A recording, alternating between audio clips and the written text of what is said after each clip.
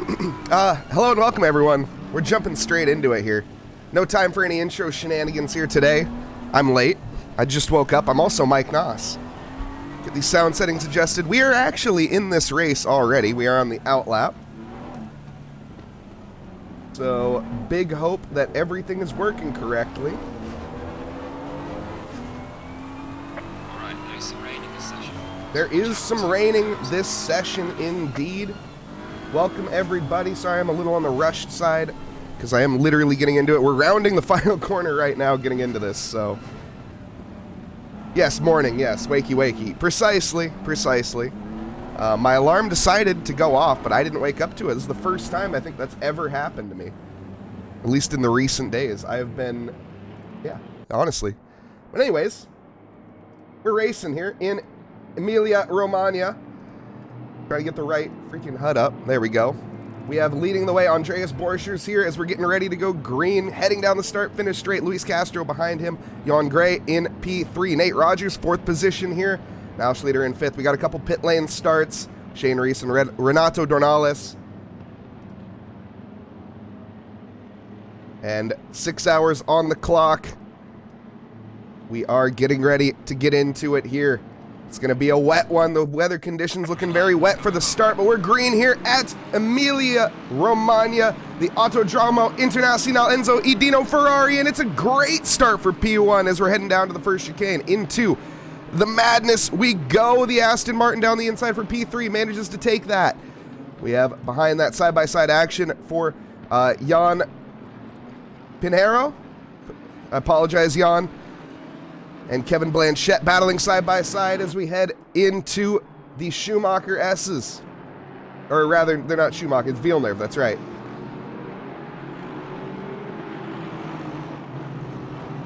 How's it going, Milwee? How's it going, everybody? Like I say, sorry for the late start. We are literally already into this race. But I did catch the race start somehow. Not gonna lie, I wasn't expecting that. We're going side-by-side up the hill here, heading towards Piratello. It's going to be really tricky to make a move through there, especially in these conditions. The driver is going to be struggling. Our leader, Andreas Borchers, he has managed to pull a 1-second gap to Luis Castro. Now Schlieder, though, he is looking to make a move here as we head up to Variante Alta. Can he get anything done? He can see what he can see, which is not much. The spray coming from the Aston Martin in front, very powerful here.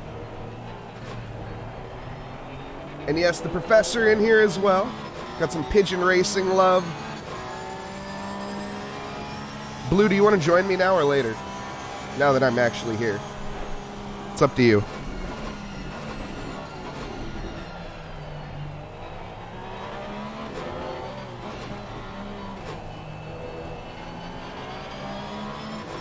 But now heading on to the start-finish straight here.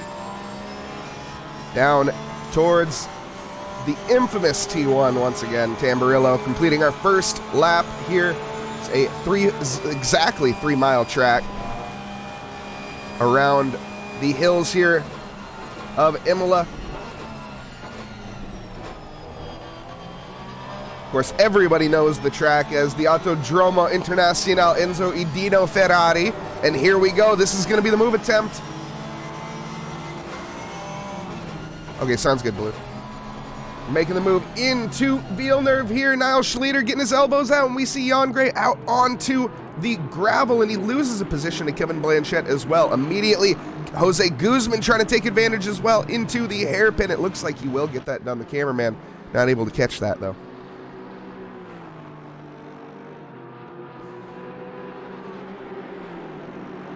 Bit behind them, we have the Lexus here of Zemfir Radu.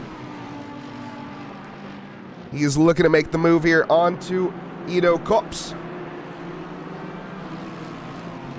Of course, a lot of these drivers with teammates, most of them, I would say, in fact, I think everybody, yes, everyone this time around has a teammate. Radu here, teammates with Olin. He'll be waiting his turn patiently in the pits.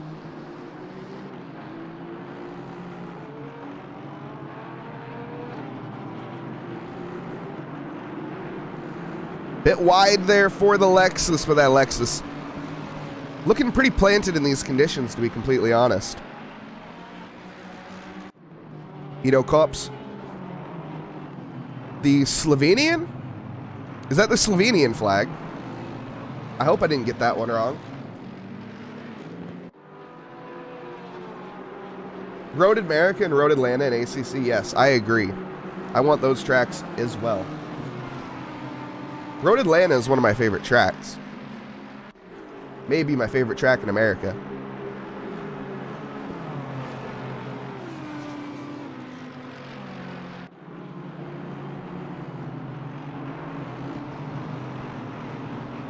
But Jan here, he is under massive threat. Driving fairly well in the conditions. Last lap, 154.7 compared to the 154.4 of Edo Cups. No idea what the qualifying positions were. Yellow flag for Jarrett Skinner. That's a big hit to the barrier. See if we can wheel that back enough to catch what happened as we go side by side here. We make contact. The Audi as well. Wow, that's a massive bounce back onto track. Holy... The guy, he gained momentum from hitting the wall. I'm not sure how that happened. Wasn't Sean Welsh. That was someone else that got involved with that, but nonetheless. Big hit on the barrier. Yes, yellow flags indeed.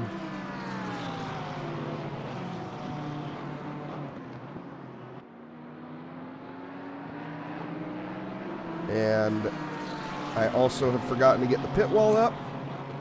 Okay, pit wall is now live if anyone cares. Oh, wait.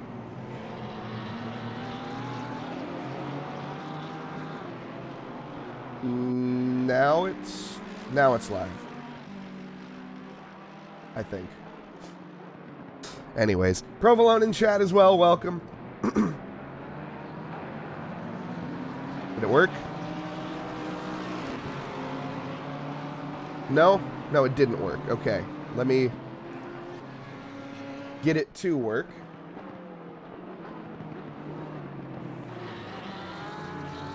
As we do it live here. Oh wait, it is working.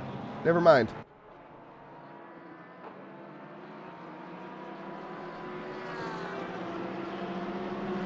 Rip Blue, he ain't dead, but for when he die, because you know it's coming. Respect. Honestly, the words of a true saint right there. Telling the future how it is. Casey Schutte here trying to make the move on a Daniel Versosa. We also have Jake Wells. I suck at this on Twitch. I didn't download the liveries before the stream. Oh my goodness. Well, not much I can do about that, to be completely honest. Oh, that's a big slide for Jake Wells. He manages to save it, though. He's picked up some damage on that front bumper. Down the inside goes Nadir. Nadir, can he get the exit here? The Audi is an absolute beast on exit, but in these conditions, he can't quite get the traction planted, and he's under threat from Shane Reese as we head towards Piratella. Oh, and they make contact. He's off into the grass. He's going to go slingshotting here. Hopefully he doesn't come onto the track, and he does! Oh, massive, massive shunt there.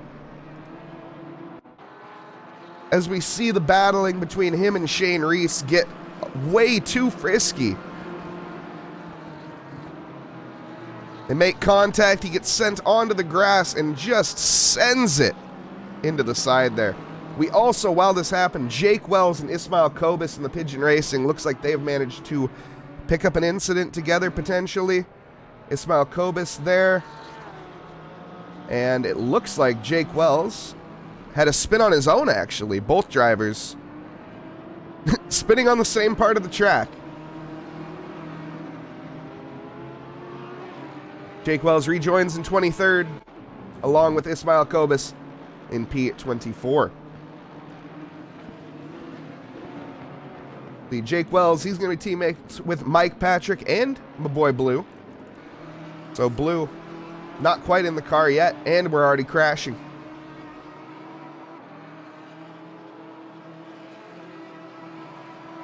Renato Dornales, the move on to Shane Reese into T1 here. Can he get it done? The squeeze, and there's a big moment as he gets on the brakes. It's very, very dangerous. Shane Reese does let that position go. Not quite the greatest exit mid-corner there.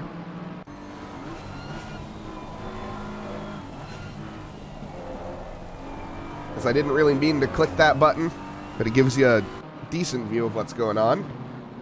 Renato Dornales, he's up 8 positions from where he started, 27th. We have Dylan Kaiser, he is down 6 positions from where he started in P18. That's our next target here. Yes, Renato Dornales is purple right now. 150.5 for P19. The times that we're seeing, Andreas Borchers, nope, never mind. 149.6 from Andreas Borchers. The pole position time has been stolen. Jan Gray with a bit of a moment. Let's see what happened here. We're side by side with the Lexus. I can't quite tell where we are on track. I think we're coming into the final 2 corners, through the penultimate corner, and just a little bump unsettles the car and sends him off into the gravel trap. Hate to see it.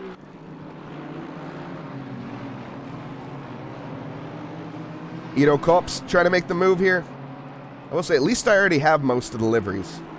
I did forget to download them, which I do apologize, but it looks like I have some of the liveries at the very least, so there's that going.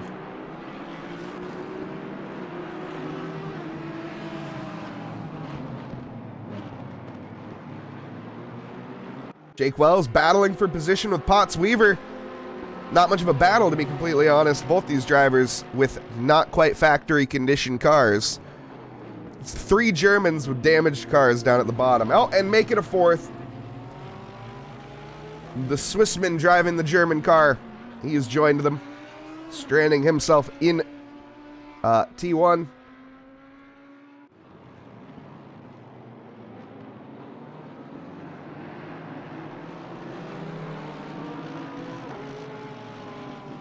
Second race, Titan will be in the grid.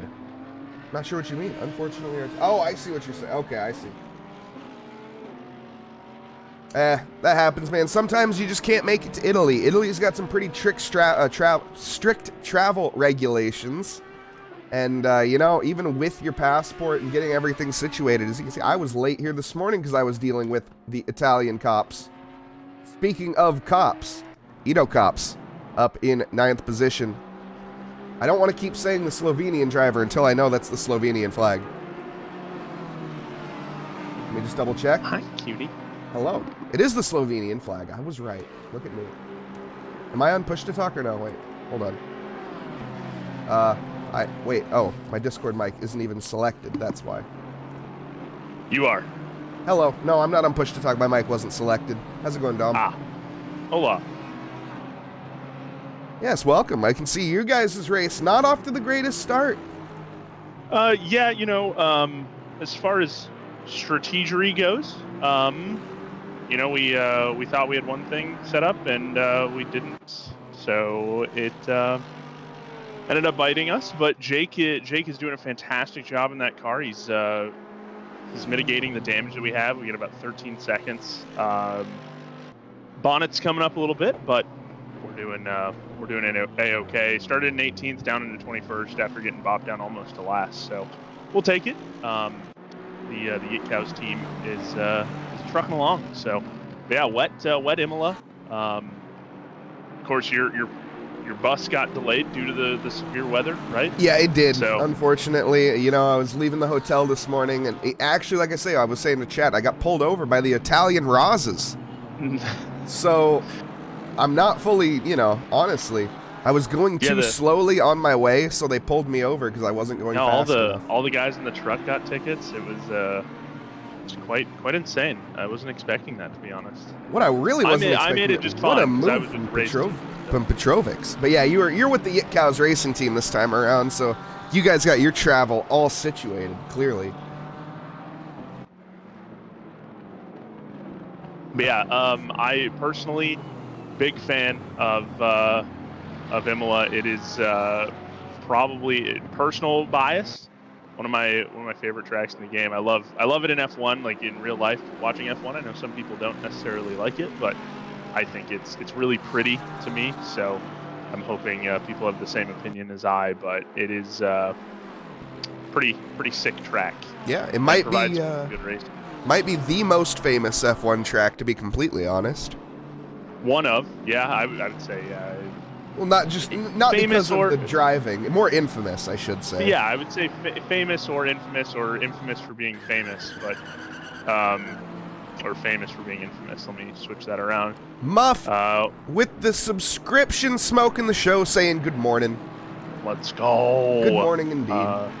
Smoking the show too, smoking their tires. Juan Carras down into 15th, did a little bit of a spin at the second chicane complex. Now, remind me, Mike, which one is the Villeneuve chicane and which one is Tamburello? Tamburello's T1, Villeneuve is the second chicane. Sounds good. I'm also going to switch my microphone here. Yeah, that sounds like a great idea. Yeah. Much better. Yeah, okay. The rain was causing some static issues, and thunder, lightning, everything's frightening. Kind of deal. I wasn't gonna ask, but Iron said, "God rest his soul, forever missed." Exactly. Yeah, Alfred couldn't have said it better. Your classic accidentally clicked the wrong button and left the VC. That was quite funny. Juan Kairos and Renato Dornales here, scrapping it out for the 15th place. Yeah, the BMW, of course. We just had a giant patch. So tire model, suspension model is all vastly changed, and this is a really big test for these guys in how the cars are going to perform. Of course, we had a couple races. We had the Thursday night GT3 GT4 swap, which was a ton of fun at Barcelona. It was a 75-minute race, but I don't think it really tested the new models as well as this race is going to. And I saw some people complaining about the wet, but with a limited tire set, the wet was probably the best thing that could have happened to us. Yeah, absolutely. As far as strategy goes for everybody, because you get unlimited wet sets, but you only get 4 dry sets for these guys in a 6-hour event. So this is a blessing in disguise, although it may not seem like it. Yeah, the rain's going to be letting off in about 30 minutes, just a little bit. We'll see how much it does. So the clouds in the sky looking awfully strong, though. Yeah, I think the weather forecast was for about the next 30 to 45 minutes. We're going to see some moderate levels of, I almost said participation, but moderate levels of precipitation.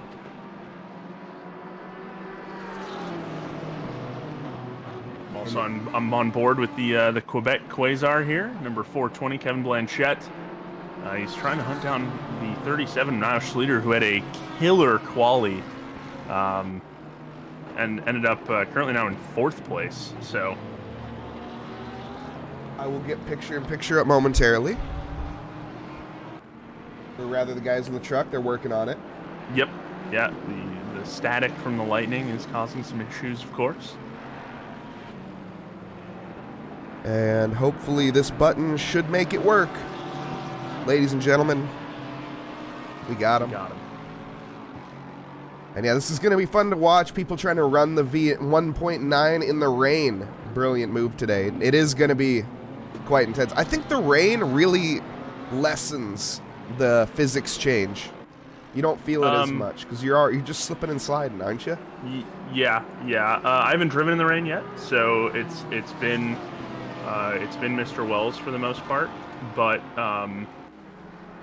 yeah, I think it mitigates some of the tire wear for sure. The tires are the biggest thing I think that's changed. You find that you are getting that feeling of losing grip a lot more in this update. Some people may disagree with me, some people may agree with me, but I like it. I'm a fan of what they did with the update for sure. Yeah, it seems like most people are. Looking around, I'm trying to find any McLarens on the grid because that car I think is going to be particularly struggling this time around. Drive-through penalty for Jake Bucknam already. And the Mr. Mower squad, I was looking at their paddock, not too terribly happy with the DT. A little bit of a driver error. Not hard to get a DT through here if you really cut the corners. So Yeah, picking it up this early is not going to be too beneficial for his race, that's for sure. Yeah, currently sitting in P15. Just going to crank more positions further. So, a little rough as far as that goes. QV Motorsports, my beloved. Is there a QV Motorsport Prismacolor There Audi is. in here? There's a Lexus, I believe. QV Oh. Motorsports Lexus. Daniel Versosa out of Brazil. Well, okay. He also made the livery that you don't have for the Avalanche Motorsports by Get Cows Racing, but it's yeah, fine. I figured as much. It's okay. It's cool. Next time, maybe. Yeah, unfortunately, let's hope the weather isn't as bad leaving the hotel next time round. Yeah. Yeah, there is Daniel Versosa, currently sitting in P17. Is that Rogio Santos that was just crashed out there? Or something? Yeah, that was. Or Roger Dismuke. Or Dismukes. Oh, excuse me, Roger Dismukes. Oh, it is Roger. Yeah. Yeah, a quick change. So they actually, funny enough, when they arrived, they brought a 296 out of the truck, but we're having electrical issues with the 296 as it is a newer car. They just got it, and they had a backup Mercedes Evo. That was an old car from last go around of this series. So kind of an interesting little switch there. They did that last second in free practice. Yeah, which means that they probably lost any points that they had in terms of championship standings, if they did. I believe so. And a lot of teams with the 296 were having some issues with them, so they had backup 488s ready to go. But this was an interesting one. They switched from the 296 to the Mercedes, so vastly different cars, but something that they're familiar with clearly. So as he currently sits in P25, I think something went a little wrong early on. Or maybe didn't set a quali lap. But Jarrett Skinner is right behind him, only 0.4 seconds away. It's a battle for P last. 26 cars on the field here tonight, and that's wide for Roger. And just like that, like taking candy from a baby, the 1-2-3 gets by. Yeah, I'm thinking that there might be an issue with that Mercedes because he's getting swallowed up a little bit. As is that Andreas Borchers overtaking him right now? Oh, and side by side, Jake Wells with Shane Reese, and there's an Audi in the middle. We're looking to make it 3 wide momentarily there, heading through the penultimate corner. Jake Wells sticks ahead for now. I think Shane Reese was behind. Jake Wells already making that overtake. Now looking to get the job done on to Kaiser. Yeah, moving up into P20. Of course, it's a little nerve-wracking watching my own team from the broadcast booth, but I will be in the car. I'll be driving in the car in a few hours here. So Jake has taken some long stints, and he felt good. He felt comfortable and confident in the car as it stands. So we're letting him go a little long. Yeah, minus the minor damage, he's looking pretty good. Yeah, I was really hoping for a commentator's curse right there. That would have been pretty great. It looks like it's going to curse him the right way around this time, as he's going to be making the move. He's at the outside here for the hairpin of Tosa. Is that John Gray Aston? Oh, coming up big there. John Gray running the pick. Straight up. Yeah, nice work there by the UK driver in the Aston. And he washes wide and parks it in the middle of the apex. Yeah, and Jake gains 2 positions out of that. So I'm incredibly unbiased, but best driver on the grid, Jake Wells. He's looking to make that statement so at the very least. He's got Shane Reese hunting him down right now in that other BMW machine. No love between those 2 manufacturers. Yeah, I'm really thinking that something has gone wrong for the 145 Mercedes because they're just here so they don't get fined, I think. Oh, big contact between Reese and Jake Wells. Yeah, Wells gets spun around. More rear damage to that BMW. Don't worry, Shane, I'll send you the invoice, buddy. coming under braking here. We see the move onto the inside, and that gap was just not there to begin with. Yeah, coming from pretty far back, and just bops him. So, yeah, that's a rough go around. And that, of course, is none other than the number 5 car of Shane Reese and Eric Gakassian. Yeah, Eric Gakassian also himself, I believe, running a little bit behind as far as the track goes. So, he's having Shane take some double stints here. So Shane's getting ready for a long day of driving. What do you mean running behind? He has a flood. He's got something going wrong with the basement.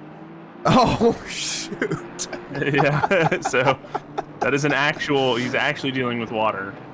He's got the plumber there right now, so that is an IRL thing. Yeah, fair enough. Fair enough. And Hawkeye, sounding like your guys' team not quite with the optimal setup by the hints of that message. But yeah, respect nonetheless. Hope you guys manage to carry on and get to that checkered flag, and hopefully you guys get there in a decent fashion with a couple positions gained as well.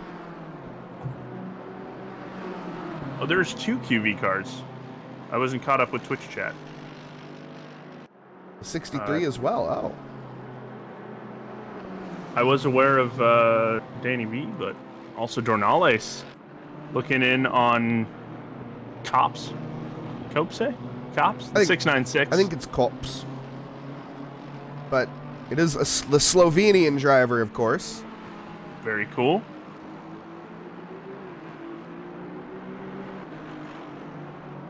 It's a really cool livery. Let me check that one out while this battle is happening. Yeah, see, that's the one I don't have. You don't have mine. I don't have this one. So, oh man, nice job there by Dornales. Yep. As the move happens, I'm loving the Slovenian flag on the wing there. It's very cool. Yeah, absolutely awesome livery.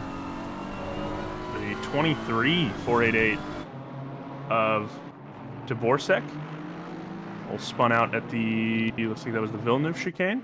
I think that was an Aqua Minerale, no? Yeah, that is Aqua Minerale. Oh, it all looks really flat to me, so... This is like the literally not flat part on the track. But I'm in helicam, so it all looks flat, so okay. I apologize. There's like 2 hills on this track. Yeah, and I missed it. And Juan Kairos making a move on Bucknam? Yep. Yep, the 690. I've got a really weird thing going on ACC Drive. It has Bucknam like blacked out. Huh. Yeah, and he's in like it looks like he's in a cup car, according to this, which is really weird. That is extremely weird. I can assure you he is in the 911. He's actually in the 992, I believe. Are you serious? That looks exactly like the 911. There's no way. I believe that's the new Porsche. Of course, 3 new cars. Yeah, 3 new cars coming to the game. It looks dead the same. Yeah, the tail light is I believe the tail lights are different. I am 1000% sure that is the 992. Is this how you fuel it?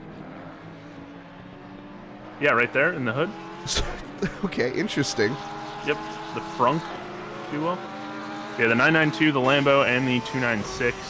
Unfortunately, the 296 not endurance ready, so it was having some issues. Great for sprint races.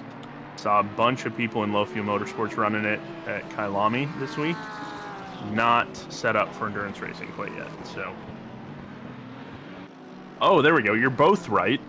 I'll take that. It's the 992, it's the 992 version of the 911. Okay, that makes sense.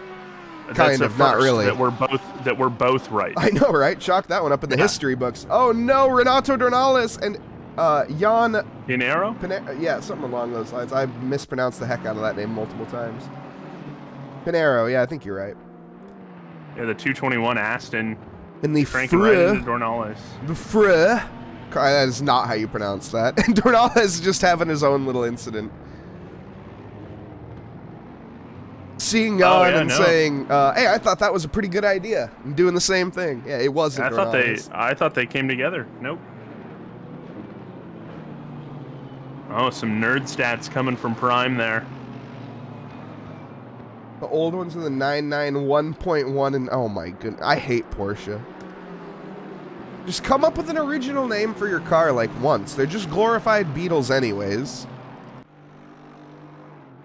That is very, very factual. They are glorified Beetles, but they also own Bugatti and Lambo and... No, they don't.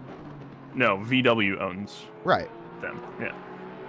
So That's what I mean. Yeah, Sorry. they don't own shoot.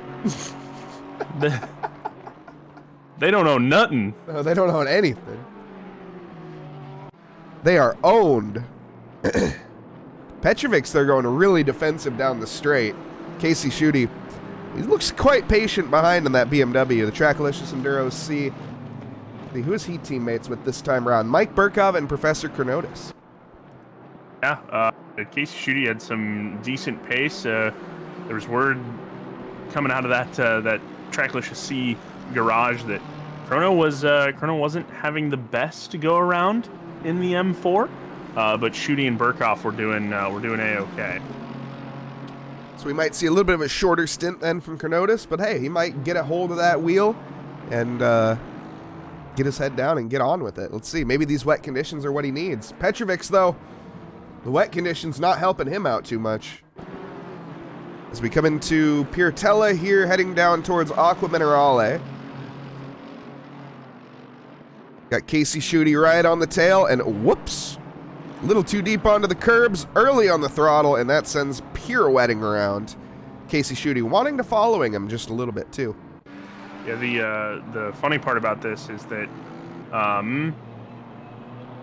the practice, the week up until the practice, track was pretty dry. We get to race day, and all of a sudden the forecast for the morning was calling for a little bit of rain, and here we are. Do you think drivers have practiced for these conditions? That is the ever important question. No, it's kind of what I'm getting at, is that the week leading up, there wasn't a whole lot of moisture, and then we get a bunch of moisture. So, trust me, a lot of the garages were sitting there kind of panicking as far as getting the right tires onto the car for qualifying and things like that. And adjusting a lot of electronics is one. Karis, no needing to adjust there. Cranks it right by Peters in the 976 Ferrari. And yeah, battle for P4 has managed to commence here. We got Kevin Blanchette and Niall Schleter. The 420 of Kevin Blanchette, the 37 Phantom Sim Racing. Niall Schleter. Last lap, a 151.0 from him. So, bit of a mistake potentially, but he is lapping the same pace as Nate in front of him. Kevin Blanchette, though, 150.7, so about 0.4 faster, 0.3 faster. Oh, wait, no, never mind, way faster. I can math. Math is hard for Mike. We need a little calculator emote. That's not a bad shout. Kudos to the announcers. You guys are really good at this. Wow, thank you. Because we're nowhere near professional enough to be doing this, Hawkeye. That is for sure. Yeah, once we get our transportation situation under control, though, we're going to be up there. Yeah, we will be probably some of the best, regarded with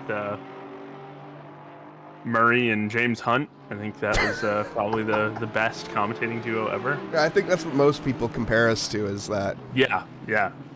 Except for I think we might swear a little bit less than James Hunt. That is true, stream. actually. Maybe a little bit less than a little bit less, too. Like a lot more. Yeah, and by the way, Cops just overtook, Jornales overtook Cops, but Cops not letting him sleep. I'm actually slightly surprised at how many M4s are still out on track, even with the new cars, and how the car is felt. A lot of BMW drivers that I've been talking to have said that you have to really, really fiddle with it now to get it to where it was previously. And I'm seeing a lot of people praising the Aston Martin after the 1.9 update, as well as the 296, which unfortunately, like I said earlier, is not endurance ready. But the 296 is too good. It is interesting, but it's not set up for endurance racing yet. So what is you keep saying that? What do you mean by that? So essentially, I'll forego the fake realism part of it when I say electronic issues. When I say electronic issues, I mean that anytime that a driver tries to swap out of the 296 with their team, it'll crash their game. Oh! So the two other new cars, the 992 and the Lamborghini, are fine. But it also apparently happens with the Aston Martin as well. So Kevin Blanchett, who does have a teammate today, may also experience an issue, but it's not as confirmed as it is with the 296. Seriously, that is fascinating. So we there's a couple Aston Martins on the grid today, so... Yeah, Quantum Primus, the new Rari broke the server with driver swaps. Yep, certainly did. Kevin Blanchett, speaking of Aston Martins, hunting down Niall Schlieder, who's in the older Porsche today. He was gushing over the new one as Phantom Sim Racing just received their newest addition to the garage. So, Zadim Radu, the 63, the other QV Motorsport, just going for a little bit of a spin there, I believe. Yeah, I wonder if that is isolated or widespread. I mean, I would imagine it's widespread. I think it's a widespread thing because it was happening in another server. Someone was telling us about it. I believe it was Dismuke was telling us about it in the driver's briefing. So it's just so crazy. Classic Ferrari move. Like, how do you manage that? You just not test it? Apparently, I do not know what happened there, but yeah, they clearly fudged something up. Oh, big contact! No way! Oh, as I switched off. Oh no, Niall Schlieder. That was Dismuke making going off a little bit, and then the other Porsche there making contact with Schlieder, and the big winner there is Kevin Blanchett. The Quebec Quasar moves up into 4th. Ooh, yeah, the Nuka-Cola just makes contact with the AMG and collects Niall Schlieder. Niall Schlieder, a passenger in that collision. There's nothing the Phantom Sim Racing Porsche could do there. That's unfortunate. Flash of the headlights, letting no Potts Weaver. Hey, I'm coming through again, buddy. Don't hit me this time, please. Yeah, Potts definitely probably feeling bad about that one. Ferrari Master Bland. Yep. Yep, the car having electrical issues was the best way I could put that, in the false sense of realism. Yeah, I was just wondering what you meant, because I hadn't heard of this yet. So you kept saying it, and I'm like, what? Does it, like, how can you not have... Yeah, like, how can you have something not work for an endurance race? That doesn't make any sense. How can you not be endurance ready in an endurance-focused game? Right? Also, Ismail Kubis coming up on Kaiser, giving a flash of headlights, let him know, I'm about to make a pass, homie. So he took a lot of curb mid-corner. Yeah, that AMG, I think, maybe got a little bit of oof in the 1.9 patch, but that Audi Evo 2 is looking pretty darn good as well. Audi doesn't have his rain lights on. 10-second time penalty? Yeah, not that it matters. Oh, he does have his... They just don't light up his taillights. That's weird. A little bit of a skid there. Yeah, Ismail's, he's pushing. He's getting really impatient. Yeah, Kobus was collected earlier. I think he had an issue at Aqua Minerale, just after Aqua Minerale, and got sent down the order, but he's fighting right now. That time around, that was a flash of the headlights from Kaiser. Interesting. Not sure. Probably knows he's on stream. Yeah, maybe. Okay, maybe. Ito Cops, what has happened here? Yellow flag for him. He's going very, very slowly. He was up quite high up. What has happened? Stream does have a whole new meaning. It's very, very solid as Kobus overtakes Kaiser. Is this unassisted? Yes, very. Oh, man. Oh, tried to keep it out of the wall. I think you're watching the Twitch stream, not the Discord stream. Yeah, sorry.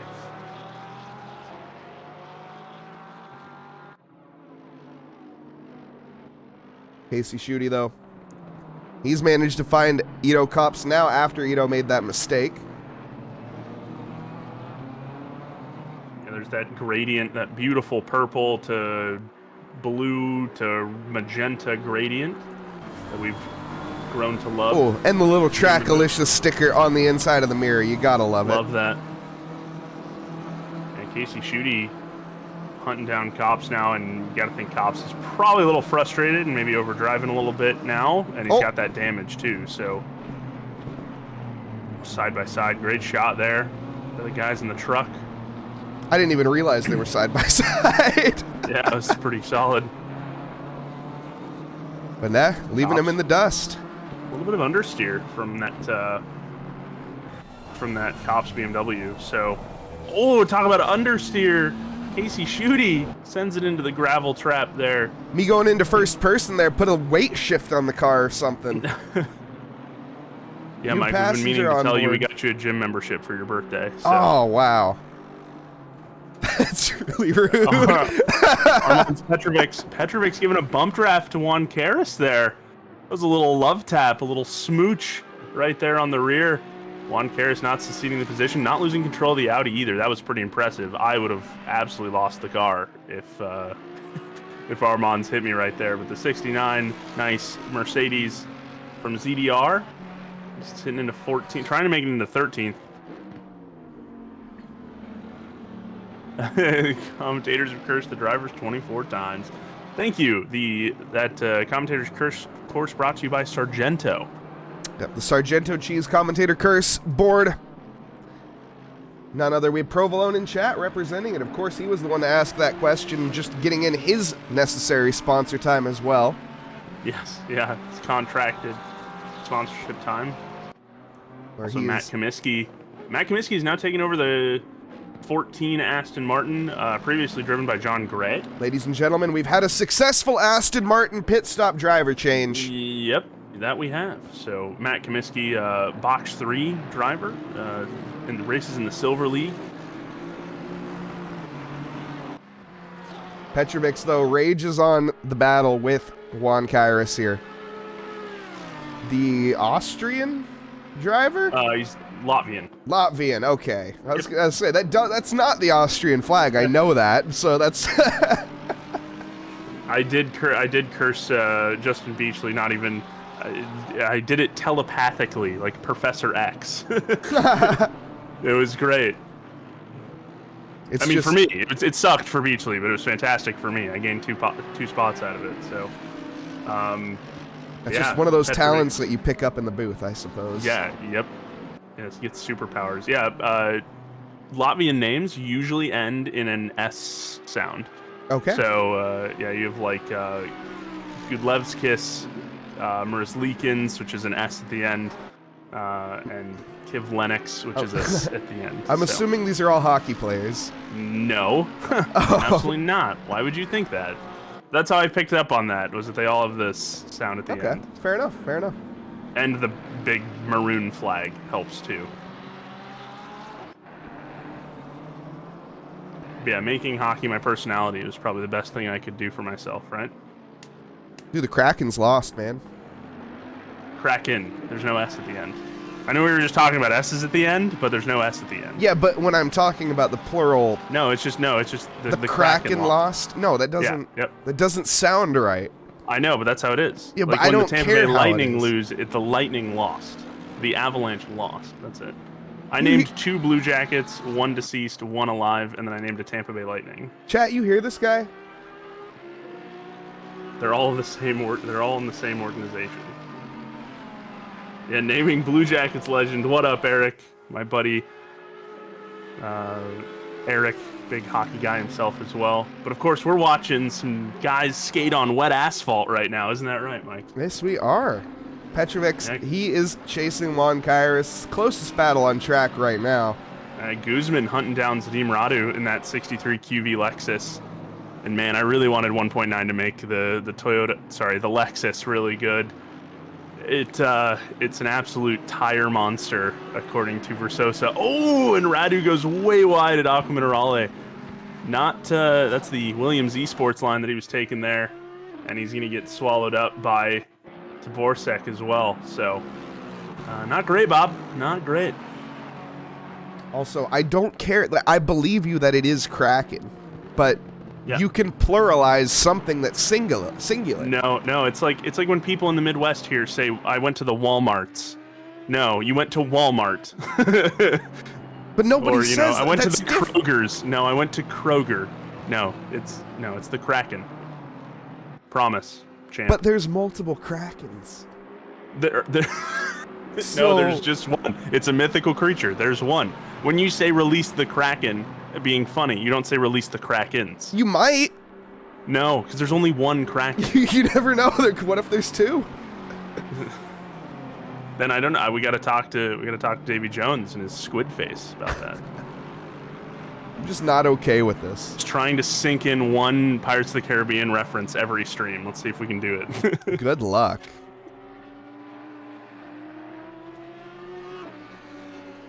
Thought that was more a SpongeBob reference, honestly.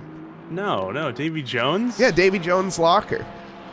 Yeah, Davy Jones has got the squid face in Pirates of the Caribbean. Oh. Yeah, played by Bill Nighy. Fantastic CG in that movie. It holds up to this day. Bill Nye? But Bill Nighy, Bill not the Nye? science guy. Bill Nighy, English actor. Well, the Slovenian in the Ferrari here, he has managed to catch back up with Radu after Radu made that little mistake. Under pressure here. Last lap, 153.1 from Radu after that mistake. So We have two Slovenian drivers on the grid. do we?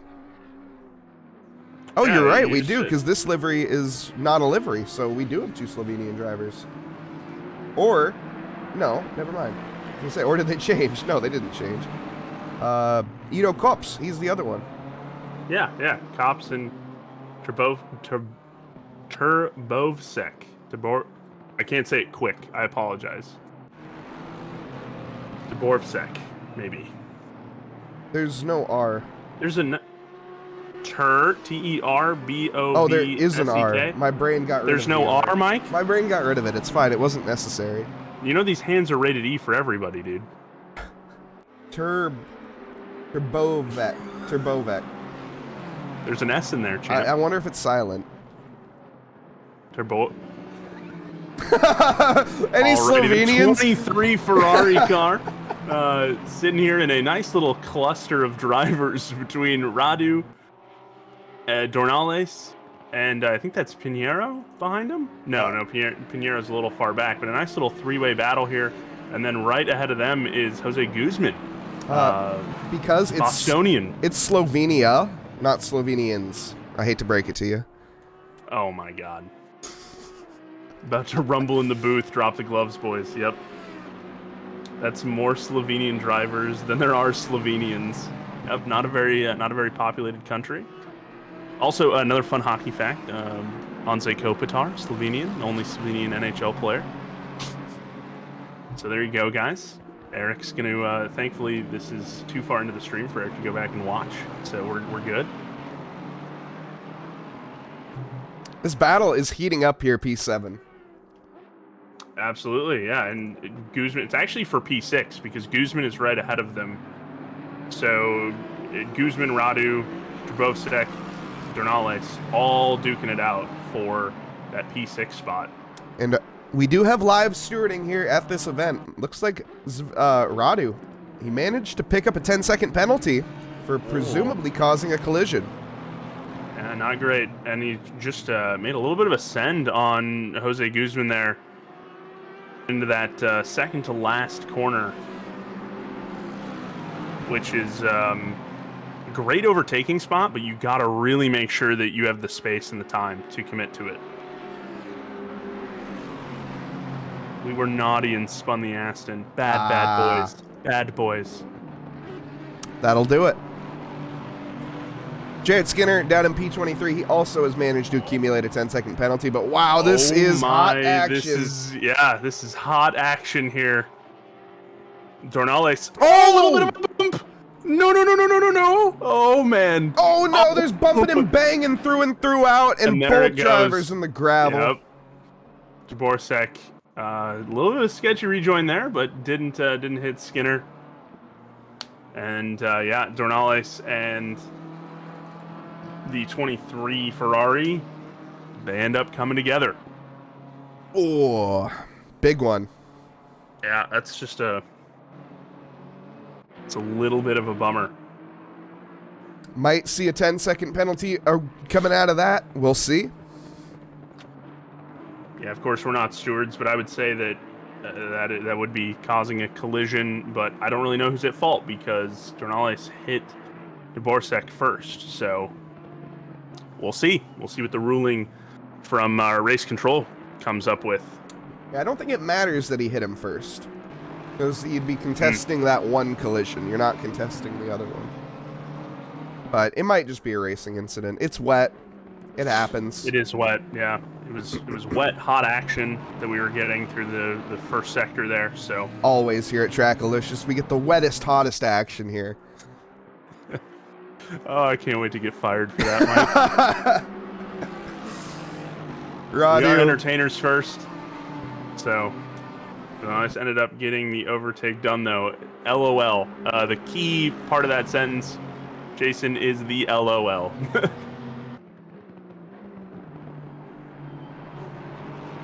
That he did. And Guzman got the pressure off of his back. So, no, he did not. I am a dirty, dirty liar. I looked up at the standings, and I was wrong. The battle that I've been following here has been Guzman and Radu for the past lap, and these guys are really going at it.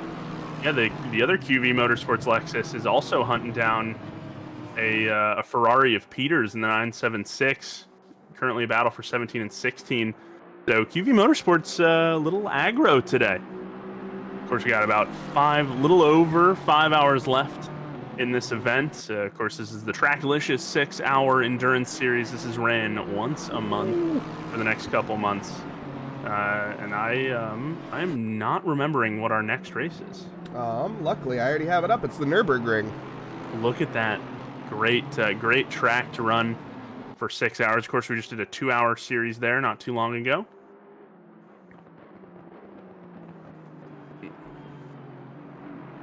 Yeah, Nürburgring, very tight, technical, tough track, so we'll see. Be heading over to Germany. We do get a little spoiled. The last two races that we've had for the 6-hour event have been Silverstone, and of course this one being at Imola. A little bit more room to move. You get a little claustrophobic when you get into Nürburgring. So it should be an interesting time. Yeah, and also I just feel like drivers know Imola and Silverstone more. They're just more popular tracks. Nürburgring, not the most, in my opinion. Yes, I think so. I see Nürburgring pub lobbies all the time. Really? Yeah, and then of course we have the tomorrow night we have Trackalicious Pro Series going on.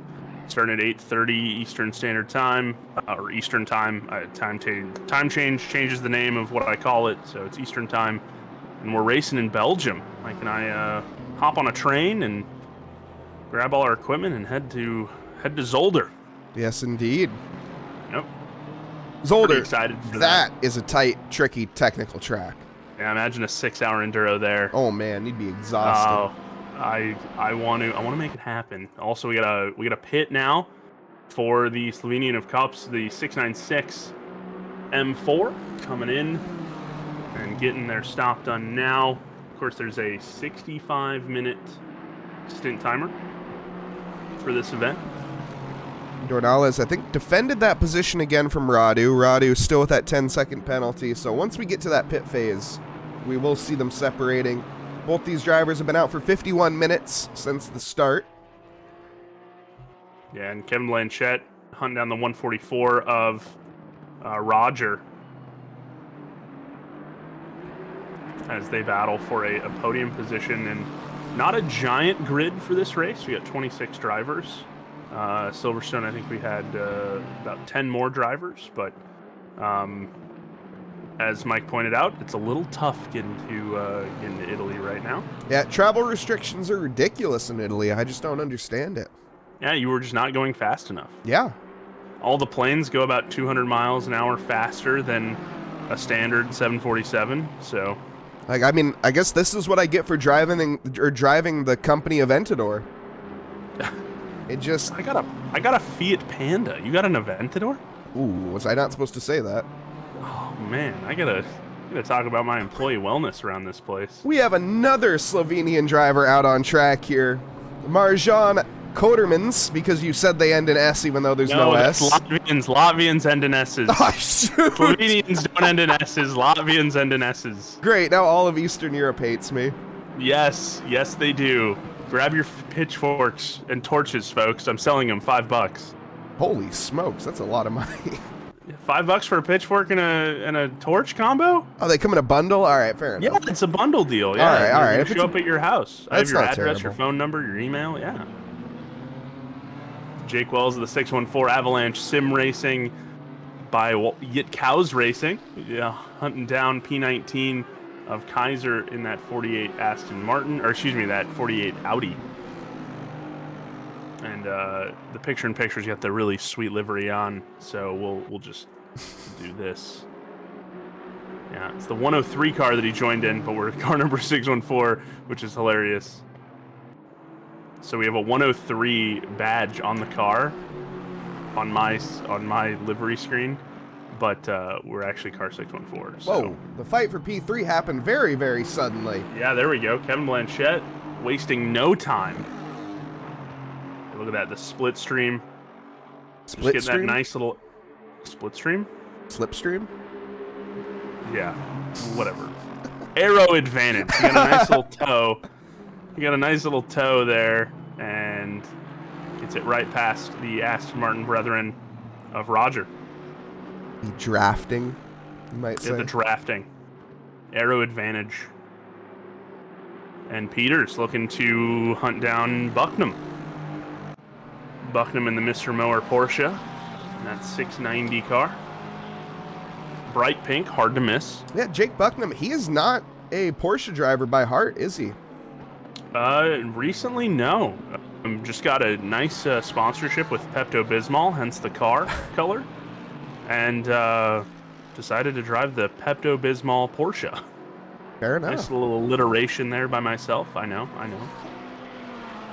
He's now going to be under threat from Kurt Peters from behind. The Apex Lovers Motorsport Ferrari. And Kurt Peters just trying to get into that, what we saw Kevin Blanchette do in that little air pocket that launched Blanchette past Roger. So maybe if he can find a little bit more pace, get right underneath that Porsche, we can see him launch. Oh, Zadim Radu doing a little Formula Drift there at Aqua Minerale. A couple times. Oh man, and almost cranking into a BMW.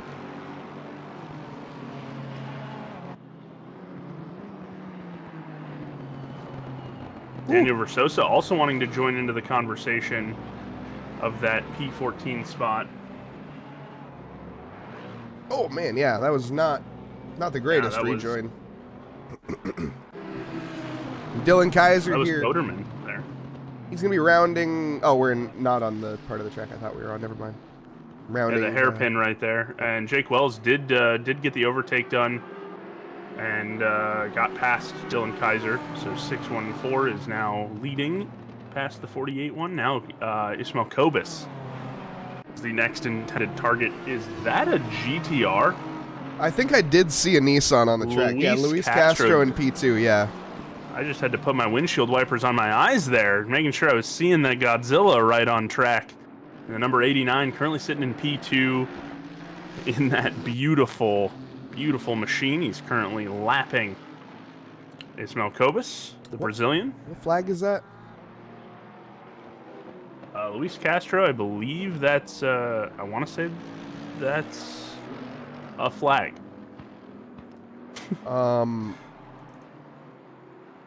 Puerto Rico, Costa Rica, Cuba? Yeah, it's one of those. I couldn't see it. Dominican Republic, maybe? I couldn't see it really well. So it is one of the South American flags, which I'm not sure. Slipstream. Thank you. Yeah. Slipstream. That's Chile, of course. Ah, yes. All right. We were in the right neck of the woods, but we weren't quite there. I just know that all those flags look the freaking same down there. I couldn't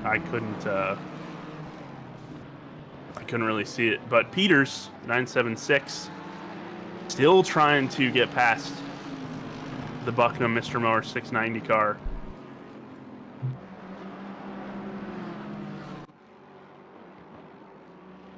We also have Casey Schutte here in P10.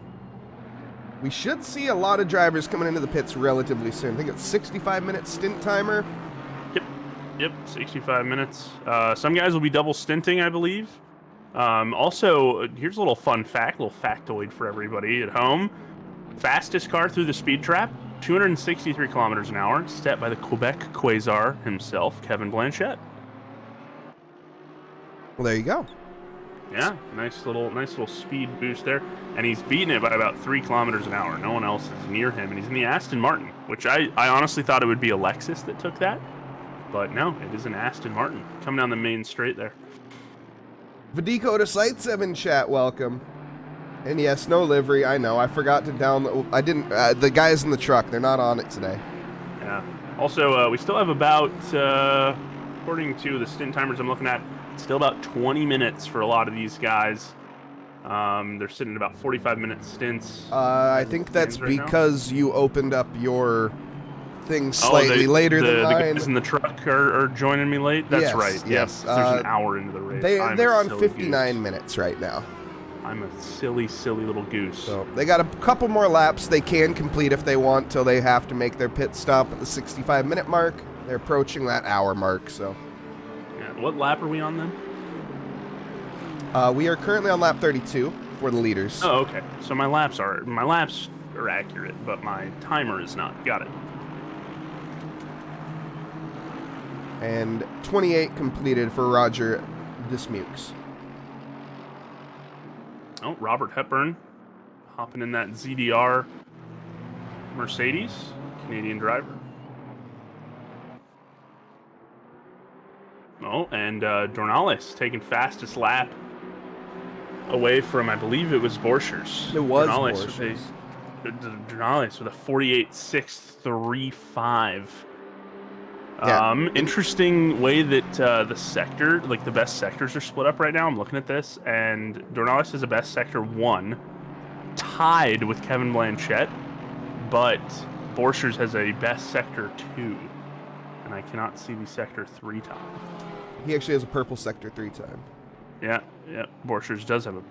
Oh no! Dornales does. Dornales, right. yeah. Sorry, I didn't. Yeah. I should have said Hoot rather than he. No, you're good. You're good. Side by side, though, we have Simone. I actually have to go visit the guys in the truck. I will be right back. You got it. Simone. Turbo. There we go. Simone Turbo. I apologize, Simone. I cannot pronounce your last name that well, or at least without butchering the heck out of it. Turbo Vsek? How do you... We any Slovenians in chat?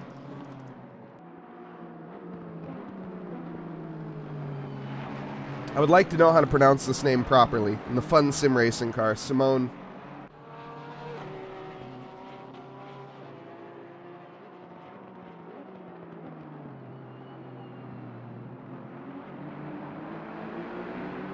As he goes through Variante Alta for the 32nd time this time round. We're just past the hour-long mark. Yellow flag for Matt here. What has happened to Matt Miski? Into Tamburillo we go. There's a bit of contact, and that unsettles the Aston Martin and just sends him around. What a lame spin, honestly. And he killed the car.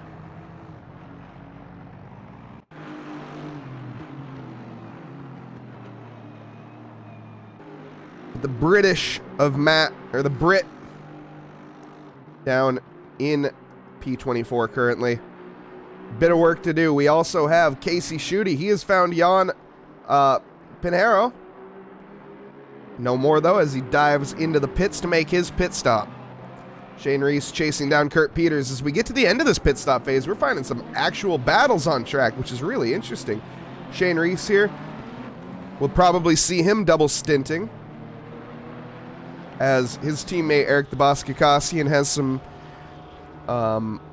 Italian issues to deal with,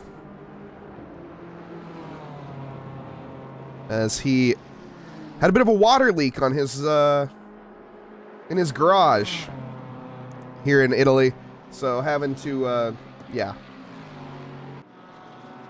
Have the gradients gone too far? They haven't gone far enough. They haven't. I am liking the Shane Reese multicolor. Very, what is it, the Harley Quinn car the Audi made one time? Sure. Yeah, man. I'll take your word for it.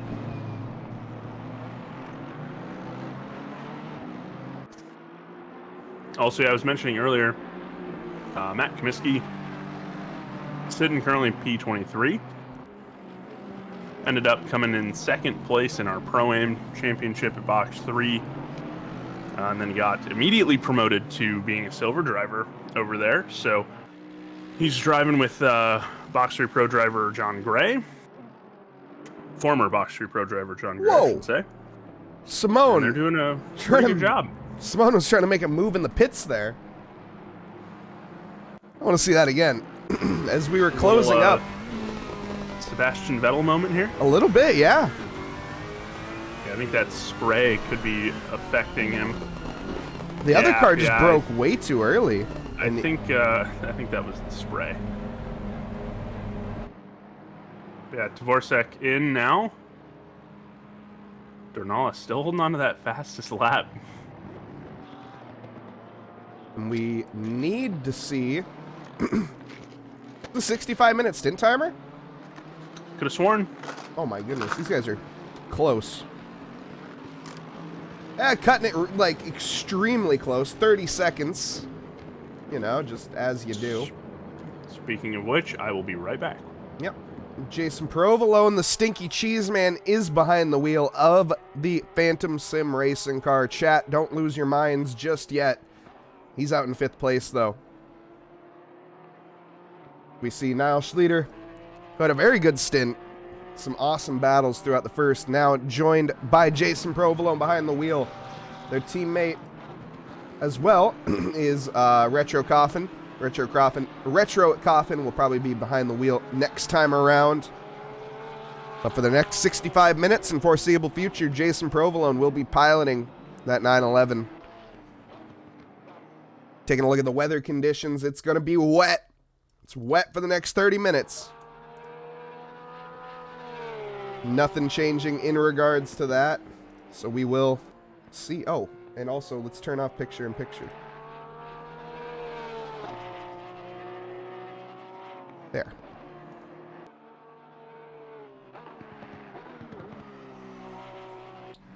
Carlos Guzman having a spin. What's happened here? 223 car, the Aston Martin. Out on his own here. The Ferrari not too far behind him. That was Rock Cops, I'm pretty sure. Yep. Rock Cop's now ahead of him. And wow, what a lazy spin. Just catches the curb and that car just gets unsettled immediately. Ismail Kobus, he is out of the pits now. Behind the wheel once again. He's going to be double stinting. Kevin Blanchett out. Double stinting as well. Shane Reese, but no longer behind the wheel. We see Eric Gakassian. He is now taking the reins of that BMW. They managed to get the flooding problem in their garage under control. So Eric now no longer having to, will be underwater, to say the least. Ismail Kobus gets by Johan Huben? Huben? German. No, this is Belgian. Wait, it's German? Belgian? Anyways.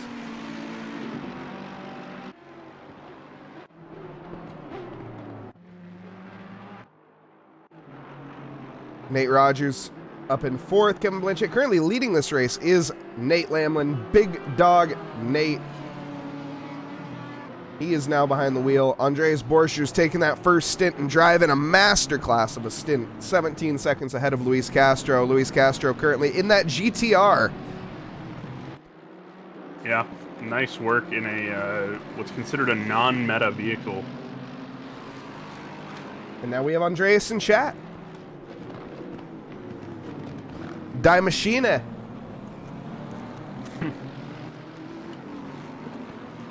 Yep, the machine relinquishing the car. Reluctantly, I presume. Nate Lamlin, the California kid, taking over. He's just like a button. You tell him to get out of the car, and he's like, it's okay, I'll get out of the car. Your turn. And then you press another button, and okay, I'm back in the car. 24 hours, no problem. Yeah, he actually updates his operating system in between stints, I think. It's like an AI. Okay, it's self-learning. Chat GPT Andreas. That's what it is. But Nate Lamlin practicing. I was practicing earlier with Nate Lamlin, and man, the guy is fast and great coach too. He was helping me through some tight corners that I was having an issue with. You could tell where I was losing time. So Great team sitting in P1. I got to give him a lot of kudos. Kyle is also a great coach. Kyle Hamper Square, who's the third driver, and Andreas, also very, very solid at coaching too. So big shout out to those guys for being very, very cool and representing Tracklicious pretty well. Yeah, they're doing a masterclass right now. P1 in qualifying, P1 in the race, so can't really ask for much more. Andreas really likes that Madman from Manchester nickname that I gave Kyle. It's pretty good. Speaking of nicknames, sitting in P19, we have Eric the Boss Kakassian. I thought Shane would double stint, but looks like the plumber did their job, and yeah, Eric Shrimp he's is out in of the car now. He's out of the swimming pool. Uh-oh, Jake Wells doing donuts. The Yitcow Racing looking like Avalanche Sim Sports. The Avalanche Sim Sports by Yitcow Racing. Thank you. I think this was unassisted. Yep. And then he proceeded to make 2 more unassisted mistakes. There's one. Warming up the wets. And it couldn't quite catch the other one. But Jake Wells back on track. I suck at this on Twitch. Yep, he's currently live. Our other teammate, Mike Patrick, also known as Assbox on Twitch. And then, of course, me. I will be taking that 614 car over later this afternoon. And abandoning me. Yep, I will be leaving Mike. I'll be heading out for milk and cigarettes. Jan here trying to make the move in through Piratella into Aqua Minerala. He gets the job done. Jan capitalizing on that mistake from Olin. Yeah, nice work there. That's a tough place to defend. It's also a tough place to attack. So, nice work getting it done and getting it done clean. That's the biggest thing right there, is that could have ended really, really badly. Yeah, the Norwegian driver behind the wheel of the Lexus here. Battling with Zajamin. Matt Comiskey on a little bit of Aston Martin rally moment there, running right into the wall. That's unfortunate. Okay, I gotta go use the little Schumacher's room. 2 seconds, Ted. Yep, go for it. All right, this is where you guys can get chat off the rails, because I'll say anything, almost anything. Ismail Kobus, smelling blood in the water on Magnussen. Jake Wells, what are you doing? Let's take a look at this. Jake Wells spin was unassisted. Did he get hit? Nope, he got off track pretty quick. Nice job there, Jake. Ismail Kobus still trying to get past Magnussen there. That ZDR, very cool. Reminds me of like Spider-Man livery there.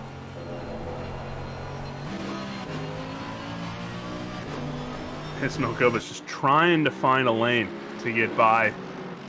Not going to happen, and Magnussen's got a little bit of work to do to get back up to Versosa in P14. And Kevin Blanchette right there as he's trying to get past Kobus. Getting the move done as Kobus was under blue flags. Now he's going to overtake Magnussen. Kevin Blanchette sitting P3 as it stands right now. Your podium 4 hours into the race, or excuse me, 4 hours left in the race. Nate Lamlin, Luis Castro, and Kevin Blanchette. Now Roger sitting about 10 seconds behind Kevin Blanchette, so a little bit of a gap between P3 and P4. Coderman, not in a factory condition BMW as he looks to seek out the position of Professor Carnotis, so battle for P12, P13. Kobus still looking for that spot. He's gained massively here into Alta. Yeah. 3/10 away. Coderman versus Carnotis is also spicing up as well. Coderman not with a factory fresh, clean car, though. Also, Mike, I've got some Reese's Peanut Butter, or Reese's Pieces eggs. You want any? No, we're not sponsored. What a drift from the 69 car rider. big slide through the final corner. And Gives the Brazilian up will that take position. advantage of that for sure. Yes, he will. Ismail Kobus easily by. And Olin going for a bit of a spin, I believe, on assisted. Yep, going through the Villeneuve chicane there, just catching a little bit of curb. And off he goes.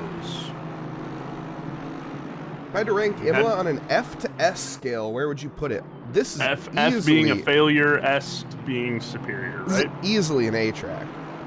I would say this is an A track. Eric was asking me this question last night. He wanted me to do a track list of all of the tracks. He wanted me to do a tier list of all the tracks. And I said Imola was an A or S tier track. Yeah, it's definitely close to the S tier. I don't know if it is. For GT racing. I like it in F1, but not a lot of people do. I love it in F1. What is I there do too, not to yeah. like in F1? People find it old and boring, I think. I You don't can know. find Lewis Hamilton going off into the gravel trap and taking off his front wing and then still going back to win the race. Just about. Also, George Russell murking Valtteri Bottas. Yeah, down the start-finish straight as we're coming down it right now, going side by side. Exactly. Been plenty of infamous incidents at this track. Really does put on some good racing throughout the years. Especially in the rain. Yeah, yes, especially in these wet conditions, yeah. But I would say quite confidently it's an A track. It's not an S track. Silverstone is an S track, and this just my isn't God. Silverstone. Silverstone's an S track to you? Easily. It's like maybe the S track. I'm gonna need my pension now, and I'm gonna retire early. I'm done with you in the booth. Wow. I gave Silverstone a C. Why? It's just there, you know? It's average. It's literally like one of the most historic tracks in history. I'm not looking at history. I I'm looking am. at fun. I'm looking at fun. Speaking of fun, Matt Kaminsky has made no. contact with Jelson Cruz, sent him round. That's no fun. No fun for Jelson Cruz. Great content for us here in the booth, unfortunately. Yeah. Yeah, Matt Kaminsky not having the best of drives. Of course, he cranked the wall. Went a little rally GT moment. As he's a lap down to Pinero right now. Juan Carras hunting down Olin. That battle has been going on for a couple seconds now. Coderman still trying to hunt down Chronotis as well.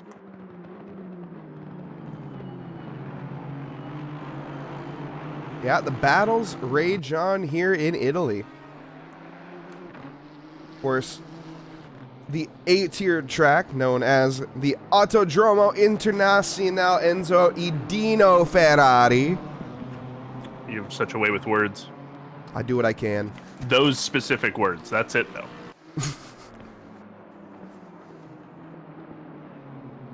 It's definitely one of the coolest track names out there. Gotta be. Yep. But, of course, Imola is in Bologna, Italy. Had some very nice sausages while I was here in Bologna. Being in the booth with you is a bunch of baloney. You know, I don't disagree. Yeah, I'm Being in the actually booth with me handcuffed is- to the desk right now until my stint is up. Oh, Wow, you didn't need to big say off. that out loud. But big off by Chronotis, giving Coderman the opportunity to pass. Chrono taking over, of course, for Casey Schutte in that 42 Tracklicious Beamer. And there goes Coderman. And he's building the gap, too. It's almost up to a second. Yeah, the fun But- sim racing driver.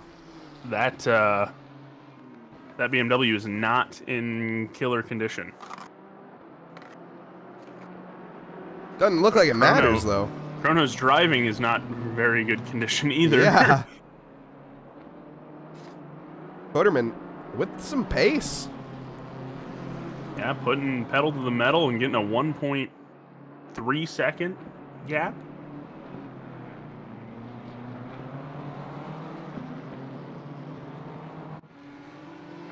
We come to a little bit of the lull in the action here.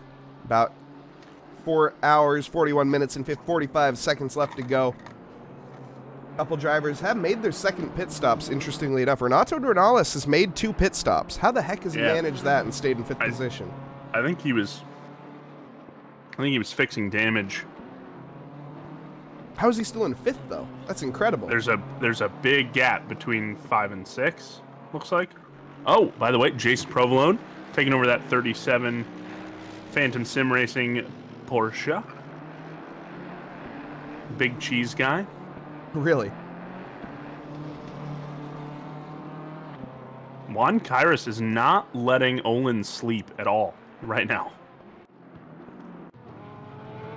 Olin's looking really confident in that Lexus, though. I don't think he's put a foot really wrong just yet. He's gone off a couple times, but recently with Karras behind him, no, not really. Managed to find that pace. He has Gelson Cruz in front of him. Back marker down in P24. Gonna have to negotiate that relatively soon here. Hopefully doesn't get held up too much. Runs wide a little bit there. No, it stays on track though.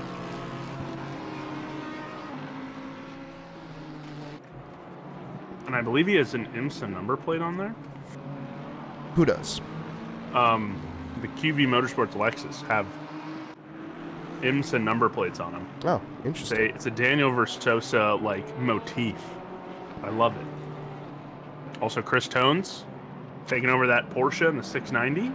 The Marshmallow Man himself. The Pepto-Bismol Mr. Mower pink Porsche.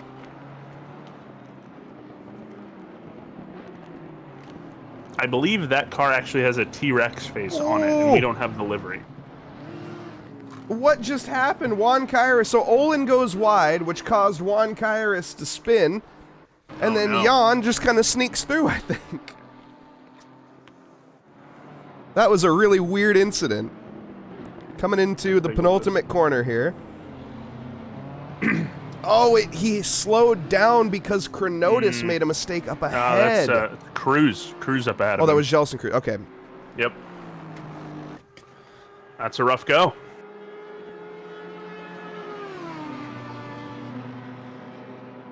Love a good IMSA number plate. Yeah, the new number plates that they have with the update are, yeah, not great, Bob. Not great. Hey, is what it is. They aren't, though, I will admit. They're very boxy.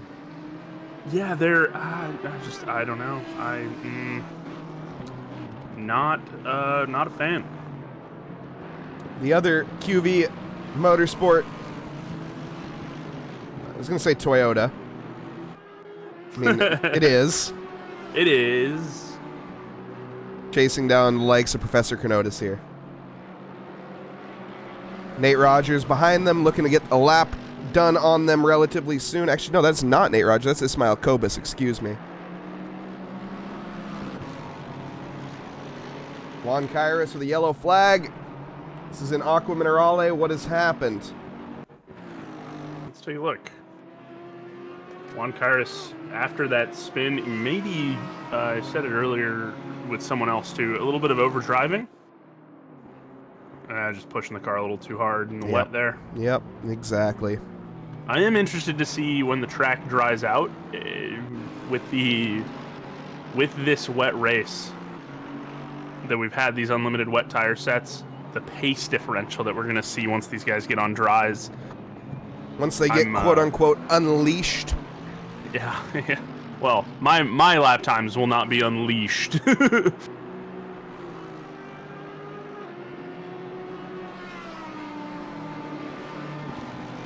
Yeah, it will be very interesting to see when the conditions change. Looking at the weather, we see wet through and through. So weather's not going to be changing anytime soon, but that will be, as you said earlier, if it rains for the first 2 hours, they do have a limited set of dry tires here, down to 4 of them. So that will work out basically perfectly towards the end. No tire saving required. Each driver should have a fresh set of tires each time round, basically. That's the plan. Also, Matt Comiskey going for a killer Formula Drift moment through Aqua Minerale. as he was trying to hunt down Chris Tones, but just cranked it. We got some love for the Brazilian in chat. Let's go Cobus from Ramon Marcielo. Hey, Ramon, he should be taking the wheel here relatively soon, I would imagine. Do all the job for me. Yep. Just trying to get it done for you, Ramon. Eric Gakassian. Eric, the boss Gakassian, coming up on the 69 of Magnuson in that 69 ZDR. Ooh, yellow flag on the track. Ooh, Rutro Reggie. Robert Hepburn in Aqua Minerales looks to be self-inflicted. Yeah, that ZDR roasted his tires earlier in the lap, so I'm wondering. Ooh, yep. Yep, not a whole lot of wet practice. Of course, that car was a emergency backup car that they had previously, so.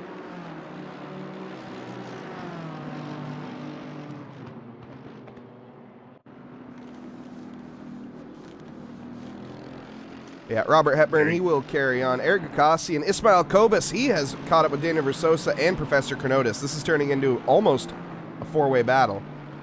It is a four-way battle, just about. Yeah, it's Karis, Chrono, Versosa, Kobus.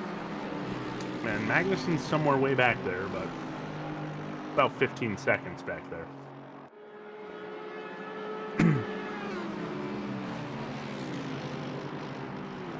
Yeah, Yukassian, not in a showroom condition BMW.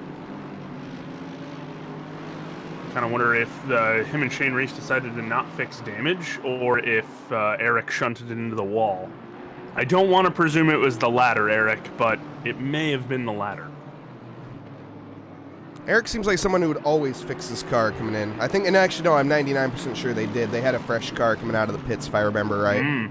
So Eric did, in fact, crank the wall or got hit. Or did the hitting, maybe. Well, yeah, let's not assume it was his fault. It probably was, but well, let's not assume. Hey, all right, I'm playing devil's advocate here. I'm just saying, you know, he is perfect in our eyes, but he may not be perfect in someone else's. Of course, big shout out to, we give Eric a lot of grief, but big shout out to Eric Gakassian, a guy that runs a lot of these events and does a ton of behind the scenes work. We wouldn't be including, here without him. Yeah, he signs our paychecks.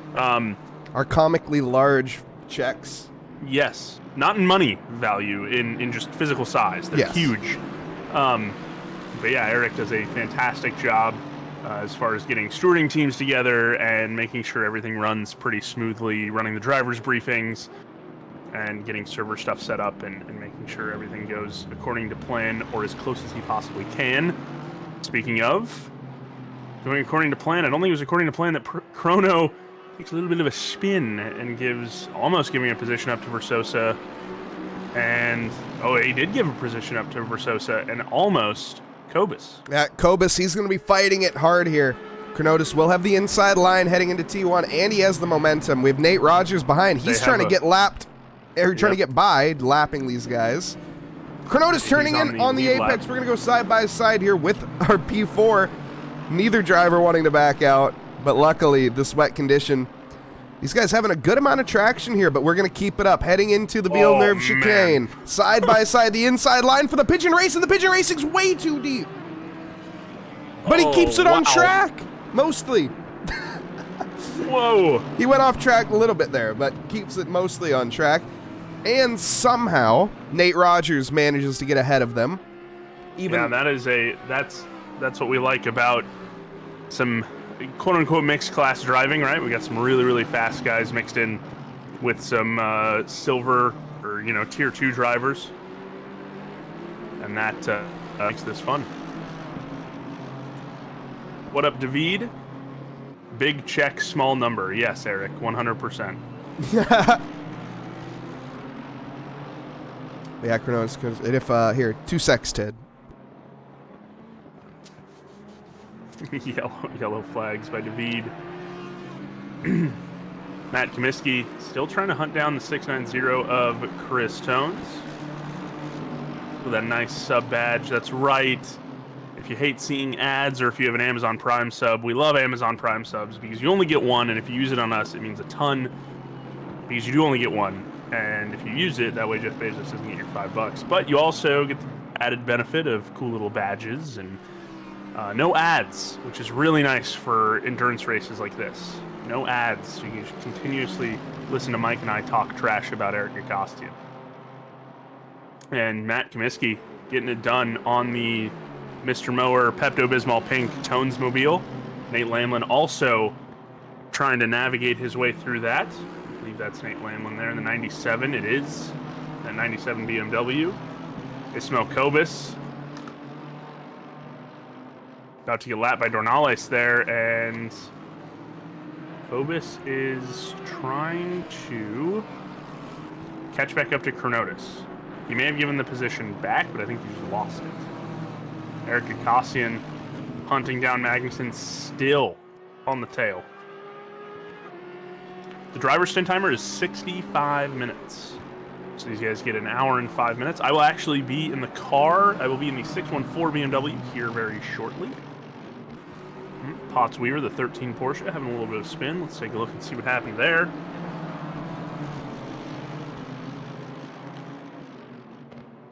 Oh, unassisted looks like. Yep, just went nomming through the curbs there at the chicane at the top of the hill. And here's the boss, Kakassian. No daylight there. Magnussen doing a great job of just continuously shutting the door. How many per team? Roughly 3 to 4, maybe? My team has 3, so I am teamed up with Jake Wells. I suck at this on Twitch, and Assbox on Twitch, also known as Mike Patrick.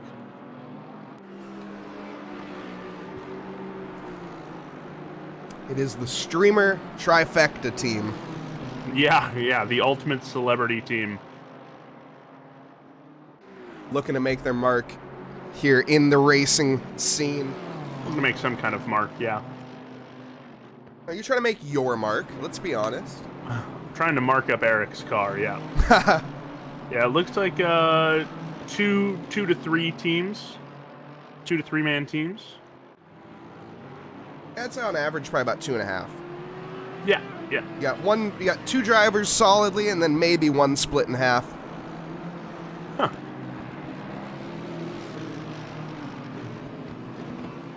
Andreas Borchers, thank you for the heart, buddy.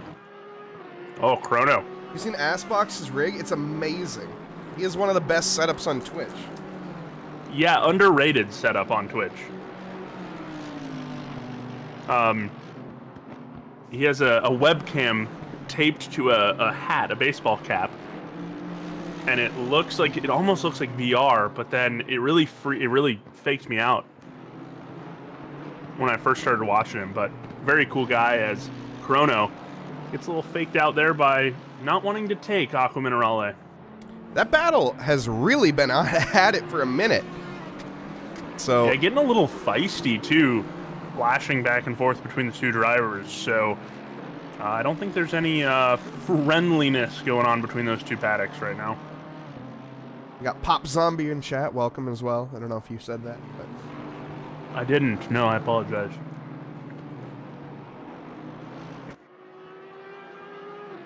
The guys in the truck were not helping me there. Dornales still with fastest lap, and he's actually about to overtake Roger in that 144 Aston. He's going to have the inside line. There. Can he go late enough on the brakes? He's fully alongside, at least front right to rear left, and it looks like, yep, Renato Dornales late on the brakes, almost onto the curb on the inside. That can be detrimental in these conditions, but nonetheless, seals the overtake, goes to P4. And speaking of, I think we just heard someone making a small trip into the gravel. I think it was Ismael Kobus back there.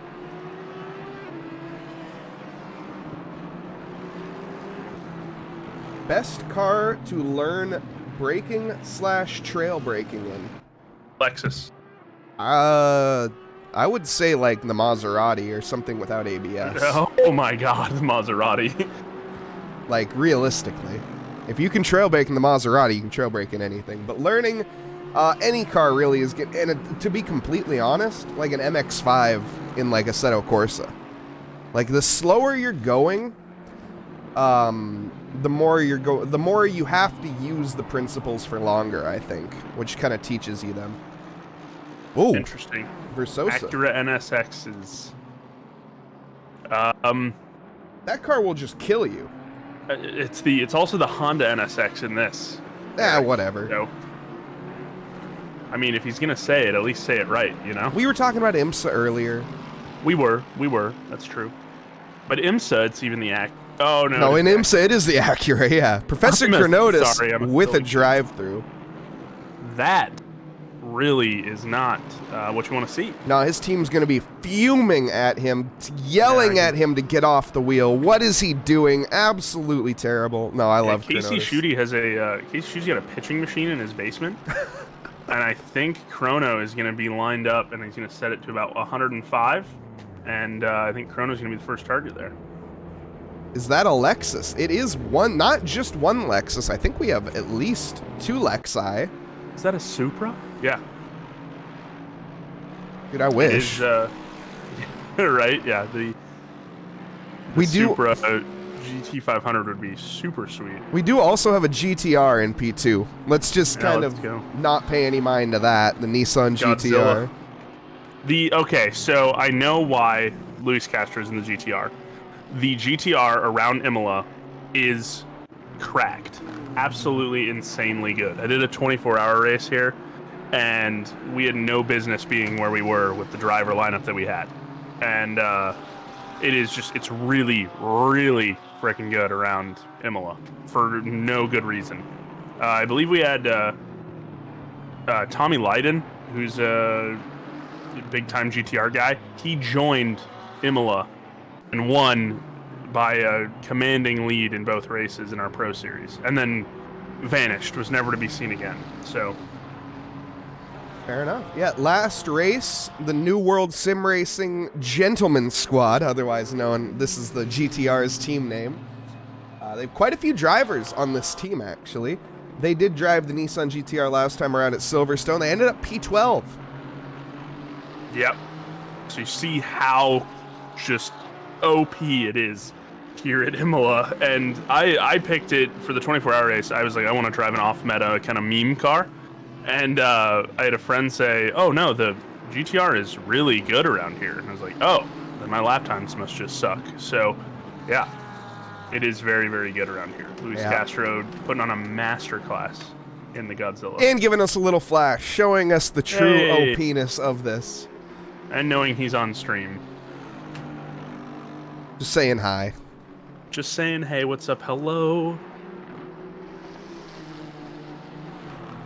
Professor Chronotis has caught back up with Joan. Peters there.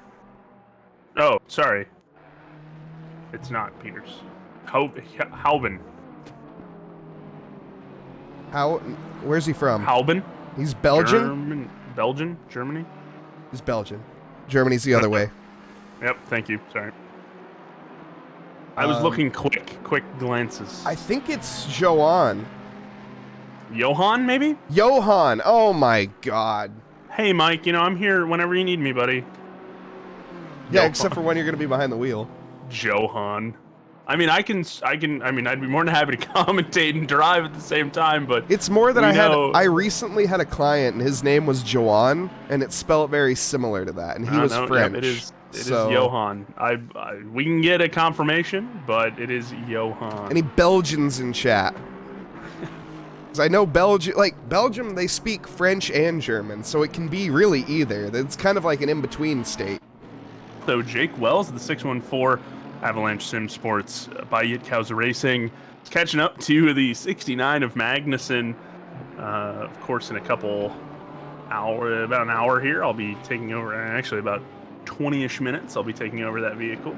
You won't hear from me again. Now, because are you just saying that to spite Blue, or are you saying that because it's true? Who? Because Eric.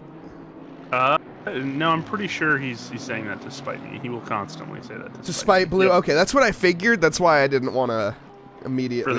For the new cars, what is the David is constantly trying to find his trajectory of vehicle. The first is the 296. It's broken right now. As far as endurance racing, it does not work. It's broken in multiple ways. Yep. For sprint racing, things like that, it's fine. If you're doing one driver, you're good with the 296. I would recommend it to anyone new. The Porsche is very good, but you gotta manage setup. And the Lambo is a boat. If you manage the setup, it can be very good. But you need more work than the Porsche.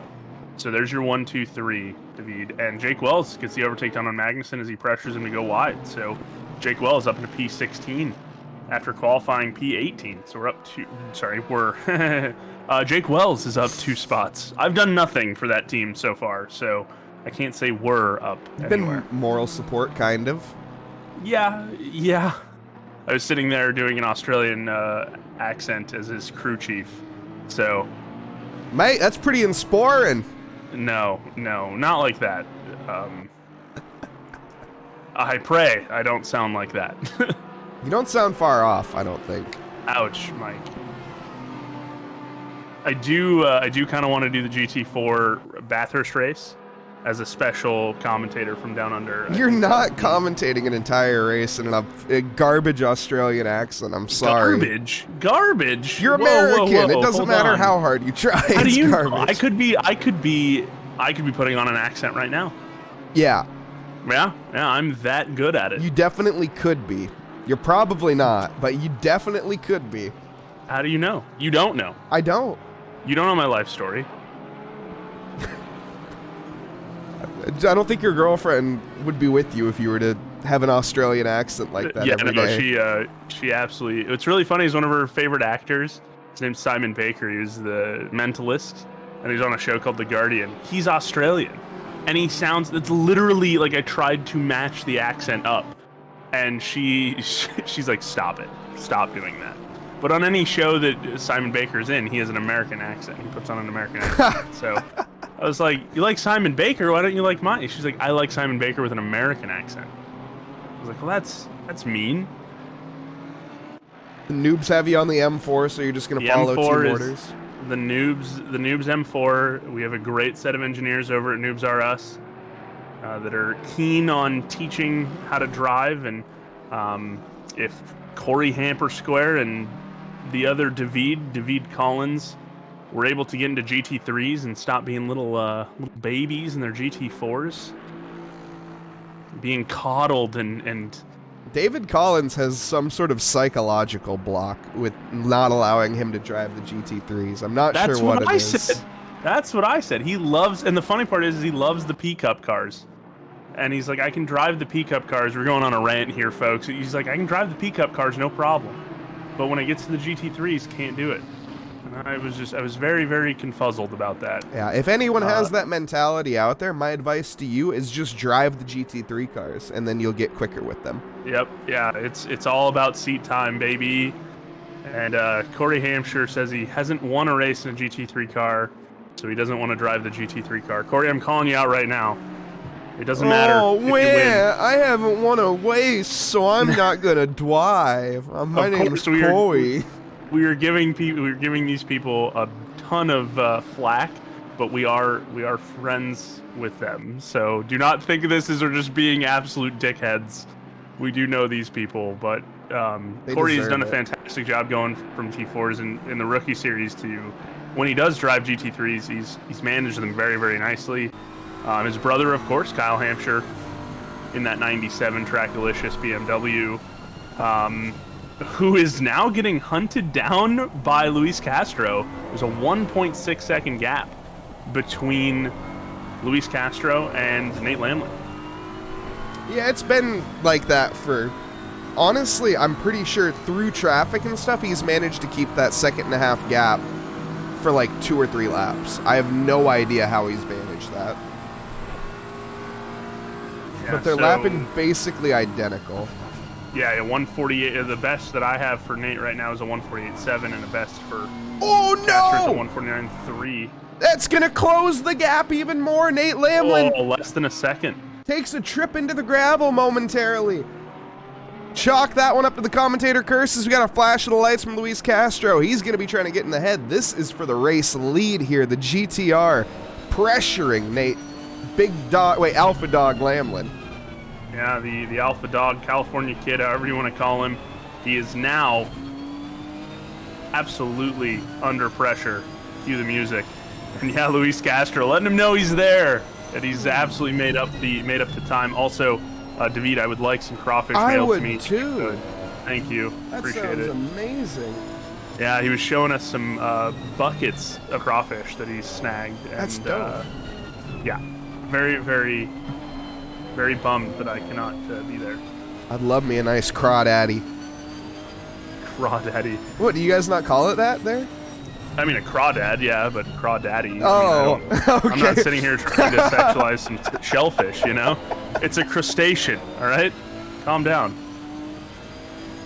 Fair enough. Crawdaddy.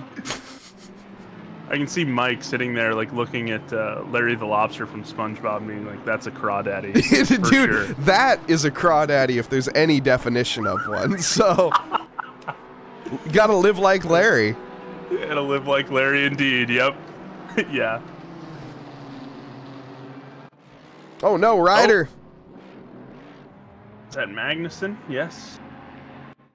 Not Kevin Magnuson, of course, but Ryder Magnuson. Ryder Magnuson. Probably the sickest name on the grid, I gotta say. It is a pretty dope name. Whoa, that's not the line, brother. That's the Williams Esports line there, folks. If you want to learn to get faster, Don't do that. avoid that as much as possible. Kobus getting pressured. Oh man, there is quite a little bit of a buster cluck going on here. We've got Juan Karras and Ismail Kobus battling for 12 and 13, and then right behind Kobus is, I want to say that's Jelson Cruz in the 123 BMW, but He's a lap down. lap down. And then in between them was another Audi of Bosch. So Who's 2 laps down, and that's a big slide for Jelson Cruz. yeah, and Versosa almost cranked into Bosch there. So that would have been a little awkward, yeah. Eric would simply use grip hacks, yes. Eric is a known hack enthusiast in F1. He'll need them because he can't seem to stay on track. Boom, roasted. Funny part is I've heard he still can't stay on track even with hacks. You know what? I've been hearing that amongst the paddock as well. Of course, I'll give a nice little plug to everybody watching Buster Racing League on Twitch. We'll be getting started at the end of the year. Near full grid. I think it's like $40 prize pool as it stands right now. Getting some drivers. Really, really fun league. That I am not a part of, but I will gladly support. I commentate every once in a while. But yeah, Dave does a great job of running that and streaming that. So we'll give a big shout out to those guys. Love to see a Beamer not win this race. It's not looking likely. I hate to break it to you. We still do have 4 hours, 13 minutes, and 24 minutes to go. But I do agree, Luis Castro could take this. He is looking so dominant in this GTR. Which, seeing a GTR on the podium in general is incredible. Yeah, Kevin we did Bland. see it with Tommy Lydon in the Pro Series, so it is not far-fetched. And the grip hacks, that was just a joke, Hawkeye. We weren't being serious. Yes, yeah, 100% a joke. As I delete my file called grip hacks. .exe. .exe, yes. Taking drivers out of this. Oh, I hear some gravel being kicked up. I think just a momentary gravel kick up. Ismail Kobus, though, chasing down Juan Karras. Let's take a look here. How long of the pit phase are we along here? About 41 minutes into this pit phase for these guys. Thank you for that, by the way. Coderman here, he is 55 minutes into his stint timer, so he is looking to potentially make a pit a bit earlier than everyone. That's just really interesting to see. We're really out of whack in terms of pit timers somewhat. But they pit earlier, and they're sitting P11. So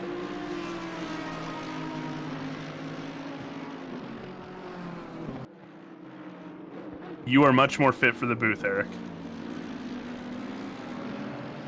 Boom, roasted.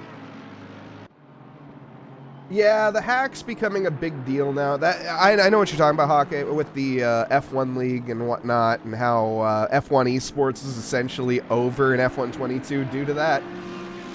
There's a lot going into that. Yeah, we don't got anything to do with F1, thankfully. Yeah, The only I was thing promoting we an do. F1 league, so Yeah. but that's just because they're my buddies, my good friends. Oh, I didn't know that. So that's an F1 league that you were. I didn't know that. Buster Racing League. Yeah, they're an F1 league. I've been trying to convert them. I've been an ACC missionary over there, trying to convert them to the ways of the Competizione, but hasn't quite stuck. Some Automobilista 2 guys in there as well, trying to get that kick-started into a league if I can get my stupid pedals to work. So, yeah, good racing guys. They know their stuff. Big-time race enthusiasts over there. Robert Hepburn. He is. This is a race to forget for him. Yep, little bit of a struggle bus today for the Canadian. Again, that car that they're in was an emergency backup vehicle, so I don't think there was a whole lot of practice done in that Mercedes, even if it was last go-around. They, of course, were practicing the 296 previous, so Sure. vastly different car, vastly different braking points, things like that, so... Yeah, also relearn here.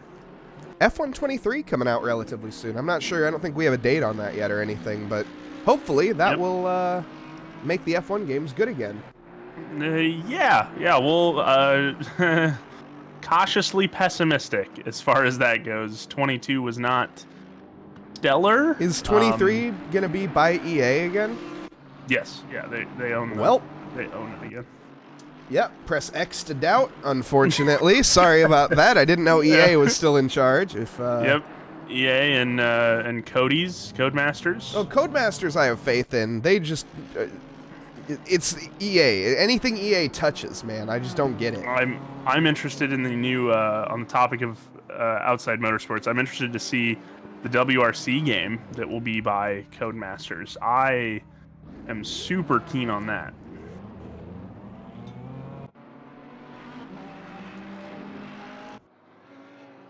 EA, it's dead to start. Yeah. Also, Jake Wells with a bit of a slide. The rain looks like it's easing up a little bit. The weather radar says otherwise, though. Yeah, I think we've just gotten so used to seeing the droplets on our screen. That might be. Yeah, Jake sitting in P16, of course qualifying in P18, so up a couple spots. Still trying to close the gap to Eric Boskakassian. And Hawkeye... And Kobus still hunting him down. Yeah, he is. And Hawkeye, the issue with that is it's not a big problem in ACC yet because, quite frankly, we have no way of proving it. If anyone is or isn't. It doesn't seem like it's that hard. But I think that ACC has an anti-cheat of some sort. But honestly, I don't know. Yeah, I'm not 100% positive either. I think there were a couple people complaining in the RS stream that I was watching about the 1.9 update. People were complaining about cheating and like cheat codes and stuff like that, and I was just like, I have yet to experience anyone. I mean, Nate Lamlin has just put in a bunch of time. Yeah, that I know of. I mean, Nate Lamlin's just put in a bunch of time, but I wouldn't necessarily say that he's cheating. He's just smoking me out of the water by about 5 seconds. Ooh, and there we go. There's the move. Ismail Kobus onto Juan Kairos. Finally getting it done. He's had that one in the sights for a while now, and finally lining it up. Castro down, still less than a second away from Nate Lamlin. There was a professional ACC streamer, like a really big ACC streamer, that admitted to cheating recently. Oh, yeah? Yeah, I don't remember all the details about that, but people had suspicions of him cheating, and he admitted it. But he never would have been caught if he didn't admit it. And no one ever would have known. And usually it's not a cheat, it's an exploit, right? No, I'm pretty sure he was full on active, grip hacking grip hacks, yeah. And he admitted to it, so That was ACC, I do know, but that's the only case that I actually know of. And I don't remember that either. I was informed that there's a program, which is pretty wild, and this isn't cheating. It's a program that'll like automatically switch your TC and ABS for you during in specific parts of the corners. Now with 1.9, it's totally borked. It's toasted because the whole setups, the whole electronic system has changed vastly. So it wouldn't really be viable now. But someone sent me that, and I was like, I've been wasting all this time fiddling with my fingers trying to do this when I could have had a robot doing it for me the whole time. I know, right? Like, stupid brain. Come on. Can't even do it right. Speaking of not being able to do it right, Nate Lamlin's borked up. I think he made the exact same error we saw a few laps ago, and just that. Maybe those tires are getting a little worn down on him. He might be driving. He might be pushing that M4 a little hard right now. Let's see what happened to lead up to this. Not a whole lot of wet practice during the week. The forecast throughout the week was really dry leading up to this race. The weekend was pretty dry, and we got rain on race day. Yeah, just a nice clean overtake. Great battle for a really long time. And Nate Lamlin not letting him sleep, though. It's 0.4 seconds away. It's an easy gap to cover. Yeah, we also have Juan Kairos not letting Ismail Kobus out of his sights. These two lapping identically, more or less, within 200ths of each other last lap. Their fastest lap as well, within a 10th. So these guys, I feel like, are going to be with each other till one of them makes a mistake. We also have Magnussen with a stop-go 30 down in P20. Ryder Magnussen picking that up, unfortunately. Maybe speeding into the pits, potentially. Car 69 and 420 drive-through, nice. But yes, you are in fact correct. But also, nice. Alrighty. Mike, I am getting the call from the garage. Holy smoke, wait, you're right. Kevin Blanchett, yeah, get out of here. Yep. So, adios. I will be back in a little bit, guys, in about an hour, so. We are about to see none other than Blue in the car. In the car. Dominic Smedra. Kevin Blanchett smerving his drive-through penalty now. Serving that, because you do need to do that within the next 3 laps. So we are going to see a pit stop from Jake Wells relatively soon here. Jake Wells, number P16, currently number 614. We are going to see Dominic Smedra behind the wheels of that car momentarily.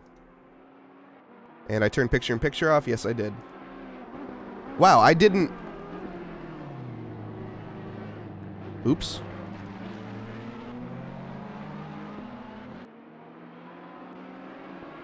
We've just been looking at basic ACC stuff. I apologize. There we go.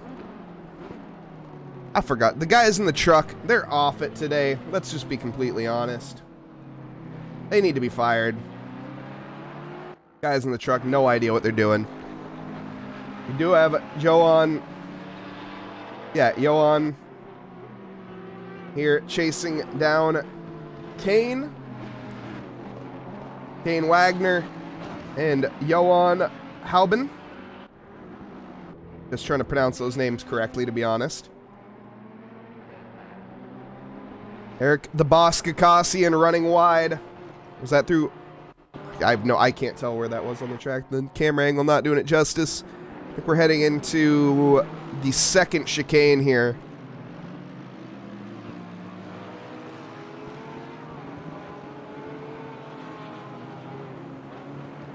What is the ideal PSI? Okay, that's a great question, like 10 Ninjas. So it is not the same as before, actually. It has changed. It's much more forgiving in the 1.9 update. The tire windows are basically anywhere between 26.0 and 27.0. If you're in that range, you have quote-unquote optimal grip.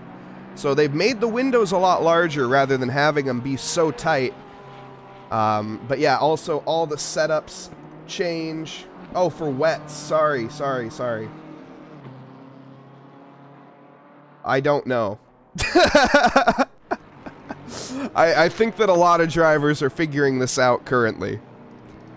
Yes, thank you. I didn't see that.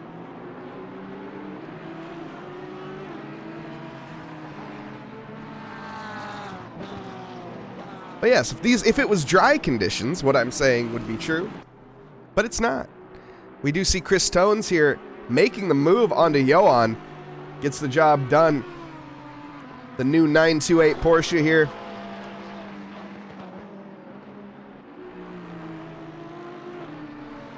Still haven't seen Jake Wells come into the pits, so Dominic Smendra leaving the booth early just cuz.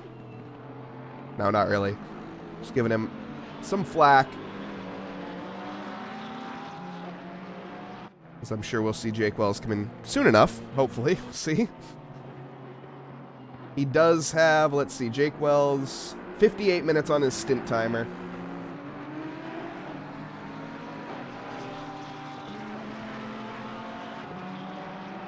The windows for wets was a little wider than previous patch. Okay, it's roughly the same now.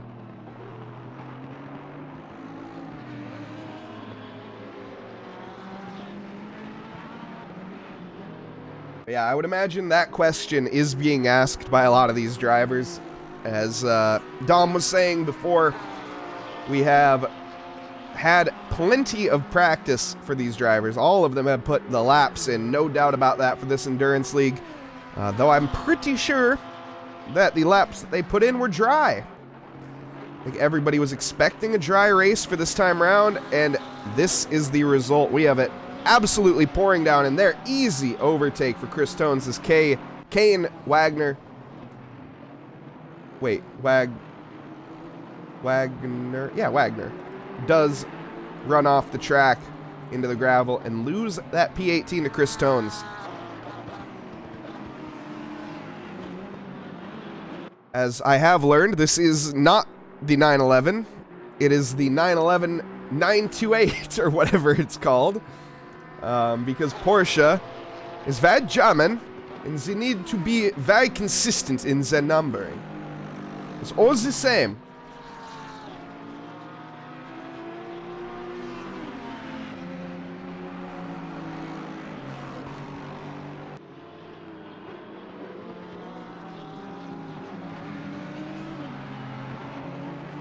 The 1.9 laps were almost certainly done dry due to lack of prep time. Yeah, no, exactly.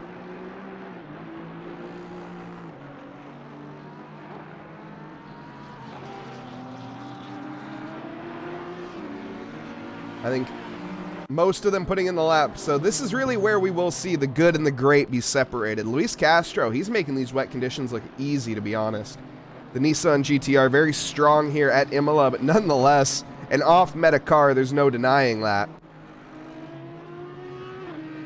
Nate Lamlin is really struggling on the exit of Tamburello. Every single lap, it seems like he's dipping a tire into the gravel on exit. He's just pushing that slight bit too hard. He's at 56 minutes in his stint timer. Of course, it is a 65-minute stint timer. So drivers have to take their pit stop before the 65-minute mark, where they will receive a penalty.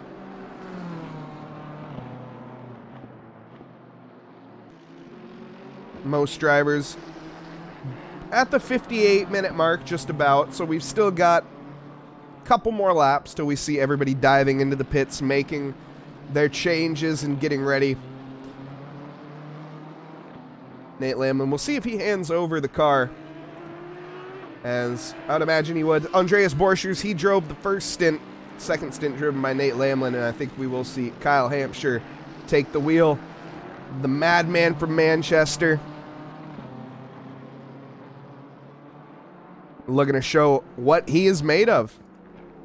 Trackalicious esports driver. Did manage to take a win in SRA a few months back. Nate Rogers, our fourth position, has made an error in Aqua Minerale. What has happened here? As we see a move attempt, or rather, I think that's lap traffic, runs wide onto the rumble strips, which just unsettles the car. And what the heck? Put that car on a pogo stick momentarily there.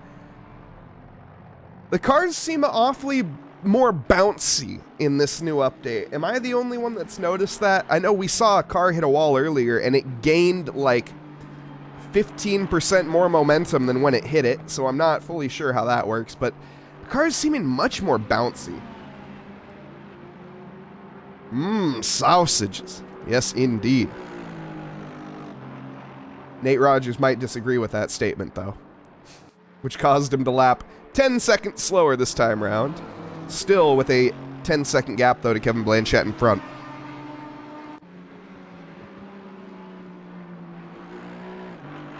The suspension change? Yeah, but I feel like the suspension change doesn't gain 15% momentum when you hit the wall. But yeah, I think you're probably right. Whatever it was, it changed something in there, but the cars just seem lighter. Like, from when they get hit. I don't know. I could be talking total rubbish.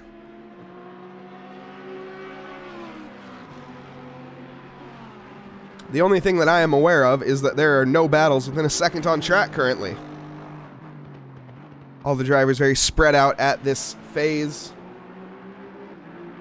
Why don't we take a look at these liveries while we're here? I know I didn't quite download the liveries before the stream because I'm professional. The guys in the truck definitely not on it. But I do have most of them, I think. I just don't have any last minute changes. This is the ZDR Boys Trackalicious livery. You can see there the 144. We're a little tilted here on the camera angle, but whoa, I zoomed in way quickly there, sorry.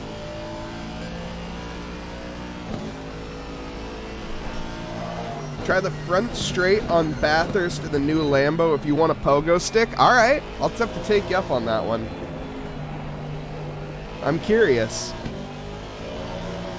I just wonder what they could have done to change it that much, where it's like, I don't know, I still just don't understand how they're gaining momentum when they hit things. Like, the suspension has potential energy stored in the freaking shocks or something. I don't know. I don't know how that would work. It doesn't make any sense. Doesn't make any dang sense. Had to let it's porpoising. It's porpoising all over again. This is GT racing. How the heck are we managing this? These cars have like actual factual suspensions, not even like pushrod suspensions, I think. No, yeah, these cars, these definitely have like actual factual suspensions, right? Dominic Smedra, fresh out of the pits. This is who was in the booth with me momentarily. He's side by side there. I think that's with Kevin Blanchett. Yeah, it is Kevin Blanchett. Yeah, excuse me. And not with the greatest start. Coming into the second chicane, washes wide. Dominic Smedra has got a bit of work to do.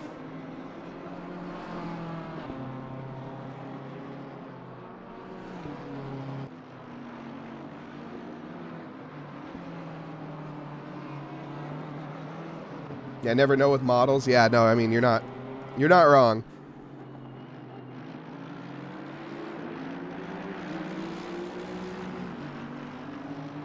But I'm sure we'll have a couple more hot fixes by the time this patch becomes stable.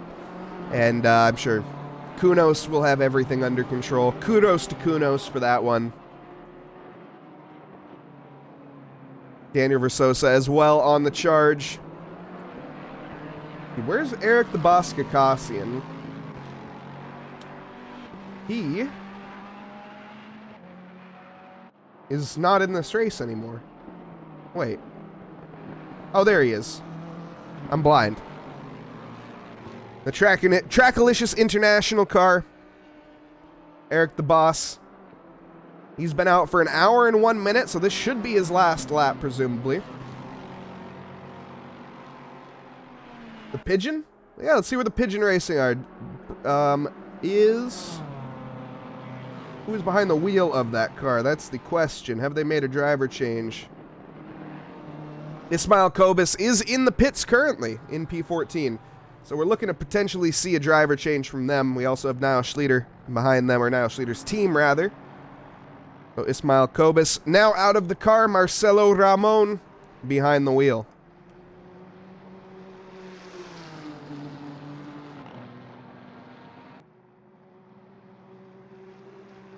Marcelo Ramon, one of the sexiest names in sim racing, no doubt about it. It's just a nice name, Marcelo Ramon. Nate Lamlin, Alpha Dog Nate in the pits. Got Mason Jensen out of the pits. He's in the ZDR Trackalicious car now. Oh, bit bumpy on the exit, but nonetheless, keeps it on. Nate Rogers out of this car. Oh, no problem with an ignition. Neltac, rain with a monkey face. Yes, it has been raining since the start of this race. Unfortunately, we didn't catch qualifying. Oh, man, Mason Jensen, they are struggling. Has Marcelo Ramon managed to get the car going? Yes, he has. Ignition. The electronic difficulties have been settled.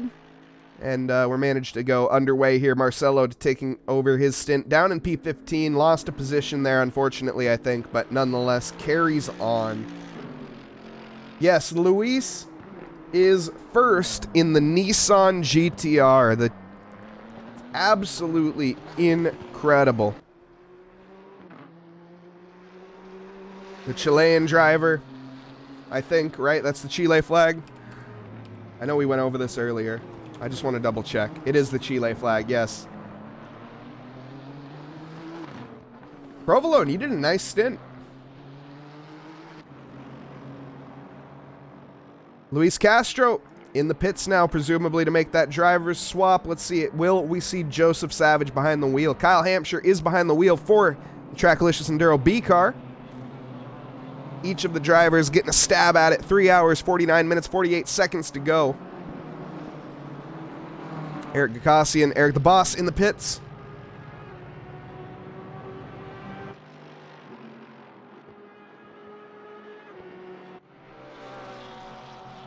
Switchback attempt there from Robert Hepburn behind. Robert Hepburn, race to forget for him, no doubt. These guys, their entire team had prepared.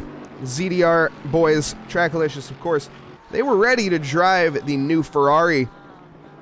But unfortunately, the Ferrari, with some in-game issues, basically not allowing you to drive it in an endurance race. And I have to sneeze, 1 sec.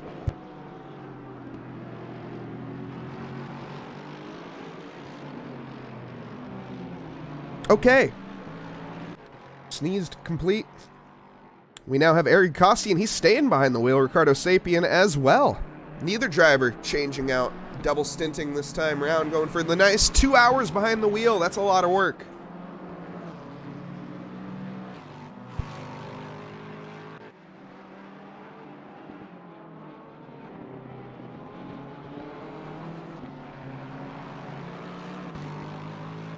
They carry on. Ricardo Sapien did pick up a stop-go 30 along with Eric Gakasian, both of them speeding in the pit lane.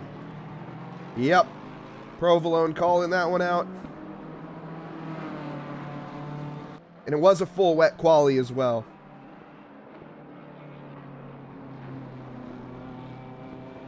So everybody practicing in this new 1.9 update, probably putting in hundreds of laps in the dry, and then they get over to the server, and now look. You got Ricardo Sapien who can't make an apex. What has happened here? Ricardo Sapien heading up into Piratella. Bit late on the brakes. Washes wide onto the rumble strips, which just, yeah, there's no grip to be found there. Light tap on the front end of the car that shouldn't cause too much damage.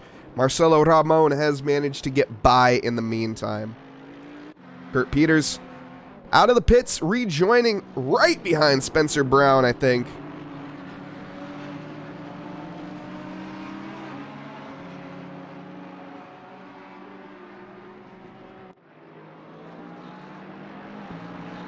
We see Kurt Peters. He is now behind the wheel of the Ferrari. Joan no longer. Dominic Smedra, otherwise known as my boy Blue. He's up in P15, kind of on his lonesome. We do have a bit of a yellow flag. Oh, a couple yellow flags. Matt, our team, excuse me. Let's see what happened here. The Audi.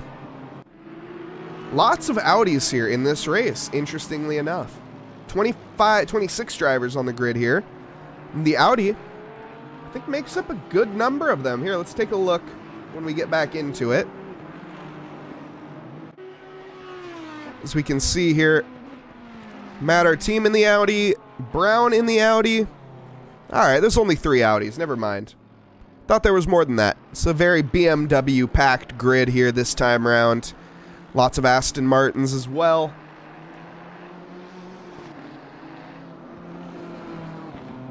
And yeah, Kevin, he's been driving a real masterclass. Kevin Blanchette here. Looks like he did go off track this time around. I think he had a bit of an error, but hey. Happens to the best of us nonetheless. He just came out of the pits. So Kevin Blanchette, a very strong drive so far.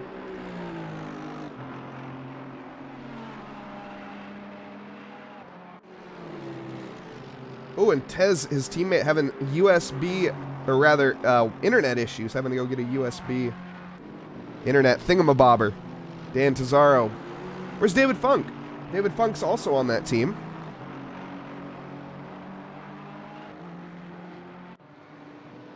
Dominic Smedra, facing the incorrect direction. What has happened here? As we're coming into Aqua Minerale. Good on entry. Good mid-corner, but just too much curb. As you can see, those curbs, like ice. I know Dom was talking about skating earlier. This is not quite the conditions you want to be skating around in. Luckily, managing to pick up no damage on the car. Ricardo Sapien, the Mexican driver, having a very similar error, it looks like. Let's see here. Heading into it, looking very good. Onto the curbs, and those curbs are deadly. Look at that. Like there's loose, I was going to say loose oil on the curbs. I don't know. It doesn't make any sense. What is the alternative to loose oil? Not loose oil? Oh, you are David. Oh, you can't make it. Ah. Fair enough, fair enough.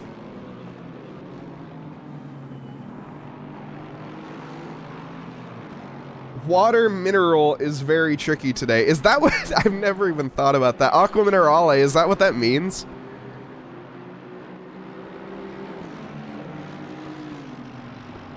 We see Ricardo Sapien into the pits here. Retro Coffin. He's hot on the tail of Mason Jensen. He was hot on the tail of Mason Jensen. Mason Jensen deciding to take an alternate route. It didn't work out for him.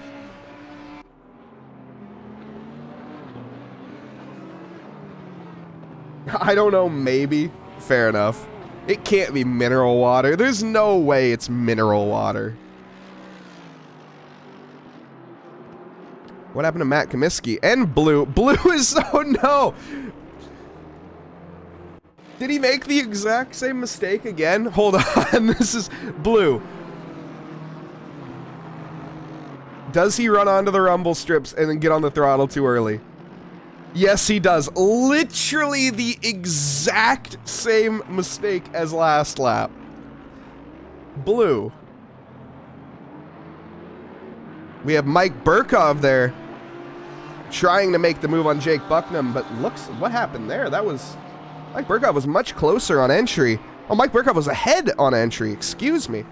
That was a good overtake there from Jake Bucknam. Jake Bucknam into Variante Alta, and oh, he just steps out under braking the 42 car. Unfortunate. Loses that position. Mike Burkov relegated to P17. Jake Bucknam to P16, and looking to carry that charge on. Blue is hydrophobic. It is mineral water? Oh my goodness. Why would you name a corner mineral water?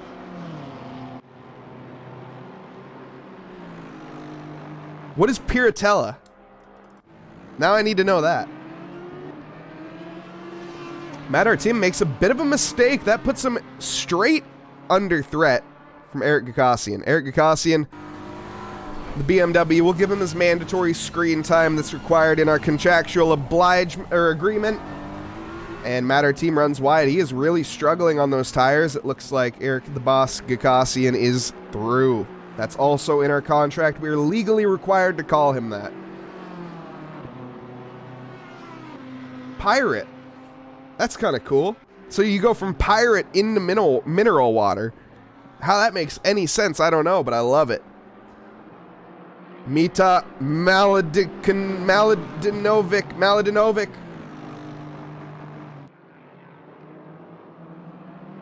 Is that another Slovenian driver? Not Radu. Radu is a Romanian driver, I think, right? Now I need to look again. We got to make sure we're getting our flags right. Yes, it's the Romanian flag, but it also might be the flag of Chad, but I don't think he's from Chad. Nonetheless,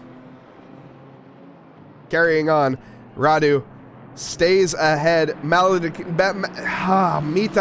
I'm so sorry. I know your last name. I can't pronounce it. Maladinovic in P10. Apparently there is one used to be water well near the corner. Oh! Alright, fair enough. It's a fairly apt corner name then. Maybe. Not really. You could have picked a better name. They're Italian. Just call it something absurd. Like, you can call anything whatever you want in Italian. Like the benefit of driving a Lamborghini. It's like, you see these cars with windshield wipers? Just drive a Lamborghini. We have lasers as windshield wipers instead.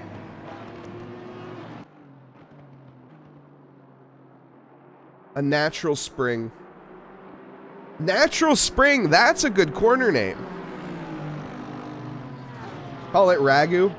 There you go.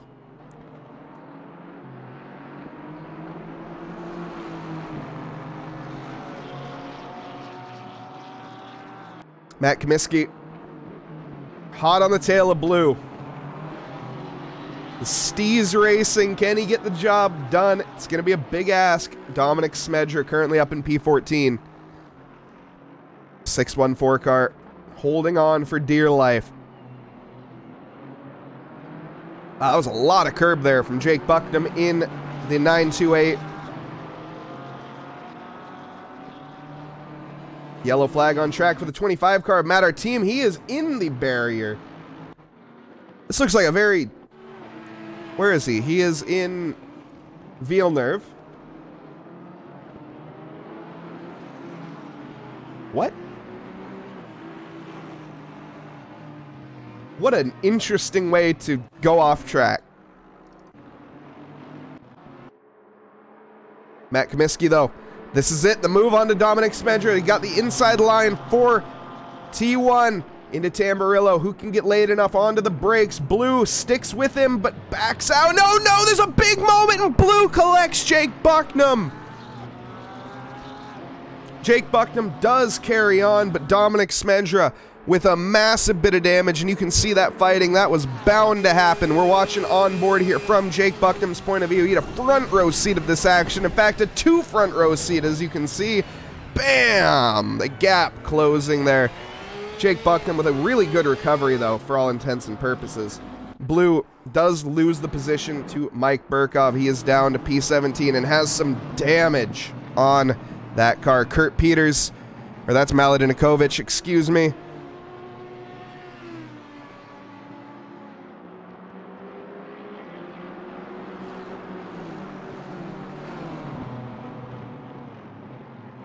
But Dom, he is really not faring well in these wet conditions. His teammates, of course, of Jake Wells, I Suck at This on Twitch, and Mike Patrick, otherwise known as Assbox on Twitch.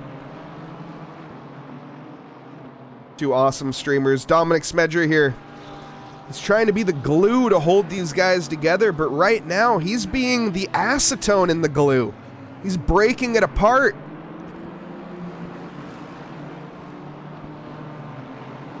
Maladinovic, hot on the tail of Radu. We also have Simone trailing behind Retro Coffin. He's managed to make a little bit more of a gap, though, than Maladinikovic is here. Maladinikovic, the Slovenian BMW there. You can see the bonnet's got a bit of front-end damage. I think that's from the initial few laps. I don't think they repaired damage when they went into the pits. Though I could be wrong. Jake Bucknam on to Matt Comiskey.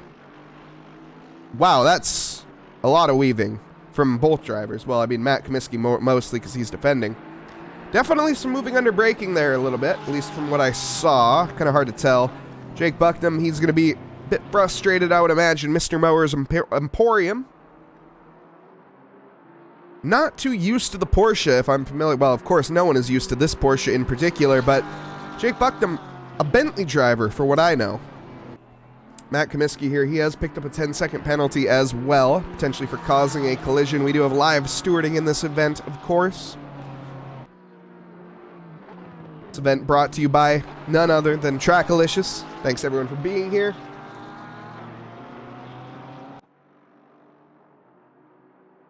Hope you guys are enjoying the action here.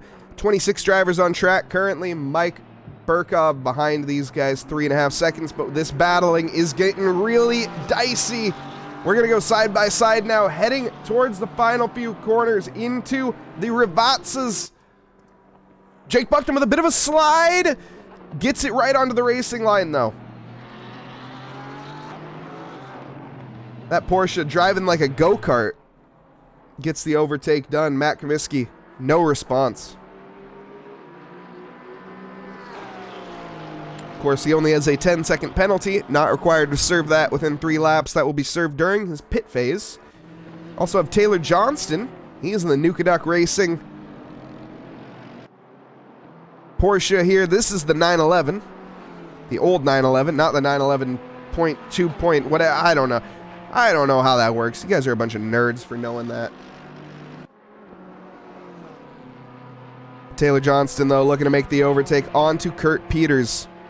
You can see there Dominic Smedra a bit further up the road. We also have Matt Comiskey. He's going to...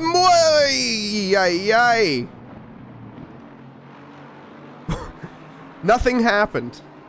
No one saw anything. We're going to watch a replay to make sure we saw it. Matt Comiskey, though. So there's an error right there for Jake Bucknam, which gives Matt the opportunity as we go down the inside, and he just gives him a nice little shove. But what a controlled drift there from Jake Bucknam to keep that basically on line, and both of them rejoin the track just with minor paint damage, I would say.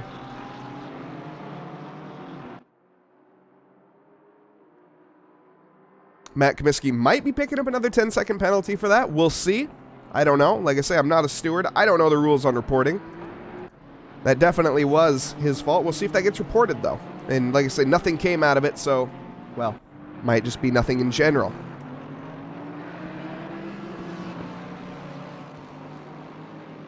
This, though, Dominic Smedra, he was a bit further up the road than Kurt Peters and Taylor Johnston, but these guys have managed to find him, and we have a 3-way battle for P17 now. You can see the rain lights flashing for all these drivers. The rain not giving up whatsoever. Down the inside goes Kurt Peters, and Taylor Johnston's going to try to get it done as well, but no, Blue blocks Taylor Johnston there. Taylor getting impatient, you can tell, dive into the outside. That's an interesting way of trying to attack, but I think he will have the never mind, he's going to have the total overspeed to get the overtake done, I think, before the turn. But no, the BMW has legs. The Porsche, nothing on the straight. Blue, down the inside, late on the brakes. Can he keep it on track? That's the most important thing. Looks like he does. Taylor Johnston was right behind Kurt Peters, but what the heck was that? That was Radu. Radu's now involved in this, even though he's a lap ahead. How did this happen? What is going on? This is madness.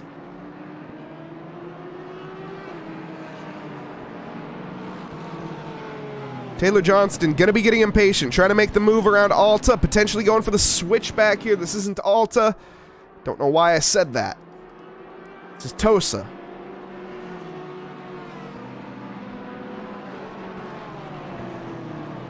Now into Pirate, or Piratella, and heading towards Mineral Water. Mineral Water, not the greatest corner to get an overtake done. Dom, though, he has struggled on it. As you can see there, using significantly less curb than he was using a couple laps ago. I think he has learned his lesson. Heading into Variante Alta now.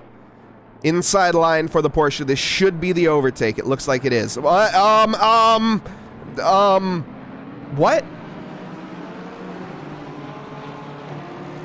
Jarrett Skinner gets the overtake onto Taylor Johnston. Taylor Johnston falls even further behind. Huh? Y'all see that? What just happened? Taylor Johnston missing his braking zone, almost clattering into the side of the Lexus, but somehow doesn't.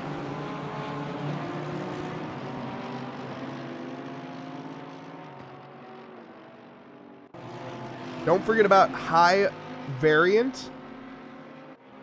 What is that what ALTA stands for? Variant high?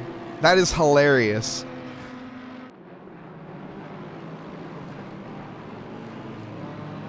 Yep. Oh my god, that is the most lame quarter name. What were the Italians thinking? Name it after, like, unicorn, you know? Like a mythical dragon. You come on, it's Italy. Call it something entertaining.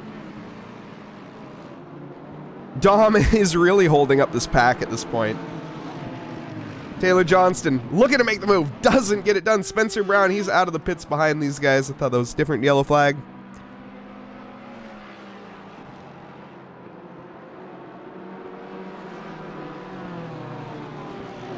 Taylor, though, just cannot dispatch Blue.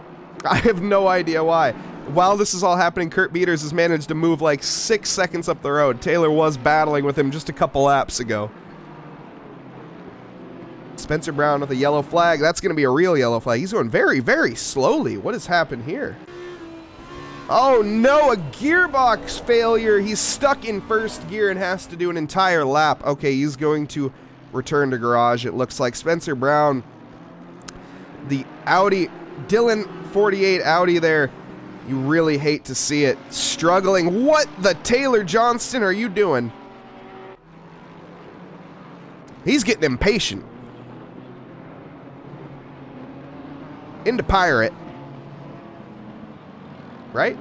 Where are we? No, we're not. We're in the Ravazzas. Excuse me. Camera angle there, not quite doing it justice. Spencer Brown, he is still stranded in the gravel. We might need to see a recovery vehicle come out on track to get him. But we will see. He is still stopped. I think he's trying to unplug his wheel and plug it back in or something. The gearbox, though, with a failure, something. Not wanting to change gears, maybe a pneumatic pressure issue, I don't know.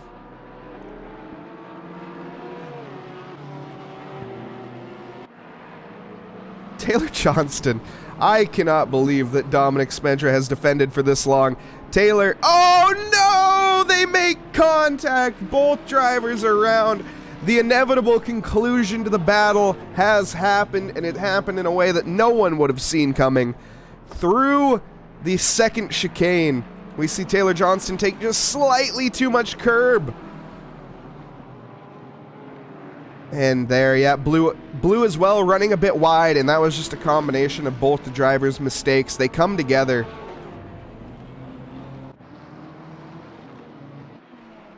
Imagine living up to your name. Jake, you didn't live up to your name. You had a good stint. Blue is living up to your name. I mean, kind of saw it coming. Look.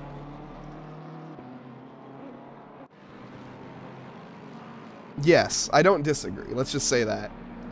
Jarrett Skinner, though, he has managed to stick with Kurt Peters. Like I say, Kurt Peters.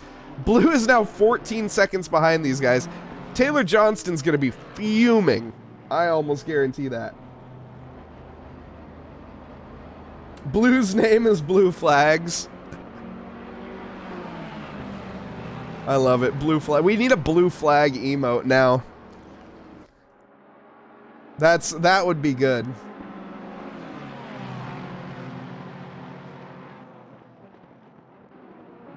What happened, mister? I had to clean the house, so I came back just staring at an ass. No, there's no ass box on track yet.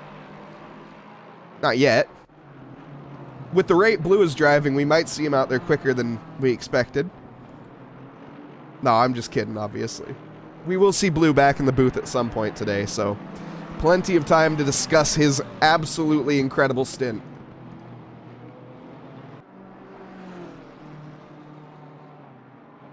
Blue comes out, spins twice, hits a car, refuses to elaborate, then leaves. Yep. You can't be on attack mode every corner. Your chances of... Yeah, no, you're not... I mean, yeah, you're right, Poppin. And with the way that Taylor Johnston was acting, you could see he was getting excruciatingly impatient. Kurt Peters here, like I say, managed to find his way up the road. There, Jarrett Skinner making a mistake, though, in mineral water. Still just can't believe that's what that corner is called.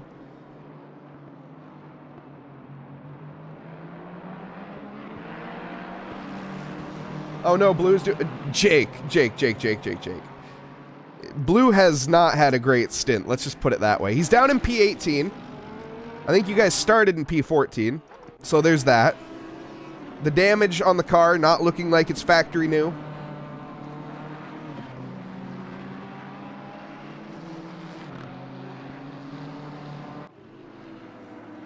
Exactly, Poppin'. But the issue that they were having is because Taylor Johnson was pushing so hard, when Blue would make a mistake, Taylor was so close behind that he would just follow him and make the same mistake, which really didn't help with the overtaking opportunities there.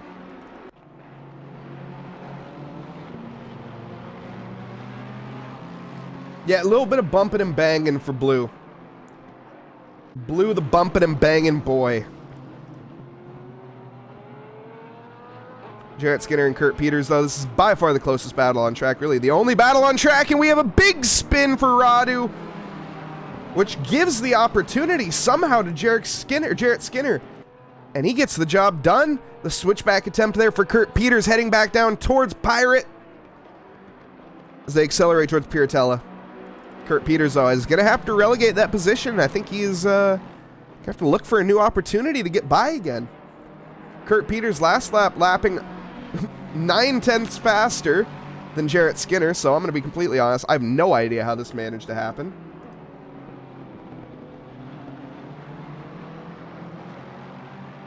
Kurt Peters looking quite strong in that Ferrari, the Apex Lovers Motorsport.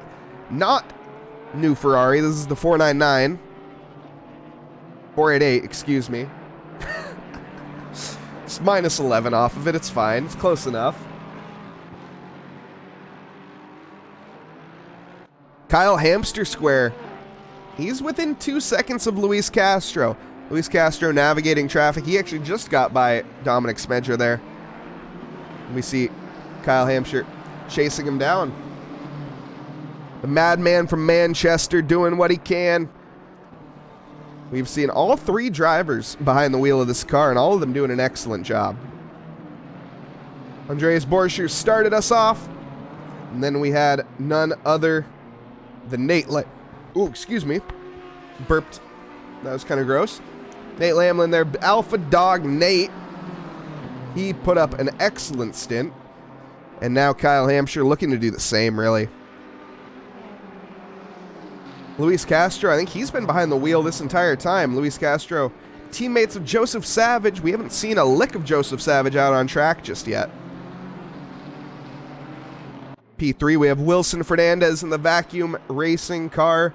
His teammate, Renato Dornales, drove a smashing stint, or smashing few stints. Now Wilson Fernandez behind the wheel looking to make just the same, more or less. Like I said, these guys driving more or less flawlessly. It's absolutely incredible. Kyle Hampshire trailing by a second, just about. Why don't we ride on board with him for a lap here? You can see what he sees, or rather what he doesn't see.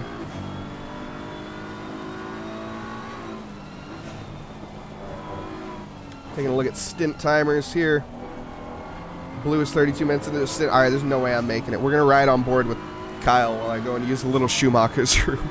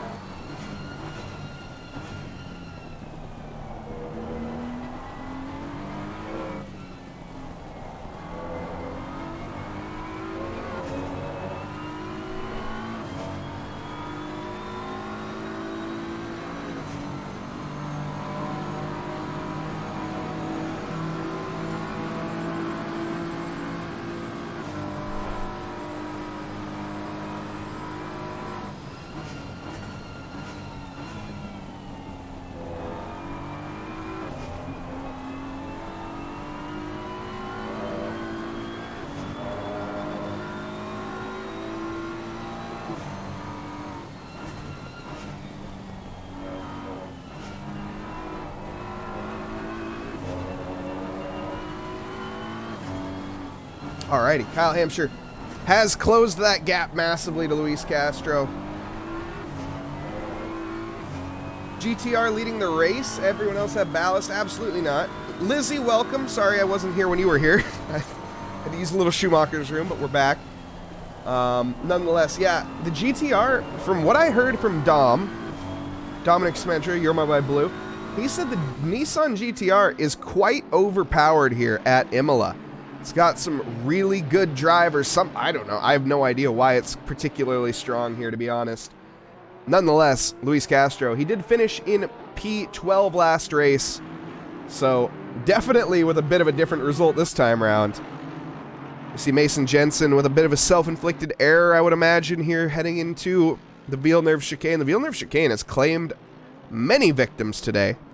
So just touch that curb. The curb is so deadly here at Imola, everybody's favorite track name, known as the Autodromo Internazionale Enzo Idino Ferrari. We have Kyle Hampshire here, carrying the charge on. Blue flags being waved, we can see. So for the cars up ahead, of course, these two, not a worry about seeing a blue flag in terms of their race.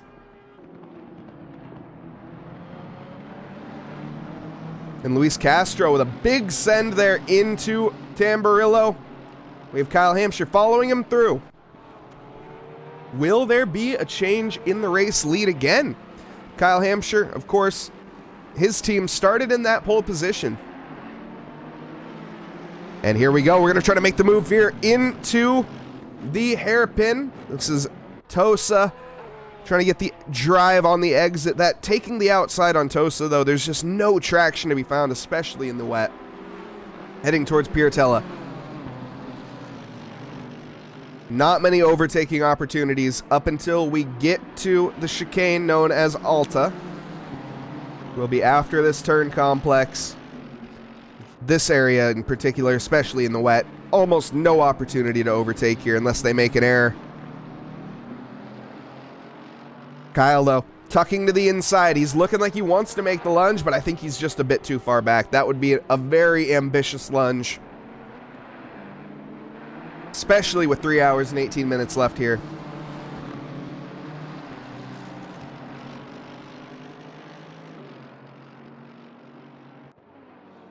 But yeah, post 1.9, maybe the Nissan GTR is, maybe it's a little bit better. I don't know. That's also a possibility. Malakobis, welcome. Great stint. Or great multiple stints, I should say. You put the driving time in.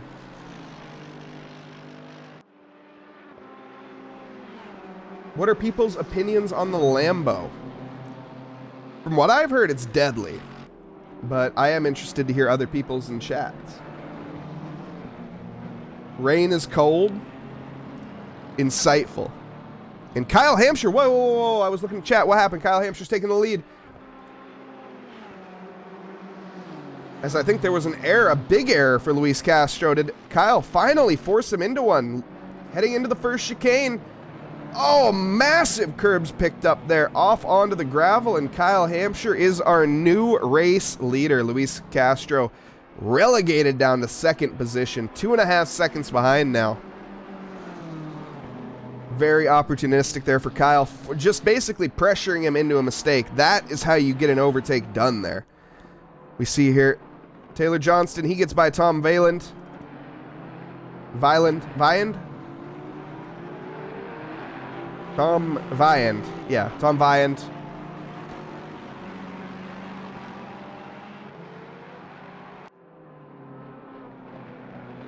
In the Frö. Team Frö. I'm not pronouncing that right.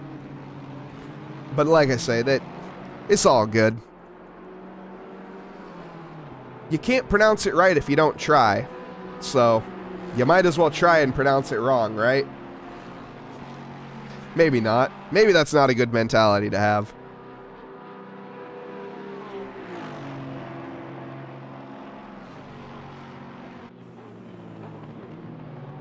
But the madman from Manchester, nonetheless, here, taking the race lead very comfortably.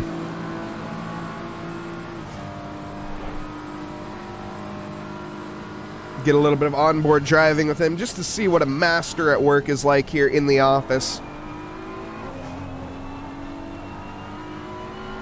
As you can see, being so cautious on those curbs, barely touching them, and oh my goodness, Nate Lamlin with a rating party of 19. Thank you, Nate. Alpha Dog Nate, the California kid, as we're currently on board with his teammate Kyle Hampshire. Nate, great stints. You were looking really strong, or great stint. I think you only drove one. But great drive out there today. You and your team looking awfully strong. Guys are in the lead. BMW looking quite good post-patch. The wet conditions, no bother to any of you guys. I mean, obviously, the machine, Andreas, doesn't know the difference between dry and wet. Every track is just, it's a track. Wir driving the track. I'm Andreas Bosch's Die Maschine.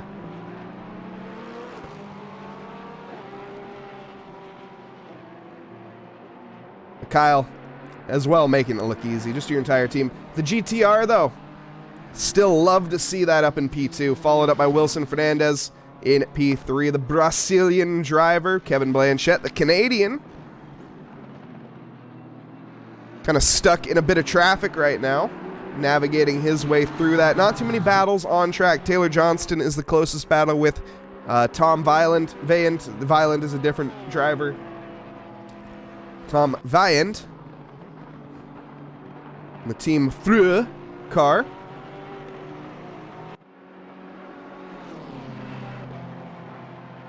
Let's see here. Checking out Dominic Smedra.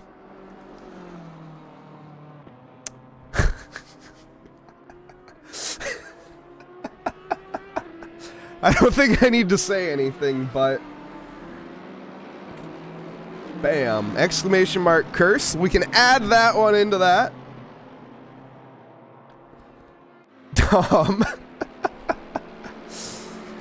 The Avalanche Motorsports by Yitcow Racing unfortunately don't have that livery here today. Add one more to the commentator's curse. That was quite sad. Mita Militinovic in P9 here. I think we saw a bit of damage on the Slovenian's car earlier. Looks like he has managed to go back into the pits and repair that, and he's driving quite well since then, up into P9. Like I say, the battles on track definitely far and few between currently. Chat, how are you guys on this fine afternoon here in America? Well, fine afternoon in America, but of course it's 8:56 p.m. here in Italy where we are.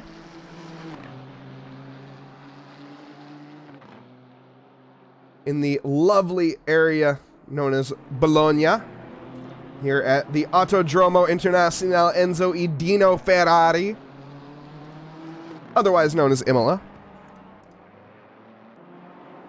You know, for the layman's term.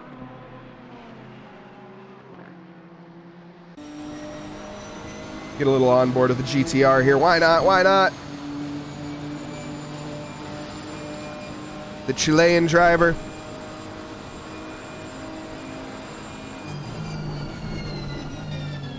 Navigating his way through the first chicane very nicely. These are, like I said before, masters at work. They're in their office basically here. Taylor Johnston, he has caught Tom Viand and looking to make an overtaking opportunity relatively soon, I would imagine. We'll see though. Kolek, thank you for the follow. Much appreciated.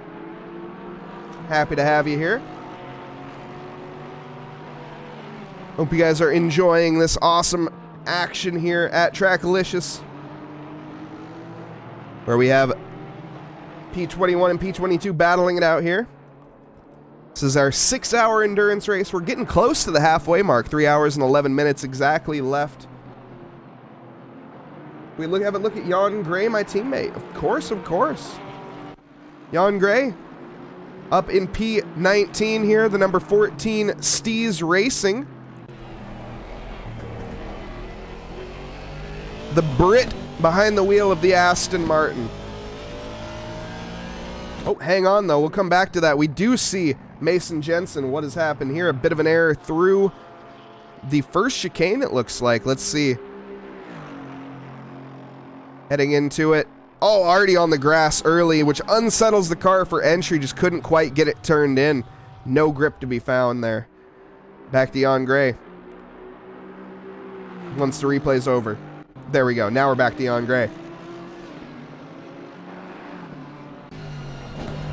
Heading through Variante Alta.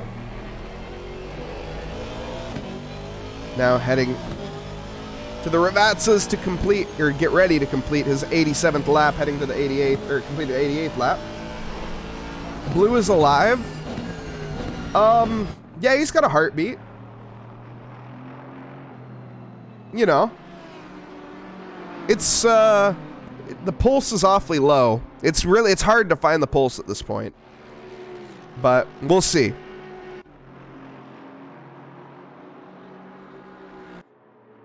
We had dries on at the start by accident. Oh my.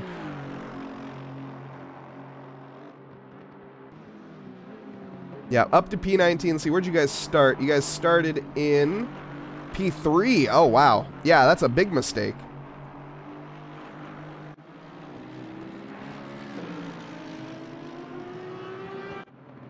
Taylor Johnston has caught back up. We see a drive-through penalty for Jarrett Skinner. You've already seen a couple drive-through penalties be picked up so far, and I would imagine by the end of this, we're going to see quite a few more. Kate Blanchett is racing?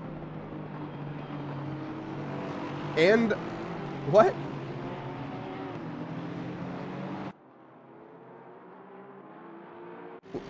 Is Kevin Blanchett not behind the wheel? Is that what you're telling me?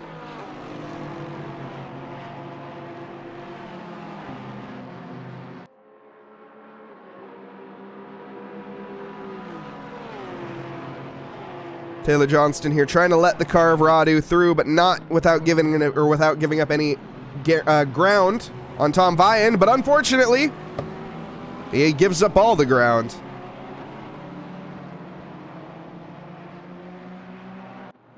No, yes. That doesn't help.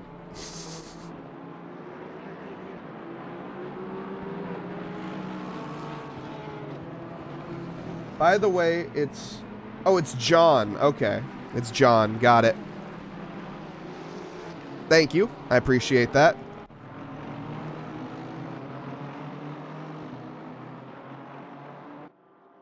Is he American? He's British. Yeah, okay. Fair enough. Fair enough. Mita Maladinovic chasing down Mason Jensen. This is for P8. Last lap, we see a 150.7 from Mita, and Mason Jensen with a 2-minute dead. So a big error last lap. Must have had a bit of an excursion through a gravel trap, maybe some grass picked up, but nonetheless, Trackalicious car. Oh, that's Mike Burkov, excuse me, never mind. Who is a lap down.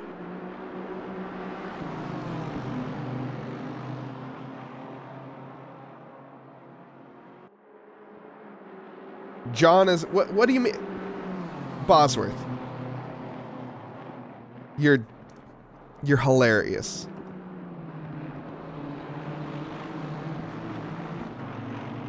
They're really lapping up with water.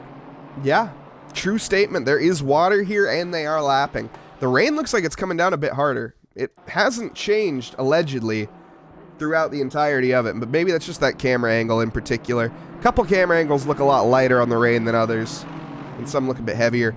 Down the inside, though, of the hairpin is Mita Mason Jensen. Bit of contact, made some bumping and banging, forces him wide, but it looks like through Tosa, we see Maladinikovic get the job done. John Gray has managed to find the rear diffuser of Dominic Smedra here, Yomo Boy Blue.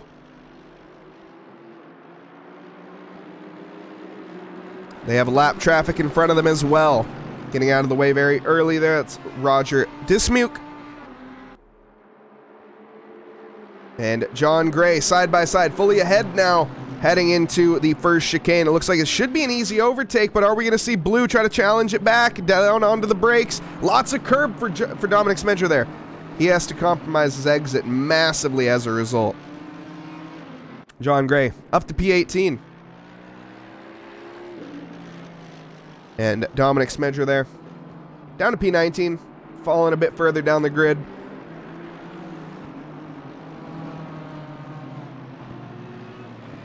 Let's go, John.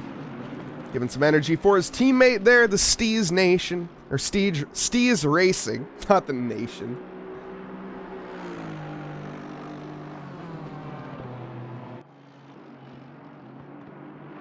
But that does conclude our only battle on track for right now.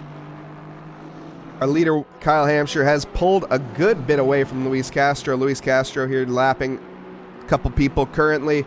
Maybe getting a bit more shafted through lap traffic than Kyle is. Kyle, though, the madman from Manchester, he is excellent through back markers, getting through it. I don't think I've really ever seen him get caught up in an incident when he's lapping someone.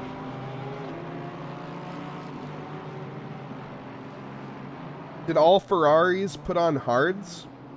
Hilarious. The only tire error that I know of is that John Gray started P3. Their team looks like they started with dry tires. Even though it was pissing it down at the start. So unfortunately they have been relegated all the way down to P18, dropped 15 positions from where they started.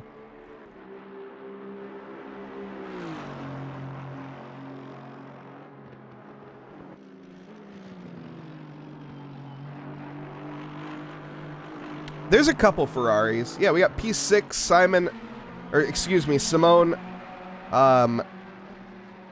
Turboves. Oh my goodness. I am so sorry, Simone. I just actually cannot pronounce that last name right. Any Slovenians in chat? Guys, this one I'm really struggling with.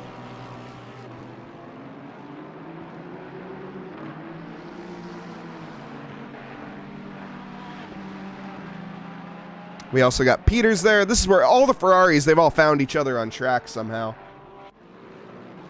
Oh, thanks, Bosworth. You're really, really helpful. You know that.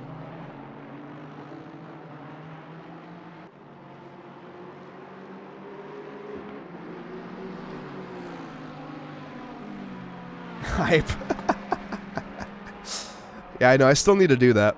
We need a hype emote, but that's the thing, is how would Trackalicious do a hype emote? Because I want it to be unique. I don't want it to just say hype or whatever. I don't know. Maybe it probably will just end up saying hype. But yeah, we do have a couple new emotes, if anyone hasn't checked those out yet. Kyle Hampshire definitely representing one of those two new emotes. I'll let you decide which. Though it's kind of obvious. Just that team in general. Showing the alien pace that they have, really.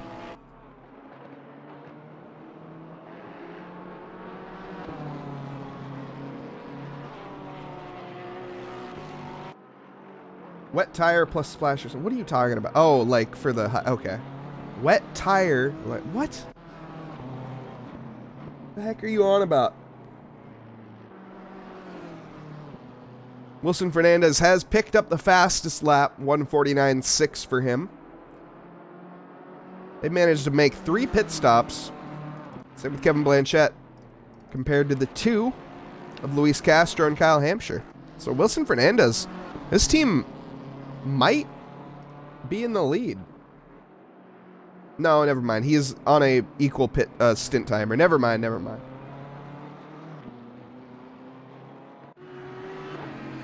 He's just looking strong, that's all. Jake Bucknam as well, looking quite strong. Into P14. He's started in P14, so I think he lost a bit of ground at the start.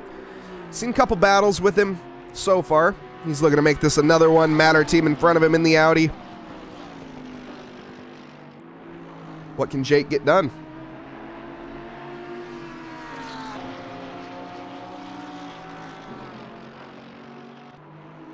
Is it about driver swap time? Yeah, it's getting close. We are looking at our stint timers. About 54 minutes here for Jake Bucknam. He's actually just about our furthest along. We have 1 hour and 2 minutes for Mita Miladinovic.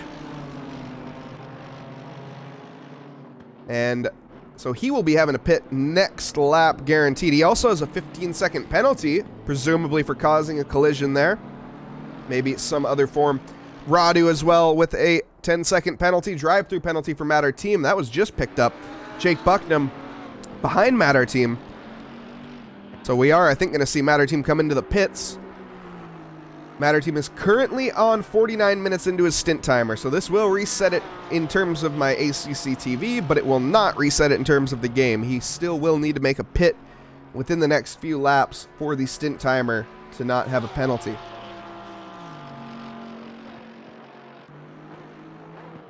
What happened, Dan? You guys were looking good. What the heck happened? The QV Prismacolor Motorsport Lexus, no longer with us. It's not QV, that's the Audi.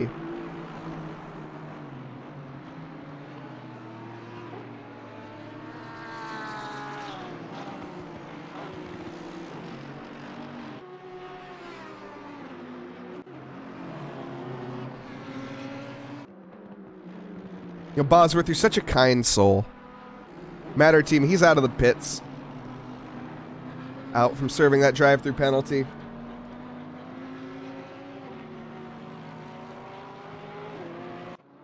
Missed the braking point into the pit board with Eric in front and got a stop go 30. Ah, that sucks.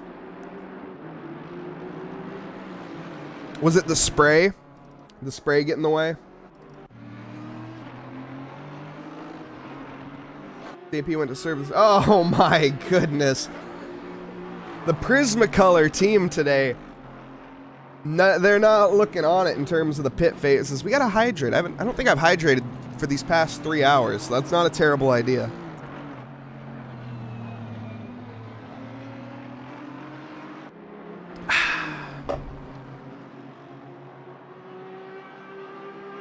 When Sapien went to serve it, his connection dropped. Oh my goodness. Carlos.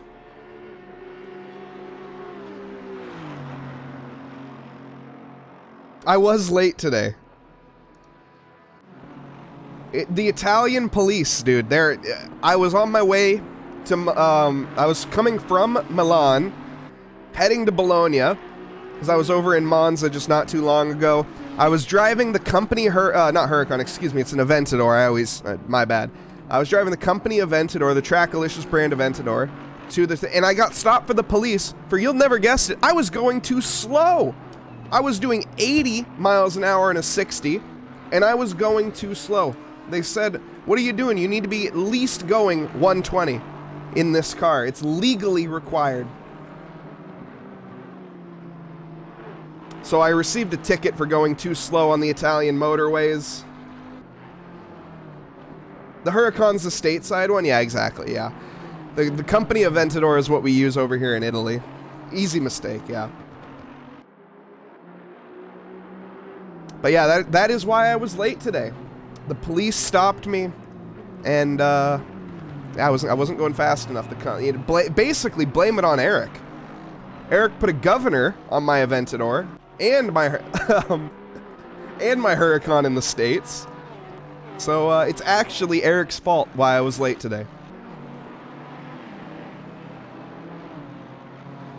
No, but the real reason is I slept through my alarm, which is probably the first time I've slept through my alarm in like a month or 3. I don't think I've ever... I can't believe I slept through it. I always wake up before my alarm.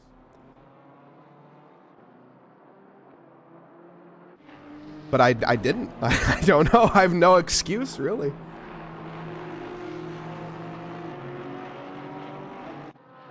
Matt, our team with a big mistake. What has managed to unfold here? He's following the 37 car of not Niall Schluter, who's behind the wheel. Oh, well. Didn't matter, because he can't see him anymore. 37 car, where the heck are they?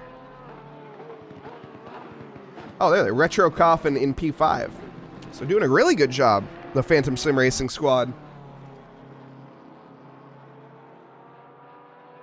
You sleep through your work alarm about 7 to 5 days a week. Dude, that's good. That means you're not stressed. Like I say, I wake up before my alarm probably 99 out of 100 times. So the fact that I slept through it this one time actually blows my mind.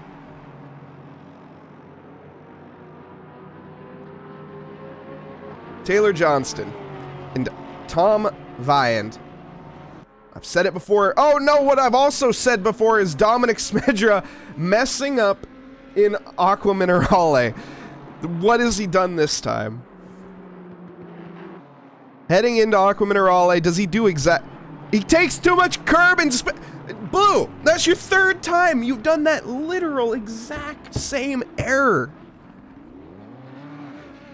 If at first you don't succeed, try and try again, they say. But Blue, come on, man. You can't be doing that. That's my teammate. Chris Tones, he's out of the pits here. The 928 Porsche. Or the 911 928 Porsche. I don't know how that worked. Jarrett Skinner as well behind Kurt Peters again. They've found each other once more as the night is starting to set here. It's 9:14 p.m. here in Bologna.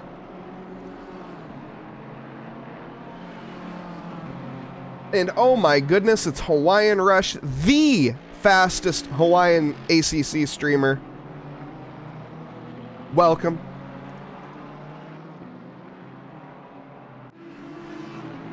Can you see what the fastest lap is? I can, you guys can't. The fastest lap currently belongs to Wilson Fernandez, a 1:49.6. He's held that for a while now, actually. I think he set that towards the beginning of his stint, really.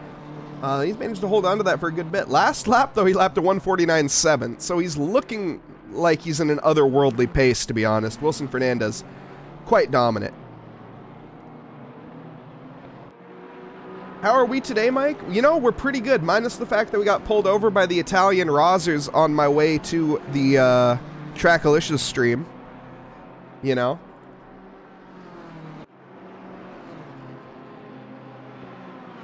But hey, like I said, the company Aventador, it's just a recipe for the Italian police to pull me over.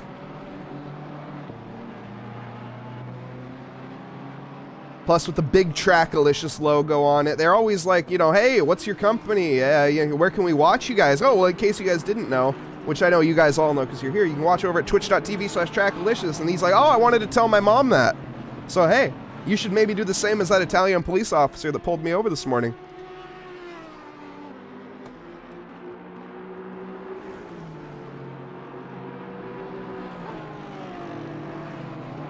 John did a 48.5. But it wasn't valid.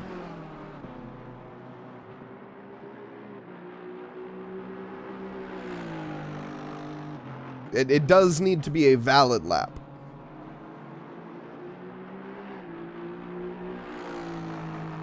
So the fastest valid lap currently, set by the Wilson Fernandez, the vacuum racing.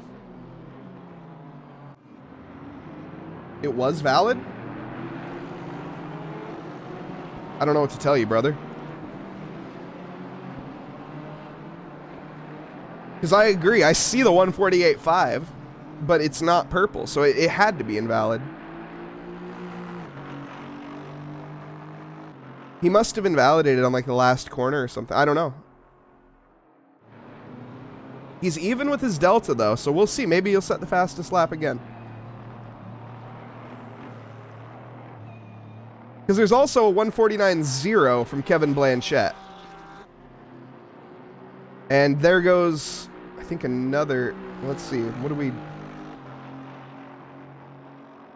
148.9, and that was valid, and it wasn't the fastest. What? Yeah, I think it is a bug. I think you're right. Yeah, because that lap definitely was valid, and it was faster. Purple's like a 48.2? Okay. Then, yes. My ACC TV has no idea what it is talking about, in other words. Which, that's kind of annoying.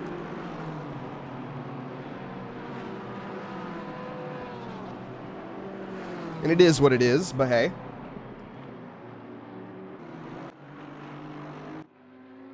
Yeah, Kevin Blanchette lapping faster as well. 148.6 from Kyle Hampshire.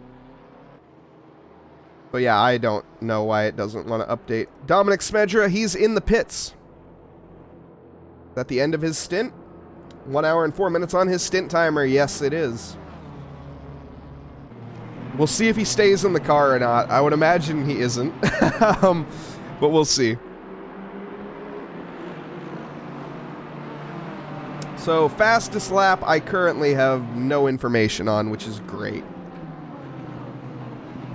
I've got to be able to find it.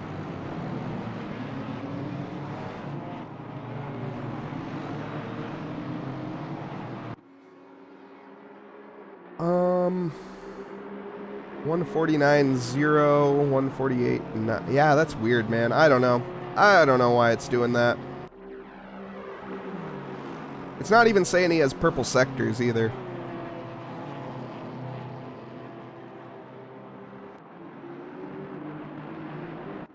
John Gray, though, up a position, overtaking Kurt Peters through the pit lane. Up to P15 there, respectively, for him. Mike Burke up about 2 seconds off the likes of Kops, Edo Kops, the Slovenian driver. We also have a 10-second penalty for Radu. Radu in P10. Wait, in P8, excuse me.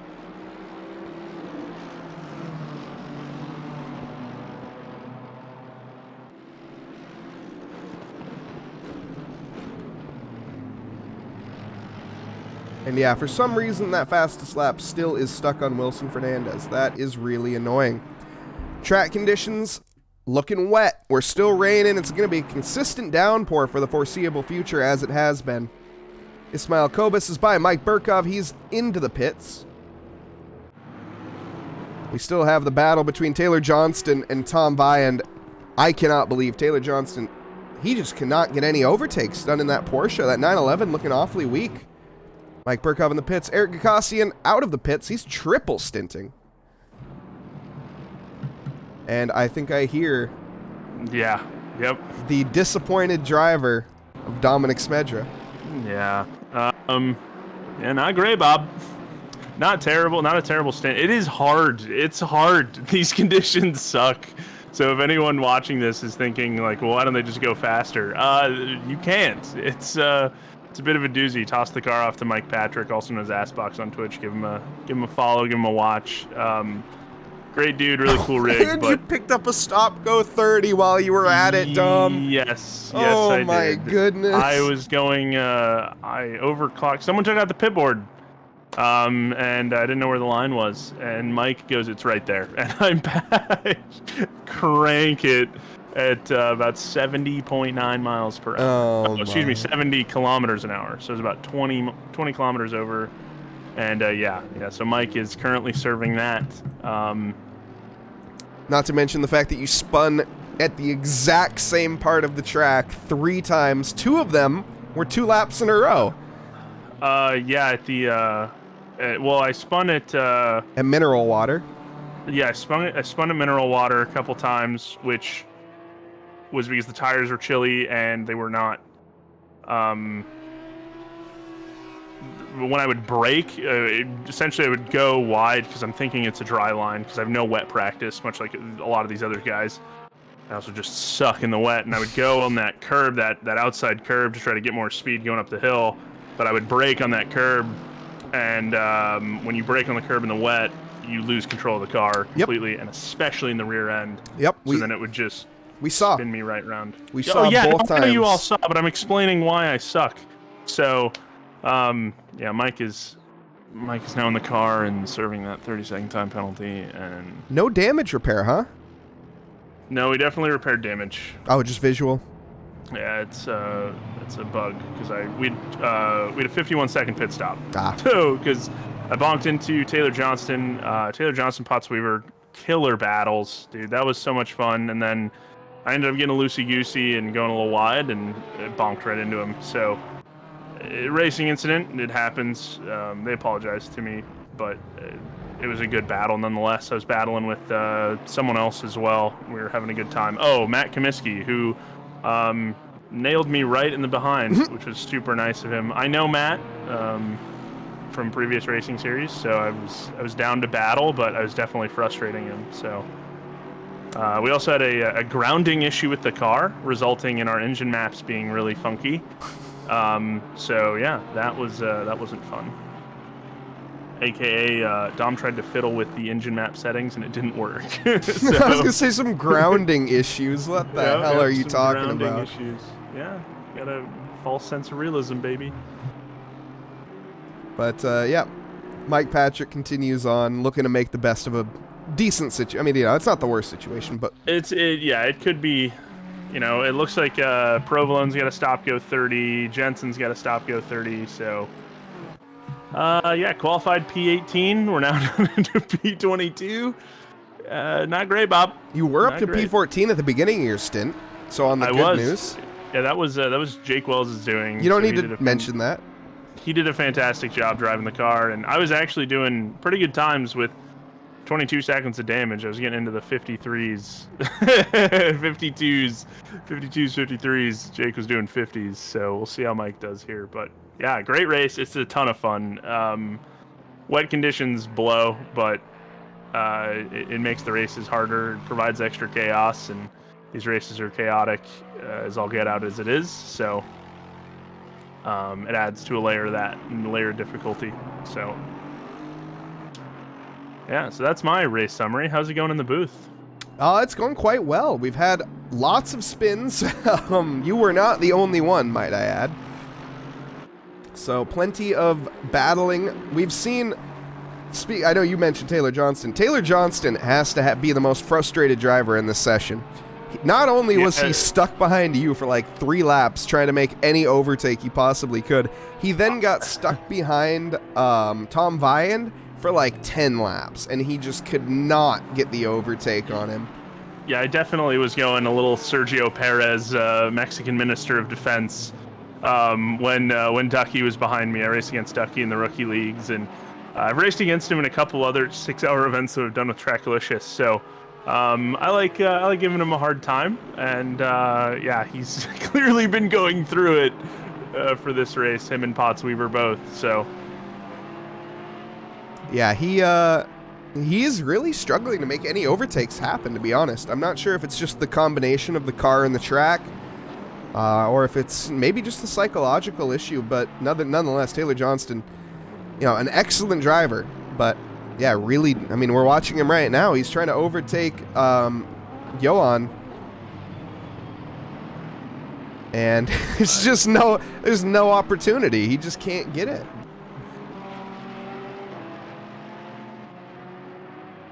As the night has fallen very, very quickly here.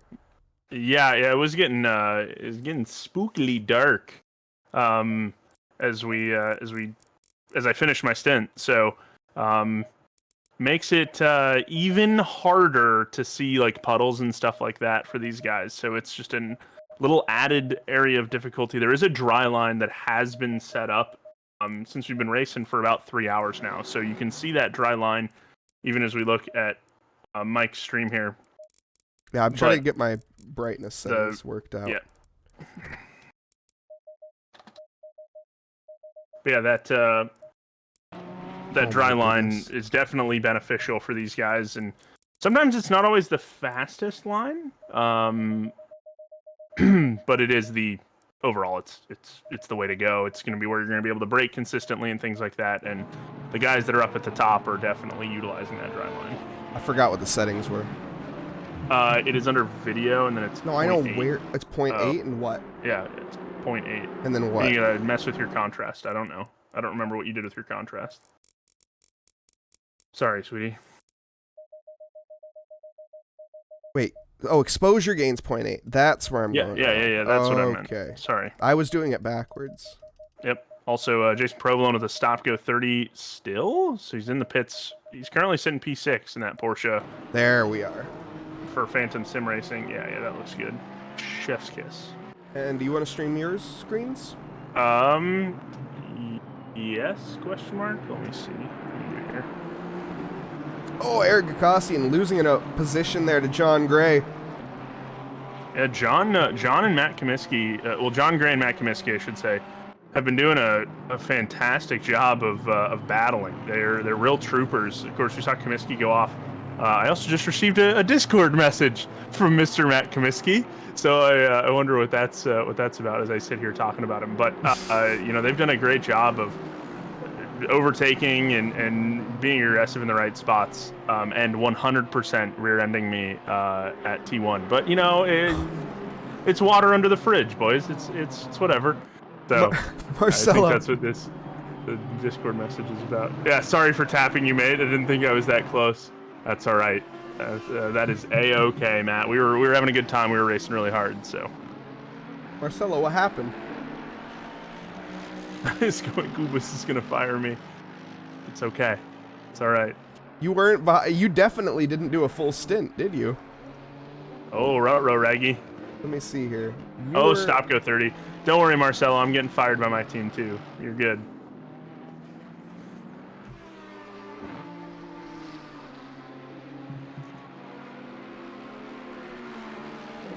Stop go 30 for speeding in the pits. Very easy to do when the brake board is gone. And if you are a alternate driver and you want to have all of your boards back before you get behind the wheel, if you leave the session and then rejoin, all of your brake boards will in fact be back in place. Yeah. So I would highly recommend that if you are currently not behind the wheel and about to be behind the wheel relatively soon, before you do so, give it a quick leave and rejoin into the server. That way you have all of your braking boards back and, you don't need to worry about that. Yeah, nice little pro tip we discovered at the 12 Hours of Bathurst that we did. Yes, indeed. Yep. So that's just a little helpful tip. Get your braking boards back, get your pit markers back, everything will be back for you, so. Weather. Looking still wet. Who would have thought? Literally nothing changing whatsoever in terms of the clouds. Is there any wind? Yeah, it is. It's there's no wind, that's why. It is definitely wet out there. Jarrett Skinner here. I think the raindrops have gone away because I changed the contrast. Could have, yeah. That's why it looks evening, dry. Niall? Good evening. Niall Leroy Brown Schleter, the 37 Phantom 100%. Sim Racing Porsche. Uh-oh, Justin Moffat, the Mothman of the Crazy Rabbits Racing Aston Martin, has found the wrong direction on track. What has managed to unfold here? He looks like this is self-inflicted. The Mothman, I love that. And just too deep into T1. And turns into a bit of a pirouette. Front engine car, though, luckily, so it doesn't continue spinning. Like if that was a Porsche, that would have been a little bit of a different collision. The grass and the gravel are nice and moist. Oh yes, and the curbs. After the. Thank you for reminding me, Mike. How'd you know I was targeting you with that? a couple good several hours of racing here, so, or of raining, I should say, and racing, but, yeah, it is now very, very soaked out there. So these guys, we got to be careful if they get on the grass. They have to be easy on the throttle and not gun it. And Niall, you just had some lunch. What'd you have? I'm about to go make myself some ramen. You're about to leave me? Are you serious? It's going to be for like 2 seconds. Oh my god. You going to be okay there, champ? Oh, you also have your screen sharing. I'll turn picture-in-picture back on. Yeah, yep, I do. Mike has separation anxiety, folks. Confirmed. It's more that I want to go and grab a quick little snack. Oh, okay, go for it. That's more what yeah. 2 secs, Ted? You've been doing it longer than I have, so. And we're on board with Jason the Cheesehead Provolone. Currently as it stands, Tesaro. Is that a little bit of a spinata here? Let's take a look. Is this assisted or unassisted? Unassisted. Just missed the braking point and glided into the wall. That is a bummer. Jensen also going off. Kobus taking advantage of Jensen, but those two are not going to relax for much longer. Skinner going a little wide, and Juan Karras is going to overtake him just due to a mistake.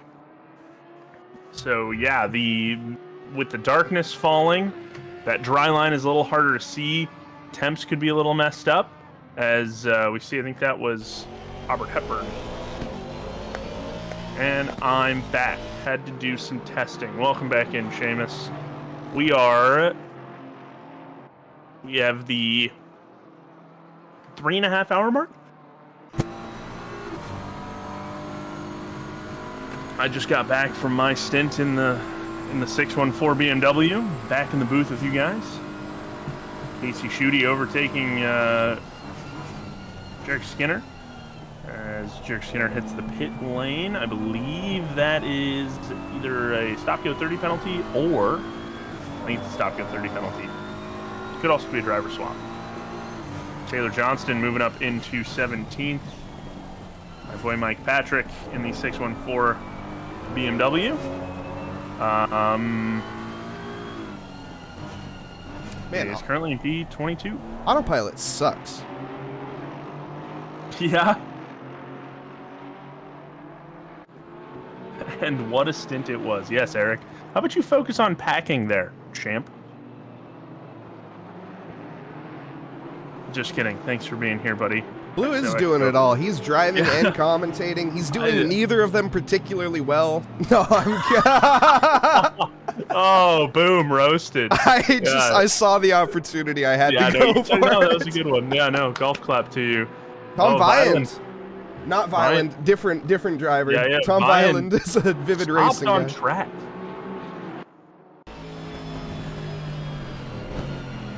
We go down into first gear here, and we're out of fuel.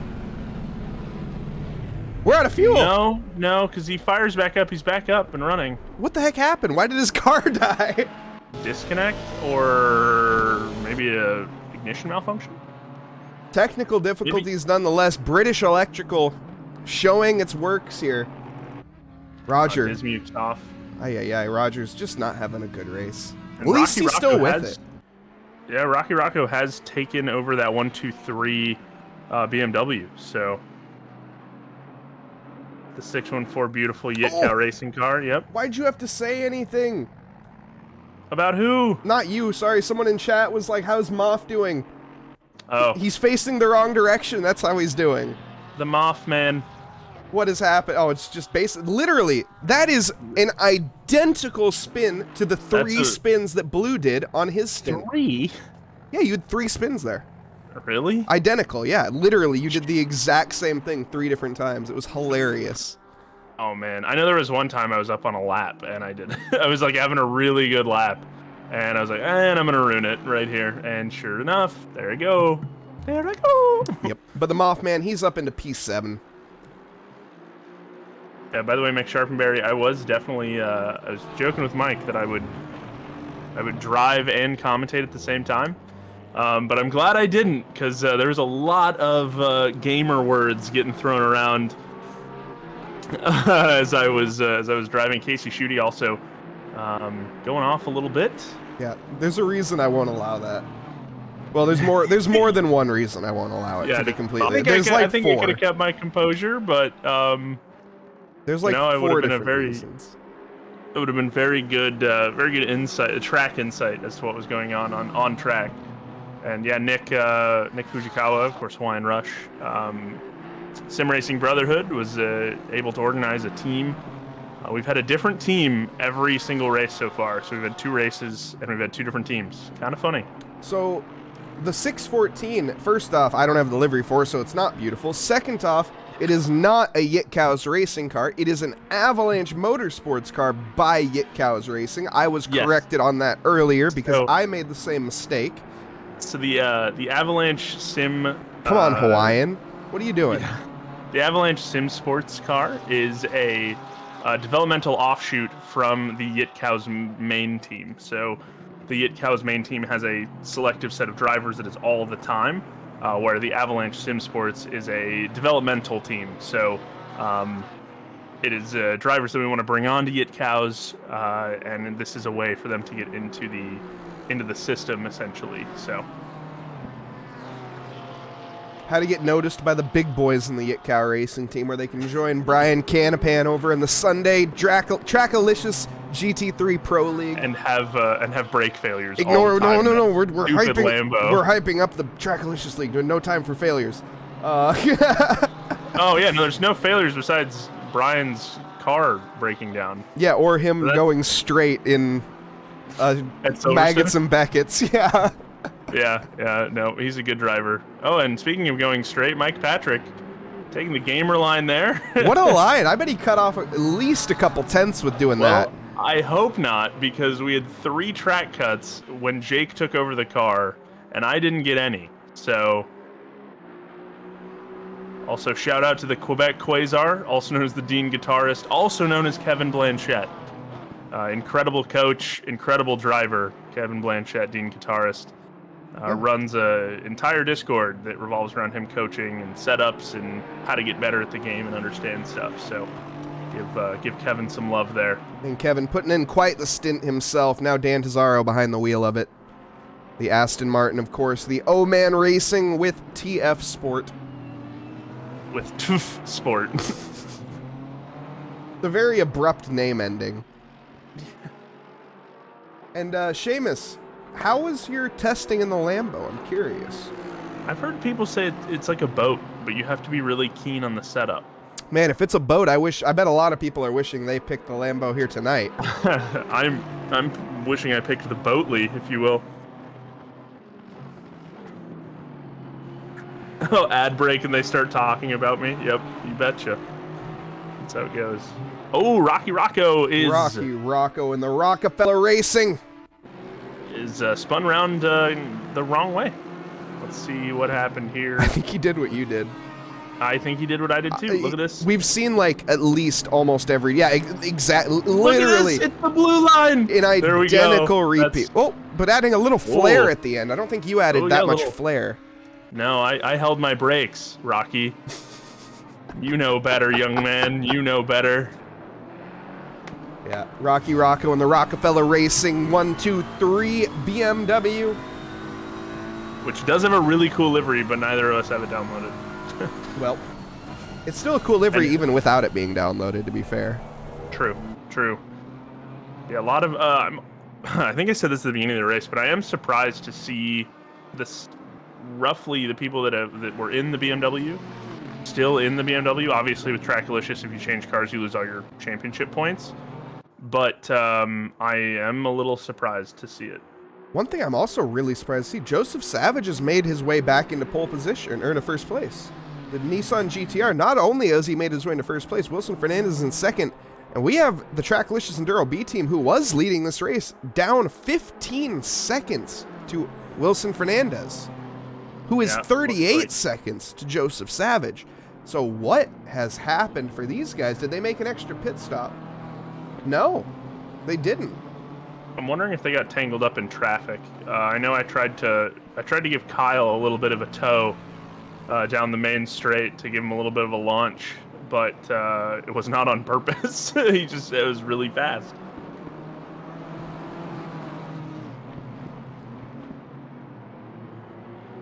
By the way, Kevin almost had to do this race solo. His internet wasn't working, and he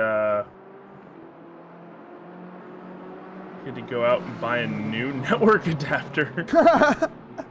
We accidentally went out on dries. Oh my! Yeah, that was the John Patrick and their team. They managed to start in P3, and they started on dries. So they are currently down a couple positions. Same with Also, that driver off in that's Rocky Rocco in the Rockefeller race. Yep. Did he do the exact? Did he pull a literal blue where he did the same mistake? He pulled a literal twice in a row? blue. He's got to go. He's got to go for the bingo card. He has to hit it 3 times. My goodness. Yeah, I'm wondering.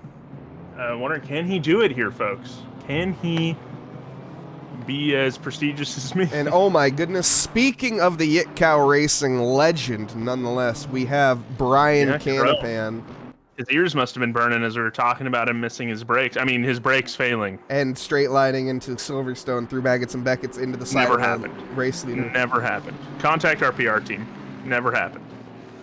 Never happened, no. I don't even know what I'm talking. I have no idea where I got the idea from. Yeah, but those Tracklicious Pro Series races are 8:30 on Sundays. Mike and I sit in the booth and make fun of these guys for trying really hard. Yep. It is not easy to do any of what these guys are doing, so here's all of our schedules. Of course, we got the Sunday Pro Series with our support series for the GT3, which is our Porsche Cups. That's a very fun league. We also have our endurance leagues, which we're watching right now. The drivers swap, 2-man driver swap, I think that's done and over with at this point. Yep. And other than that, we have our Thursday mixed class, which we are getting into. That league has honestly been amazing lately. And it was so much fun doing that on Thursday. Yeah, and of course, I'm joined in the booth there by Monica Swanseeger for Thursday. So awesome to have her there for that. And then, of course, everybody's favorite series, GT4 Monday Rookies. I think that's just uncontested at this point by popular demand. We basically had a riot when we had an off week, so... What was that? When? Monday? Yeah. So the Monday Rookie's really fun. If you guys are interested in joining any series and you feel mildly intimidated by some of these quicker names out here, like Joseph Savage and the likes of other ones out there, Nate Lamlin and friends, then the Rookie League is where you will be nice and at home. There's plenty of drivers trying to improve throughout basically all of the time brackets, anywhere down from 10 seconds off the pace to basically a couple seconds off the pace. It's a very, very tight league, surprisingly, with it being a rookie league, and it's extremely competitive. So, yeah, it is. It's extremely competitive in a fun way, I should say. I agree. It is a lot of fun. Of course, those guys all in GT4s, so I guess the spec series aspect of it is kind of there. There isn't as much of a gap as there would be if they were in GT3s, but it's a great way to learn. Like Mike was saying, if you're intimidated by the times that these guys are running, absolutely, it teaches you great habits for league racing and gets you prepared to race in leagues and events like this. So, highly recommend it. I loved doing it. Tons of fun. And we also, do you have your race control open or anything by chance? Because I don't have, my fastest lap doesn't want to work. Well, mine reset because of driving. Well, mine just doesn't want to work because it thinks that the fastest lap is a 150.2 when it just isn't. Oh no, it is working. The fastest lap right now is Wilson Fernandez and team 148.22. Oh, great. I don't know why mine isn't working. Yeah, I don't know. Guys in the truck. But you'll be on charge of the fastest lap then. Does anybody else think blue sounds like a Jim Henson creation? What? I kind of want to I think I should fight you for that, Rick. I really do. Drive-through penalty picked up for John Gray. He did serve that, though. Wait, Did he get a drive-through Did he? penalty after coming through the pits?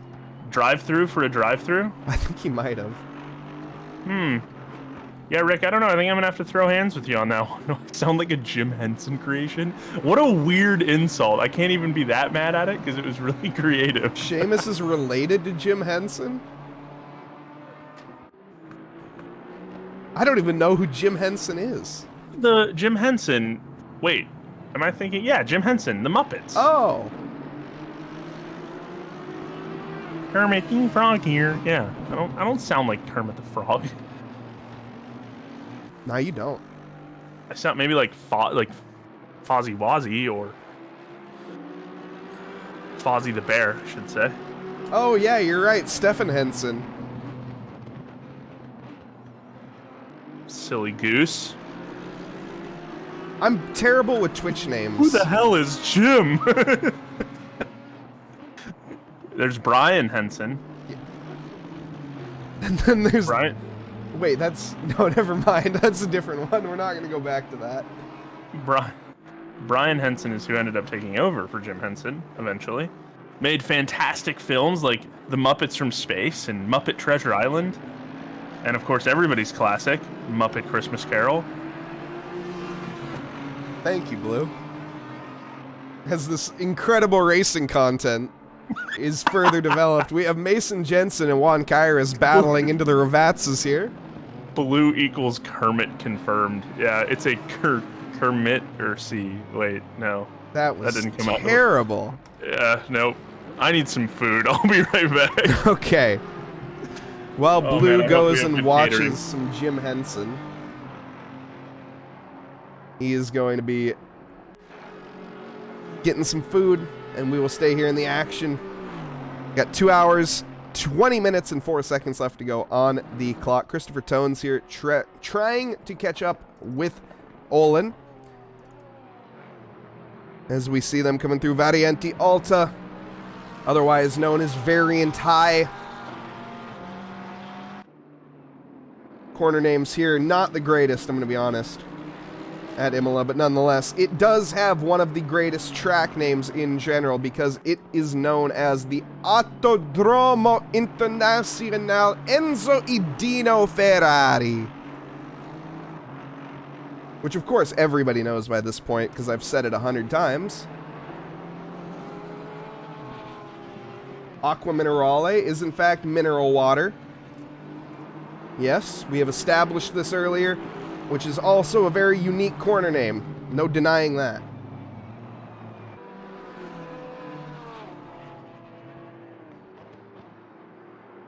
That is true. Well, I mean, I don't know who Jim Henson is, so fair. But yeah.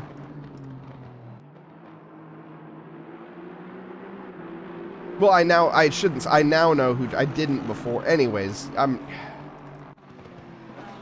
we got Christopher Tones. Always got the thing to fall back on at the very least. Treasure Island OP. Oh, dude, Muppets Treasure Island with Tim Curry in it was stellar filmmaking. Personal favorite, Muppets from Space.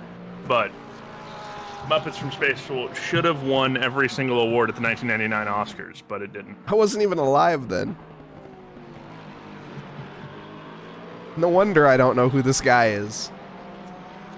How do you know who the Muppets are? I know who the Muppets are, I just didn't know who made the dang Muppets. Dude, it's at the end of every movie, or the beginning. You think I read?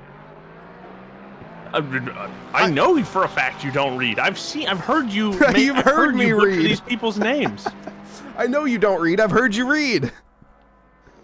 Christopher Tones, though, trying to make the move onto the Danish driver of Olin here. Yeah, Fraggle Rock. Yep, Fraggle Rock. See, I just remember who was that lady that did the puppetry. I remember her. What? The lady that had, like, I don't know, a dog or something. I don't remember. There was a lady that did, like, Elmo or so. I don't know. Dude, I was too young for that stuff. I mean, I wasn't just too young. I literally wasn't born when that stuff was a thing. So, like, It's not. It's Nate, too Nate young. chirping you in chat. You think I can read?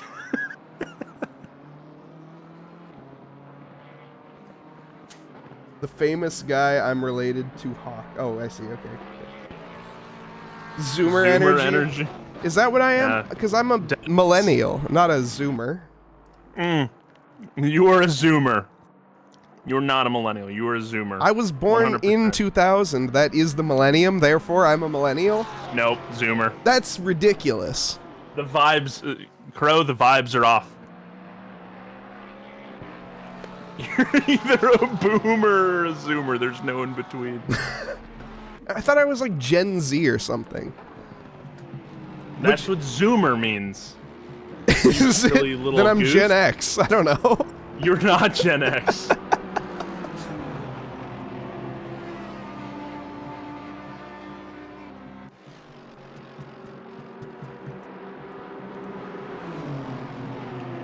It's fine. Casey we Shooty. had a whole ass vibe.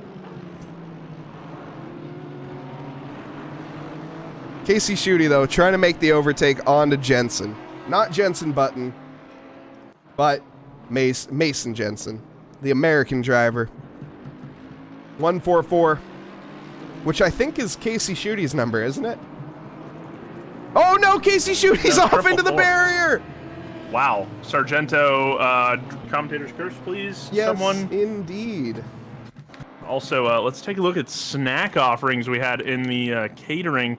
S'mores, chewy granola bars. Wow. Folks. Yeah. I don't know what you got, but I got a chewy granola bar.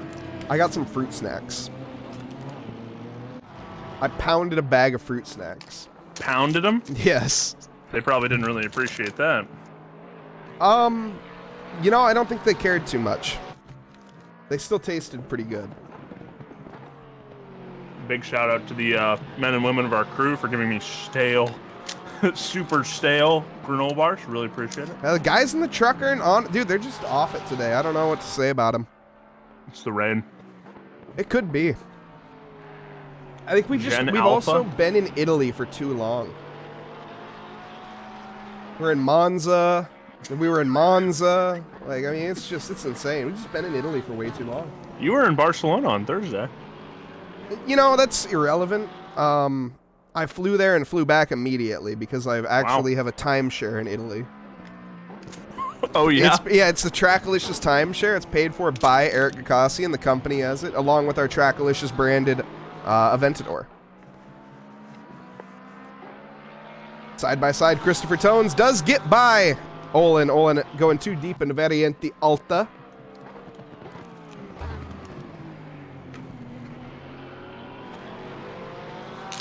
I know Jim Henson's name, of course. Are you just trying to throw shade at me, Hawkeye?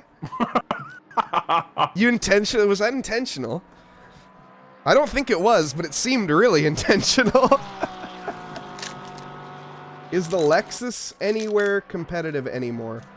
In my heart, yes. No, it is. It definitely is. I don't think we have a... Oh, I was going to say, I think the Lexus is all DNF'd. But no, we got this one, of course, right in front of our eyes. Yeah, the 63 Olin car, hunting down Chris Tones. QV Gazoo X Vosser Wow. Sullivan?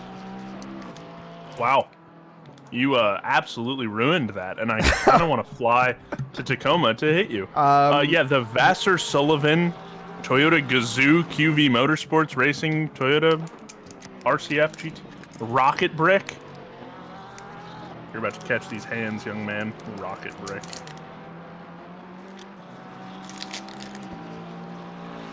They're not. Yeah.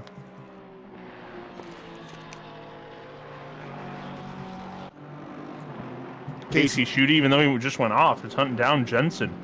That was the one he went off with. Or, yeah, as a result of. Or, it was as a result of himself, but... like Your mind works in an amazing way, Mike. It does. I think we've established this. But the 144 and P14, very fitting. John Gray. John Gray. With a blue moment. Is it? Let's just get the action replay to make sure. It definitely looks like it is, though. Certified, you're my boy blue flag moment here. There he goes. Yep. I mean, he didn't really need to get in reverse, but that's all right. Better safe than sorry, I suppose.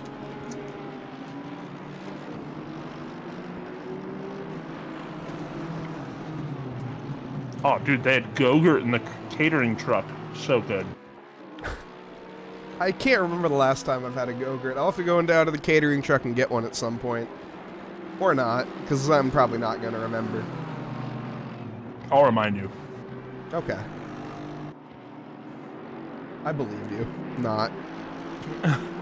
You spin me right round, baby, right round. Yeah. John Gray was cranking that in his Aston Martin. Oh no, there's an off-track Mercedes. What? Wow. Wow. Roger. That was Dismuke. Why don't That's a blue flag situation. Let's ride along here with Mason Jensen just to see what happened. Where we're all of a sudden going to have a object in a chicane in the middle of the chicane. Oh no. And Casey Schutte sneaks through there easily. 16 seconds ahead. That's a bummer for Jensen, honestly. That sucks. I have froze them, Seamus, and they hurt my mouth. My girlfriend likes them frozen. I do not. I just eat straight up Go-Gurt.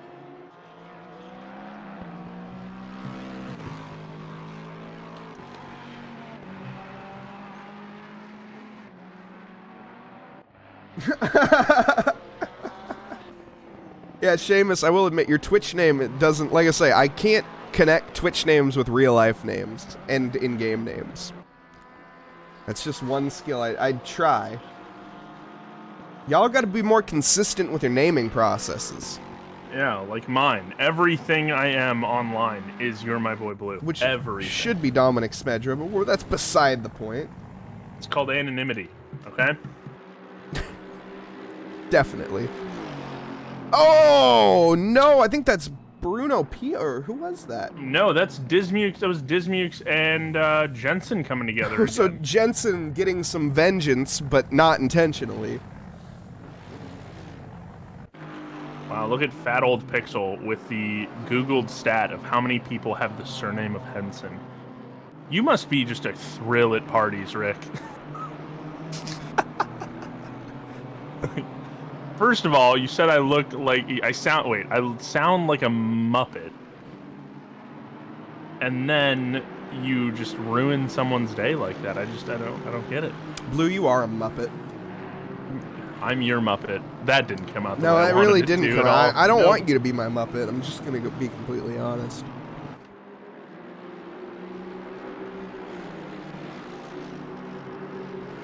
Oh, Lexus off at Mineral Water. Looks like they made a quick recovery of it. Yep, no issue there. We do have Andreas Borsch's Die Machina. He is catching Wilson Fernandez rapidly. 148.9 from him last lap, 151.3 from Wilson Fernandez last lap. Yeah, Moffitt did 223. Aston Martin making a blue. Shunting it off at Aqua Minerale as well, unassisted. Hey, Mike, how many ninjas are there? You know, I have a sneaking suspicion that there might be 9 of them. Maybe 11. I think there could be anywhere between 9 to 12. It could be. It could be. But yes, like 10 ninjas in chat. Hello. Welcome. We're just having fun with your name because it's, well, fun. It is a good name. Olin going off here. Oh, and then whoever's behind them following him. Oh, yeah. That was Johan. Thinking that the gravel line is going to be optimal. I hate to break it to him. Who's going to tell him?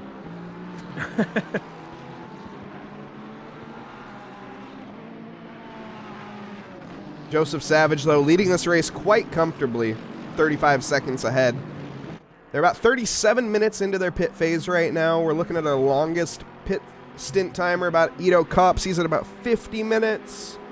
So he will probably be the next one to pit, but he's got a ways to go. Roger Dismuke, he's going to have to pit next lap. He has not changed drivers, though, has he? Or no, Robert Hepburn, he's been behind the wheel. Yes, yep, Robert Hepburn, and... Haven't seen Michael Lee, though. Negative.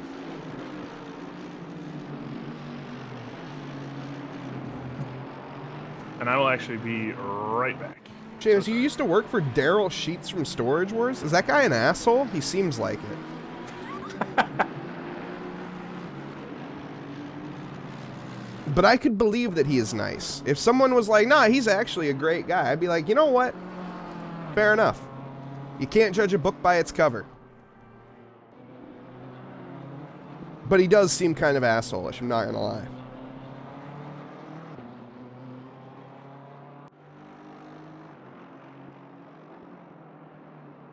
Battles on track definitely down to a minimum right now. Drivers just sort of driving to survive. Got 5 pit stops taken for Eric Gacostian as they're down in P9. Let's see, their stint timer looking at about 40 minutes too, so we'll see.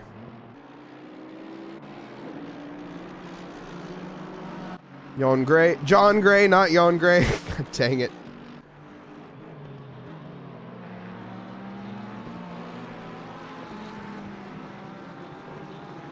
He's not as mean as he seems. Okay. He likes reactions, if you okay, I know exactly what you mean. So he's just... so he's kind of a dick. Got it.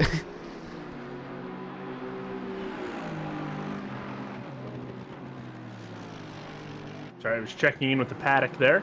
Mothman has gone off. The Mothman has gone off, man. Let's see what happened. Not the Mothman is off, man. Yeah, what is the weather looking like, Mike? Wet. It's looking wet and it's continuing. It's gonna to look rain. Wet. It is gonna rain and it's gonna continue to rain. Do you need to take another stint at some point? I do. Yes. I will be hopping back in the car here in just a few moments. Actually, probably about 20-ish minutes. So is Jake Wells no longer going to be driving? No, it is now down to Mike, Patrick, and myself. Okay. And Eric in chat is very concerned, as should everyone else. Yes. Currently, Mike Patrick down in P20. We will see where Blue ends up. Shunts this team down to P last. Let's go, baby. Currently, Joseph Savage completing 126 laps around the infamous track known as the Autodromo Internazionale Enzo Idino Ferrari. Yeah, Corey, you're too much of a whiny little girl to get into this GT3 series. You want to do a 6-hour? You want to do a 6-hour event? Not a chance. No way. No how. No way. You would complain the entire time. He complains anyways. He's British. Of course he does. Yeah, I mean, it's if you complain and you drop the results, then or you don't drop you keep the results, then who cares? Oh last, yeah, Pixel? At least I'm consistent. consistent. Yeah. I don't think I finished last in any box 3 events, sir. Oh man, and speaking of Michael Lee not being behind the wheel, look who has decided to take behind the wheel. Look who the cat dragged in, huh? It is now And Michael also, Lee. Corey throwing shade at me, saying that he would complain the entire time, but he'd be faster than me. True. Yeah. First of all, ouch. Second of all, you're not wrong.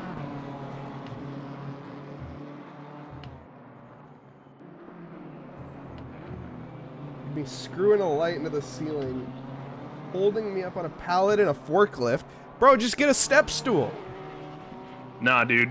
You don't violate any OSHA guidelines with a step stool. I violate OSHA guidelines on a daily in my job, and I don't. Alrighty, give a damn. folks. Well, time to call Mike's work. Oh, and, what's OSHA gonna do? What are they gonna do? Really? Like, Fun fact about Tosa, it's actually named after Ricard. That is not a thing. Tosser. And where did you get Tosa from? Tosa's the hairpin. Oh. That's after Villeneuve. After the second chicane. After Ricardo Tosser Rosset? That sounds like it's going to be like a D's Nuts joke. Wait, a light directly into the ceiling. I love, yeah, just screwing it straight into the drywall. Just no socket. no, And it mystically turns on. Yeah. Okay, no, that's pretty funny.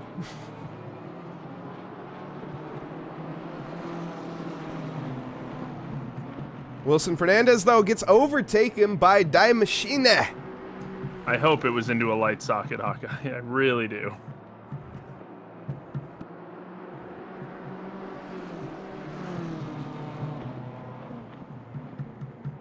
That's hilarious. On a little bit of a recovery drive. He's sitting was in P3, now into P2. I'm still just not sure why. Oh, whoops. Okay, well, that was a very exciting thing to go back on. I saw a momentary yellow flag, and I was like, ooh, what happened? Oh, man, that's funny.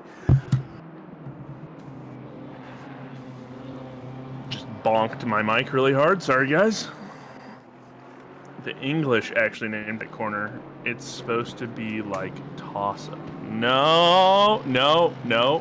That is definitely a D's Nuts joke. That definitely is a Ligma. That is he's trying to Ligma you or D. Yeah, no, that's. Yeah. We don't fall for no you. Ligmas anymore. I did fall for one last week. Oh, did you really? It's beside the point.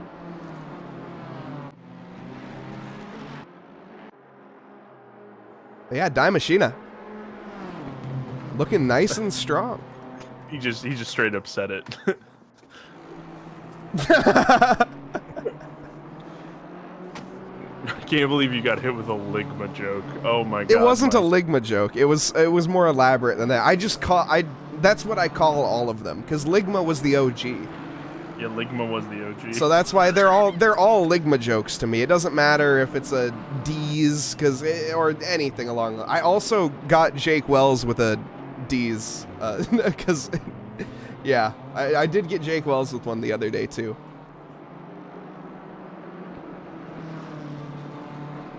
And then Bosworth proceeded to take it to the next level and get him about 50 times. I don't know if Bosworth is here anymore, but...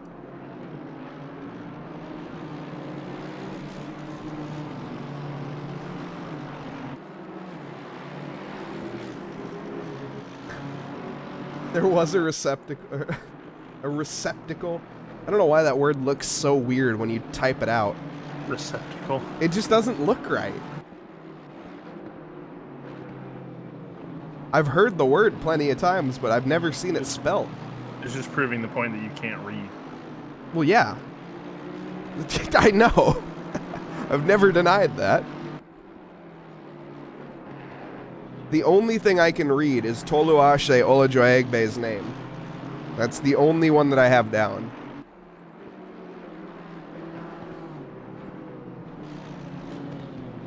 And that's fairly impressive, but you worked really hard on that. You sat there and read that forever. Well, I've done that to quite a few names, to be fair. It doesn't show. I mean, it shows, yeah. No, there's a couple names that I've read out quite a few times, and I still literally just cannot pronounce.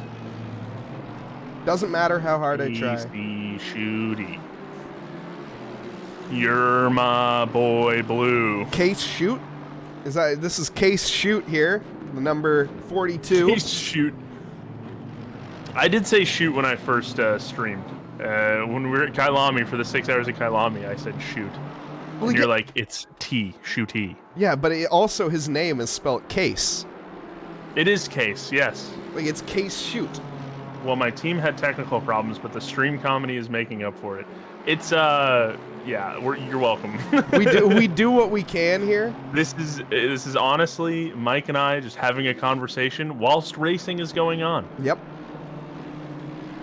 Case shoot chasing down Ismail Kobus. But on that bombshell, I do have to bounce. Alrighty.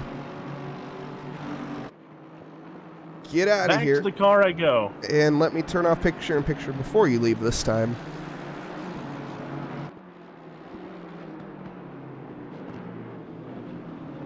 But yes, welcome back, everybody. It's just me now. We have lost Dominic Smedra. He will be behind the wheel of Michael... No, not Michael Lee's, excuse me, Mike Patrick's car. 614. Getting ready to start his stint as his stint comes to an end here. He's 49 minutes in. A bit more to go until he needs to pit.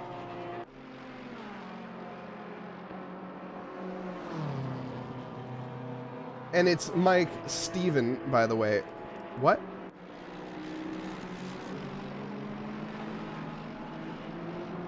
Who?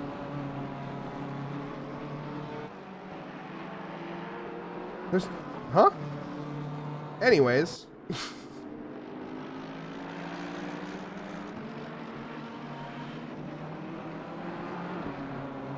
Oh, you're talking about your... oh. Ignore that. Okay.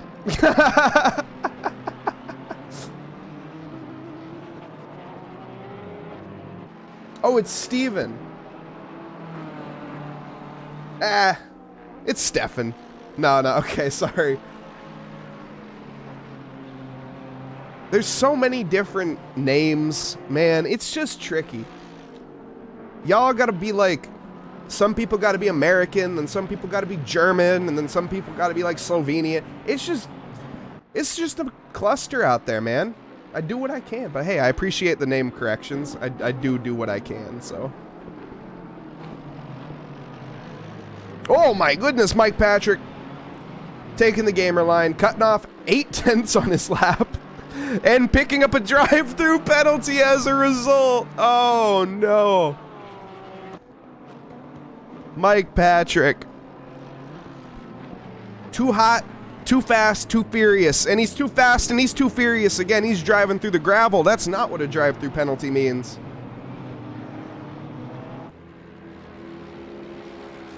This comes into the pits. We also have Casey Schutte.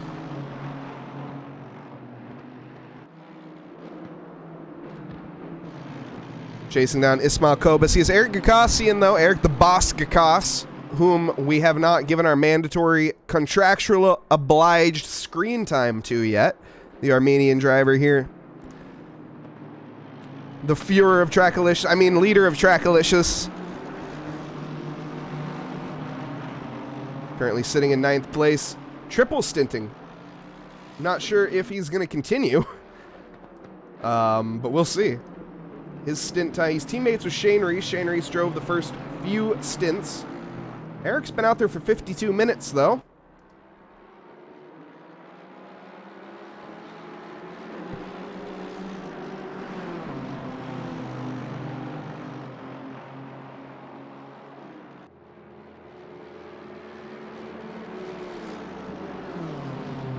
I get that you just want to be correct, but then why you don't want to know Jim Henson. I never said I didn't want to know Jim Henson. Now you're gaslighting. When did I ever say I didn't want to know? Come on. I just didn't know. It's ignorance. It's ignorance versus willful ignorance. There's a difference. Ignorance is typically okay. Typically.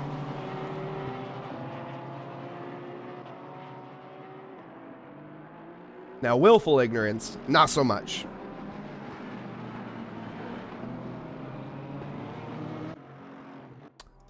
And we have Ole in there getting by Christopher Tones. He's in the pits currently.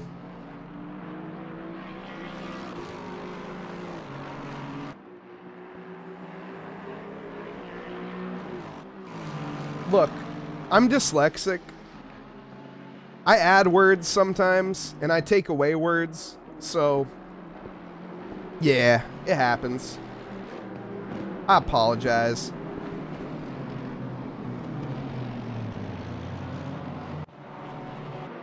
the gas has been lit. No, I gaslit myself, actually, is what just happened. Which is actually kind of impressive. You really think about it.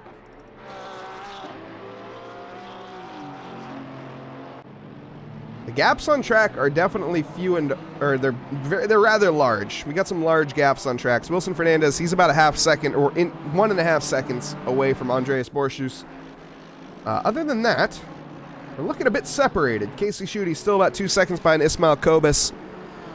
Lapping a little bit slower, though.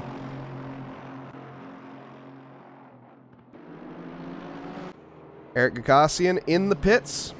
We'll see if he has a driver change this time around. Michael Lee having a bit of an error himself. Aqua Minerale, that corner has really... I wish I could see how many errors people have made in specific corners, because Aqua Minerale definitely has the win for that. I think pretty much every driver has had a little bit of an off-track excursion at the very least there, if not a incident where they were facing the incorrect direction.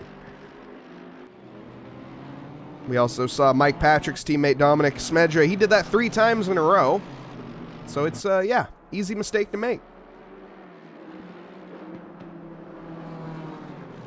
Unfortunately, no idea what the fastest lap is, due to the fact that it doesn't want to update properly, but I think it's a 148.8 currently. Let me see.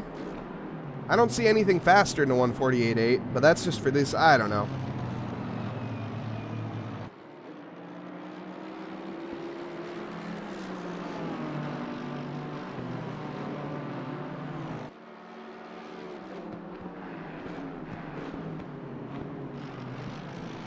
And then we also have everybody's favorite, Jason Provolone. He's up in P6, driving a really good race. He started in P5, so down a position. The teammates of Jason Provolone are Niall Schleter and Retro Coffin. I think Retro Coffin was just behind the wheel of the Phantom Sim Racing. Handed that over to Jason Provolone, probably peed in his seat before he left. And now we see Jason Provolone. He's about 50 minutes into his stint timer. And potentially going to hand it over to Niall Schleter for one more.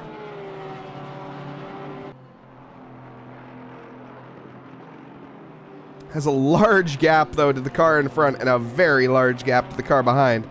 So he is looking fairly comfortable in P6 with 1 hour, 49 minutes, and 26 seconds left to go in this race. In terms of positions gained, Wilson Fernandez, he started in P27, which was P last, and he has managed to work his way up to P3. The Vacuum Racing team, absolutely dominant masterclass performance for them. Joseph Savage started in second, up a position to first. Andrew Borchers, wait, what? Andreas Borchers, why did whatever. Anyways, Andreas Borchers, down a position from where he started. Dan Tesaro up 4 positions from P8. Rock Cops up 1 from 6th. Jason Provolone down 1 from 5th. Justin Moffat up 2 from 9th. We got Coderman up 2. Olin up 4, and 16 positions gained for Shane Reese and the Trackalicious International team.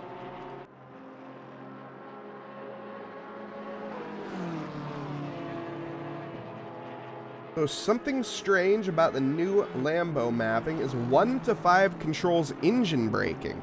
Interesting.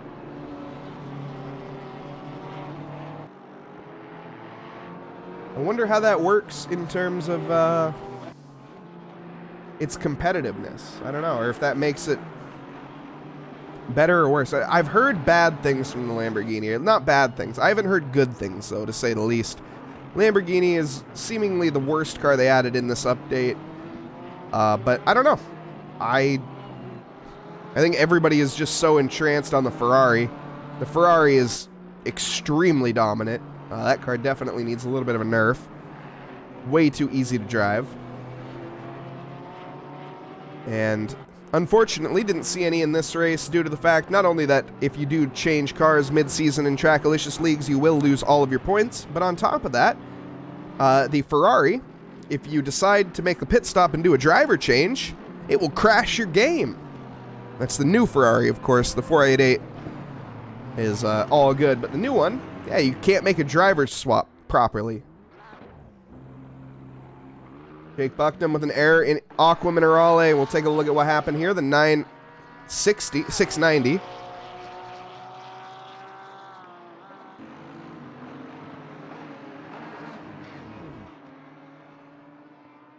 And there's a big moment. And Eric in chat, welcome. He's out of the car finally. Dude, you just did a triple stint, huh?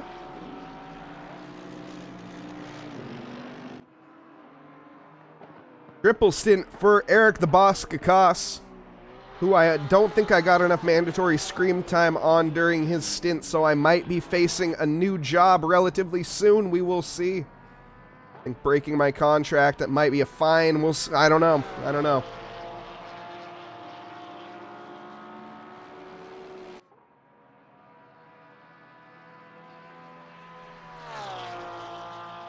Three hours is a long time.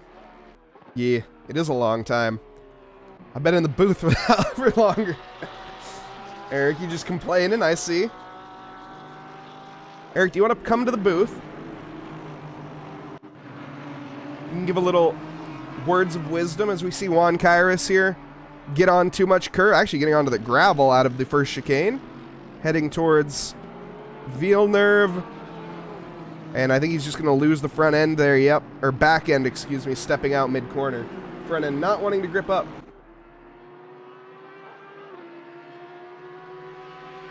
Add 2 years to contract? More like take 2 years off of it. Shane Reese! What has happened? Eric the Boss Kakasian has handed this car over. And already an error from Shane Reese. Must have left a nice package in terms of the driver's seat, we'll see. And pulled a Dominic Smedra.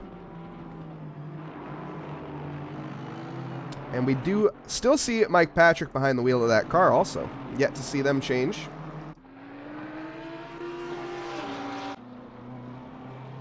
Jake Bucknam, though, after that error, is in tangles with Juan Kairos. I think also after Juan Kairos made the error. So the 928, 929, 931. What the heck is this new Porsche called? Big slide from the Audi, which is going to give Jake Bucknam the momentum here down the straight. And we are going to see the inside line for Jake Bucknam. This should be an easy overtake. Is it 928? 298? But what the heck was this car called? Seriously. Chat, help me out here.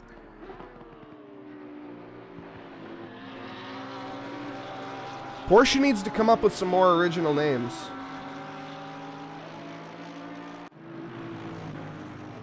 The new Aero has, or the new Lambo has some insane aero if you can keep it active. Interesting.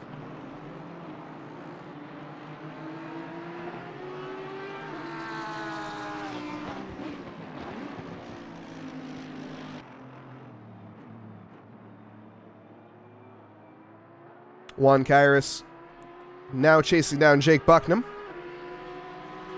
I think Jake might have the pace here to pull away. Fastest lap of Jake Bucknam is 0.6 faster than Juan Kairos. Doesn't mean much. Now Schlieder, he's now behind the wheel. Jason Provolone out of the car. The 992, thank you. I don't even know what I said. Well, I said a lot of numbers. I probably got it right at one point. Mike Patrick's in the pits. We are going to see Dominic Smedra take the wheel. The new Porca. Rock Cop's now behind the wheel of the Ferrari, the fun sim racing Ferrari 488. Provolone back in chat. Welcome. Am done for the day. Lovely. You had a great stint. Or 2 stints. I think you double stinted, right? Casey Schutte now hands over the car to Professor Cronotis. Stop-go penalty for my boy Blue. That is, of course, just Mike Patrick paying back the favor. Dominic Smedra gave Mike Patrick a stop-go 30. Now, of course, Mike Patrick giving Dominic Smedra a stop-go 30. So, just repaying the favor. You were trying to call the Ferrari the 296. Car names need to be more original. Why do they have a bunch of freaking numbers in there? It's so ridiculous. Did the second and fourth stint. Okay, so you didn't double stint, but you did 2 stints. Nice. Yes, there are no Ferrari 296s on track due to the fact that it is broken. Not broken good, it is literally broken in that it'll crash your game if you try to make a driver change in it. Which, you know, just ACC things, I suppose. Wet Enduro is so fun. It is. It really separates the good from the great. And it's looking like the track conditions are gonna stay the same. I'm not seeing any update in the weather. We have kept it pretty much consistent for the past 4 hours. Yes, it is also broken in that it is extremely fast and easy to drive and corners well and stops well and has amazing traction control options. Yeah, no, it's broken, yeah. I drove the car for like 2 laps and I already could realize it.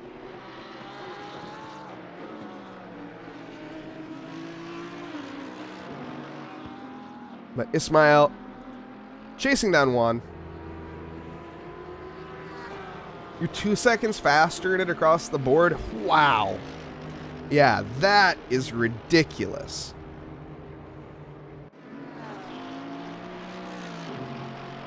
Turner Johnson now behind the wheel. Ryder Magnussen giving over the ZDR Boys Trackalicious car to his teammate of Turner Johnson.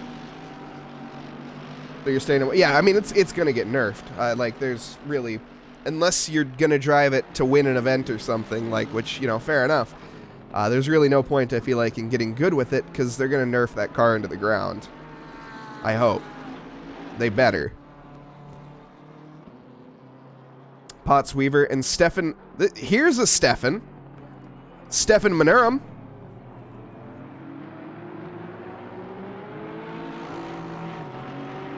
Can we see Potts Weaver? Taylor Johnston saw the rear diffuser of this car probably for more laps than any other car has in any stretch of history.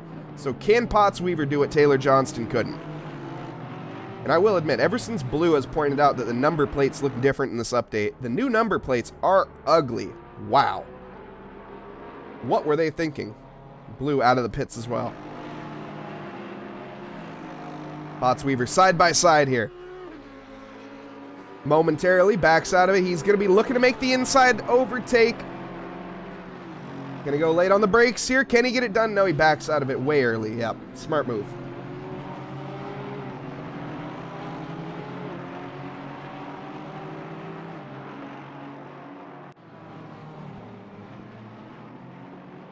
Flash of the headlights. That's Rock Cops behind.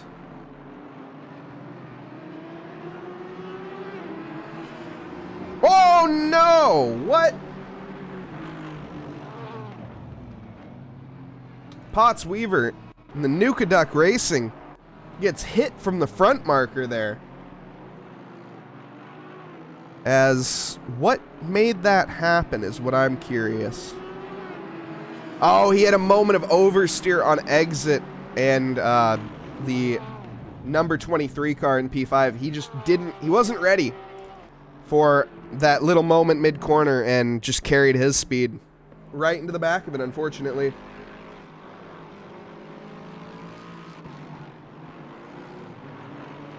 The new Lambo is like the old Porsche, except it's a momentum-based car. That makes sense.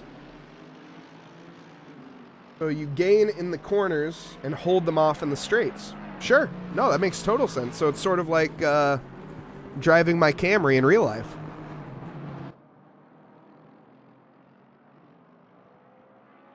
I relate fully.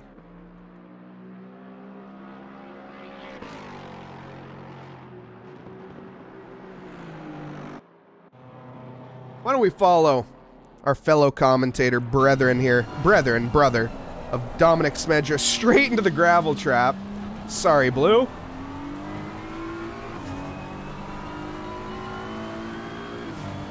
As we head down towards the second chicane now. That's a bit deep. Blue. Okay, we're going off of Blue. Blue, I'm sorry.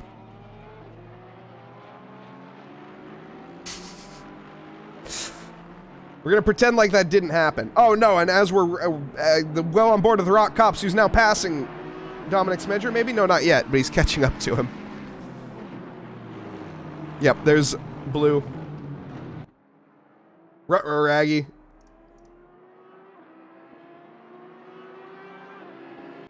Kyle Hampshire, he is now behind the wheel of the Trackalicious Enduro B car as Corey Hampshire pops in chat. Get a cheer on, or rather cheer against his brother. Joseph Savage leading this race by about 18 seconds currently. Going to be 19, 20, a bit more by the time he gets going. Against for sure. Yeah. I figured, but hey. Kyle Hampshire in second place currently. Lapping significantly faster than his brother ever could in a GT3 car. Joseph Savage, though, doing the same in that Nissan GTR, making it look easy. Renato Dornales in third, about 6 seconds behind Kyle Hampshire. The madman from Manchester, going to be under threat if he can't get the pace up. Got to get heat into those tires awfully quickly and get a move on. If not, he will have a Brazilian driver staring down his rear diffuser.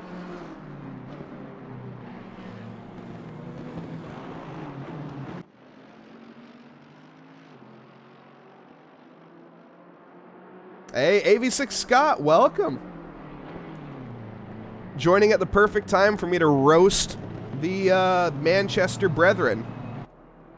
I need a, what's it called?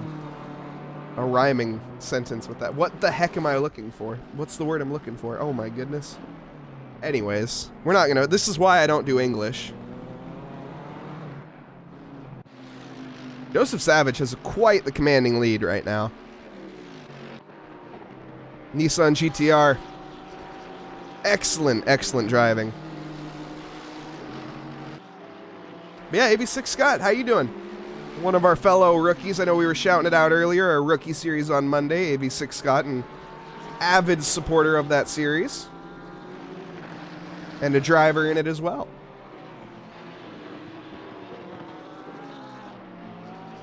Jobby for the win.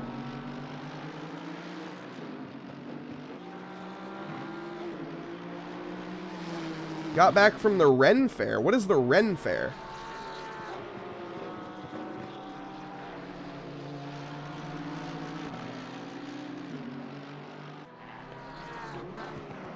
Having such a fast guy helps me out, though, speeding up there. Yeah, no, absolutely, yeah. I love driving with faster people. Is Joseph Savage, is that Jobby? Who's Jobby? I know I'm out of the loop here, but I've had 2 people say let's go Jobby, so I'm assuming that's Joseph Savage. A Renaissance Festival? Dude, that's dope. Oh, the Ren Fair. Okay, that makes sense. You went to a... Dude, that's sick. You bring the family there? Oh, no, Joseph Savage was there.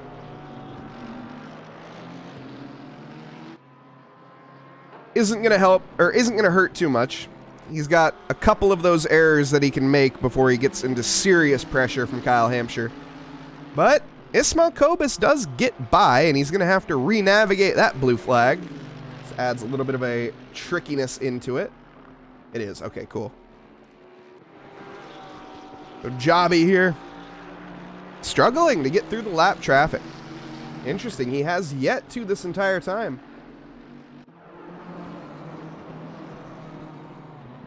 Muff David Funk, Kevin Blanchett, and Kimo Kwiatoszewicz.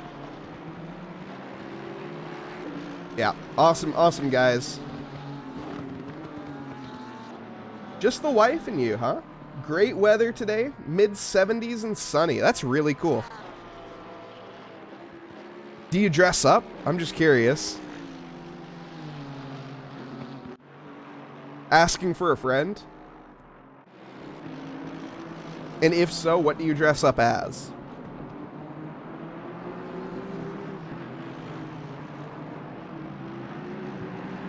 No, you don't? Okay. Speaking of dress up, Provolone, I don't know if you're still here, but I know you're awfully close to getting to that dino costume redemption, and I don't know how many other people are, but we're ready. We're ready. That's all I gotta say. So as soon as someone redeems that, it's in the works.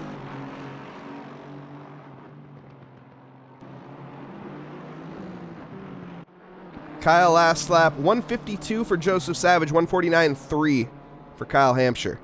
So we'll see what this lap brings.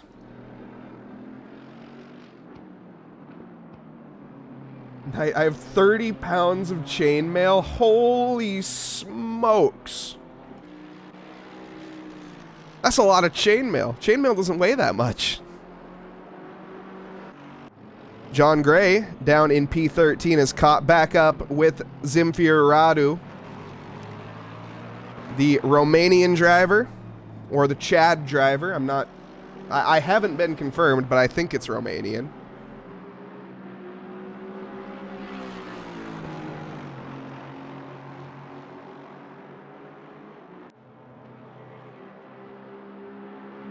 But does anyone know? Is this the...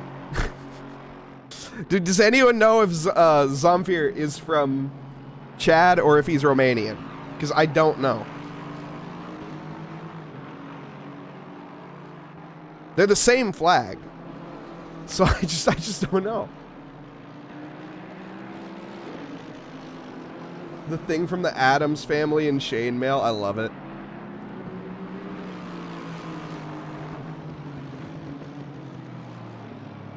Yeah, they literally have the exact same flag. Yeah, I don't know which... I wasn't kidding. That's just like one of those weird facts that I have in my head where whenever I see the Romanian flag, I'm like, yeah, but that could be the Chad flag. Even though I've never met anybody from Chad. But one day I might, and that could be Zamfir. I don't know. Zamfir Radu, though, doesn't sound like an African name. It doesn't sound that Romanian, to be fair, but I don't know any... I don't know... Yeah. Radu is Romanian? Okay. No, that makes more sense. I don't think he's from Chad. Zimfir doesn't sound like a African name. That's all I gotta say. Egyptian? That's not the Egyptian flag. Yeah, the Egyptian flag's got a... Nah, he ain't Egyptian. I don't think he's from... Like I say, Zimfir is not... Or Zamfir. That doesn't sound African to me, just personally. It sounds Eastern European. So I'm gonna go with... We're gonna go with Romania. He's the Romanian driver, who's currently under threat from John Gray, the British driver. British driver in the British car.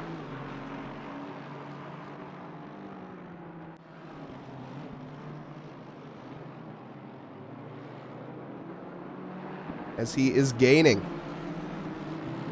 Let's take a look at the last laps again. Kyle Hampshire lapping 148.9 compared to Joseph Savage 150.1. Kyle, he's wheeling him in. It's going to be a matter of a couple laps, but Kyle definitely has the pace. Both of them fresh out of the pits, too, so I don't see either of them coming in for the next hour.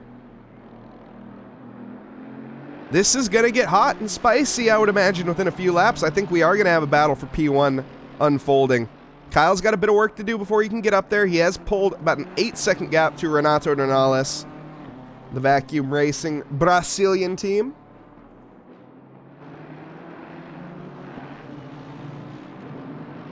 This battle, though, can't take an eye off it. Radu going extremely defensive here.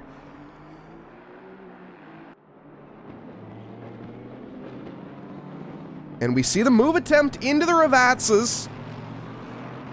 John Gray, though, not quite. Trying to get that better exit onto the start-finish straight. Heading down to Tamburillo now. Who will have the better drive? That Lexus is a rocket in the straight line, so I think... We'll see, though. The Aston Martin with the slipstream. As you can see him, he pulls out of that slipstream. He still has the speed. Heading into T1 though. Late on the brakes. This is going to be the move attempt. Can he keep it on track? We see the AMG getting the heck out of the way. And the 14 car is through John Gray. And the Steez Racing Aston Martin makes the overtake on Zimfiru Radu. Great move. Very patient, opportunistic, and just gets it done very safely. John Gray just needs to keep his wheels on the track, as we see a little bit of an error there for him. And he should be able to hold this position.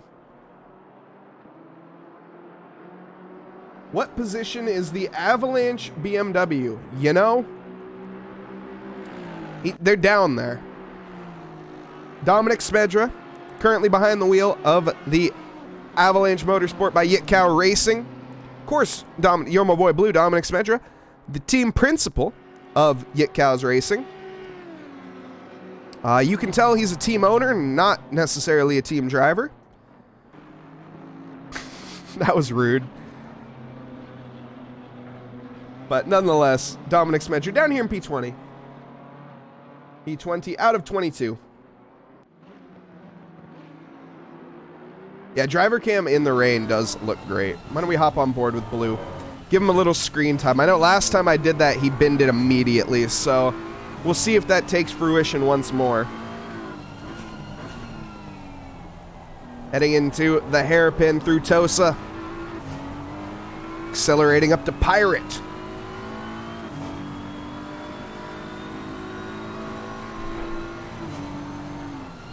Hold the smoke, that ya boy.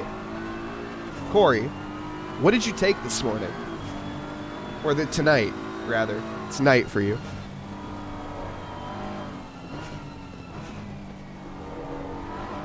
And look at that. He manages to make it through mineral water with no issue this time around. That's honestly a bit of a miracle for Dominic Smedra. Of course, we will see him back in the booth with us once his stint is over. He is doing everything tonight, commentating and driving.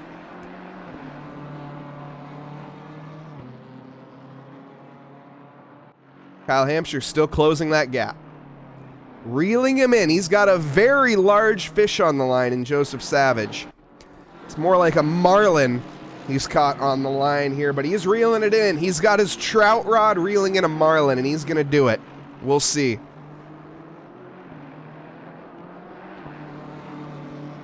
It's going to be a tall ask for Kyle Hampshire, but still hour and a half, hour 24 minutes and 21 seconds to go. So plenty of time to do it. We see a little bit of an off track. I'm not sure who that was. It was 2-2-1 of Stefan Manurum in the team Früh. It's German. It's not Scandinavian. The sound that I just made definitely wasn't anything.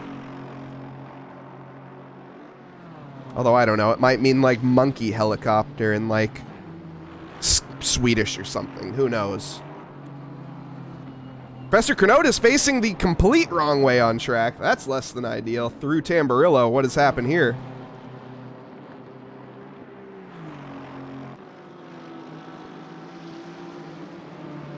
Bit deep onto the curbs. Caught some air. How? I know I said it earlier, but man, even with these suspension changes, these cars look unrealistically bouncy.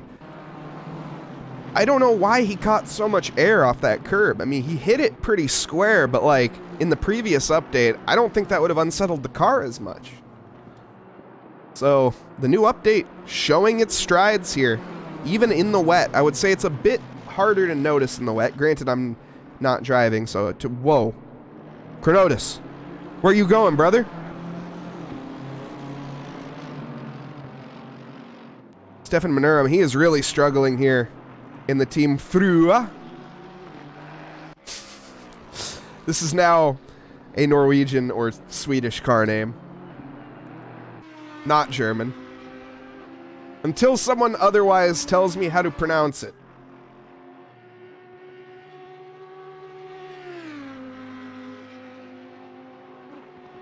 But yeah, battles on track definitely spread out a little bit. Why don't we watch Kyle Hampshire on board here as he wrestles that BMW through the second Ravazza.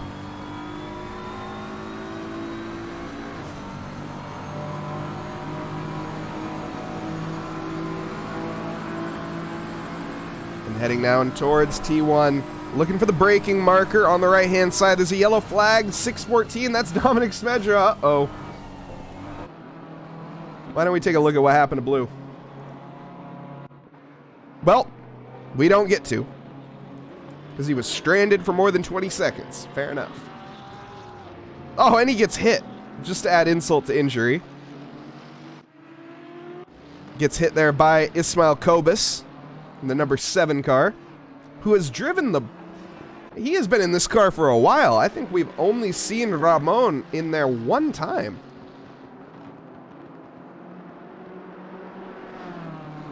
The slow speed tap, yeah, exactly. Just a little love tap, letting him know that he was in the way. Just kind of telling Blue, get the heck out of the way. You're making a chicane already in a chicane.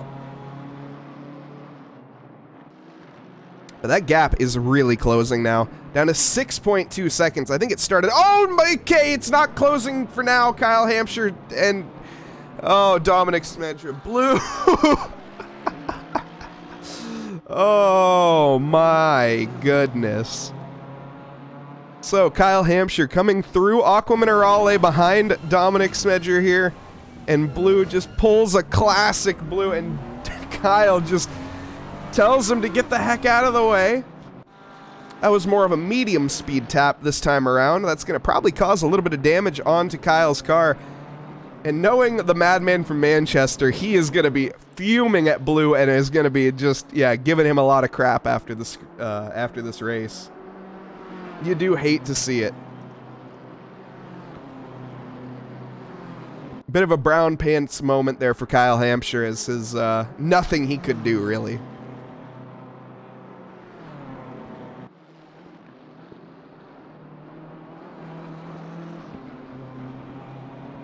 Somehow he still had the faster lap. Yeah. 151.6 even with that error. Compared to Blue's 215.6. Blue, dude, you're driving like a freaking Mazda MX-5 here. Not a BMW M4.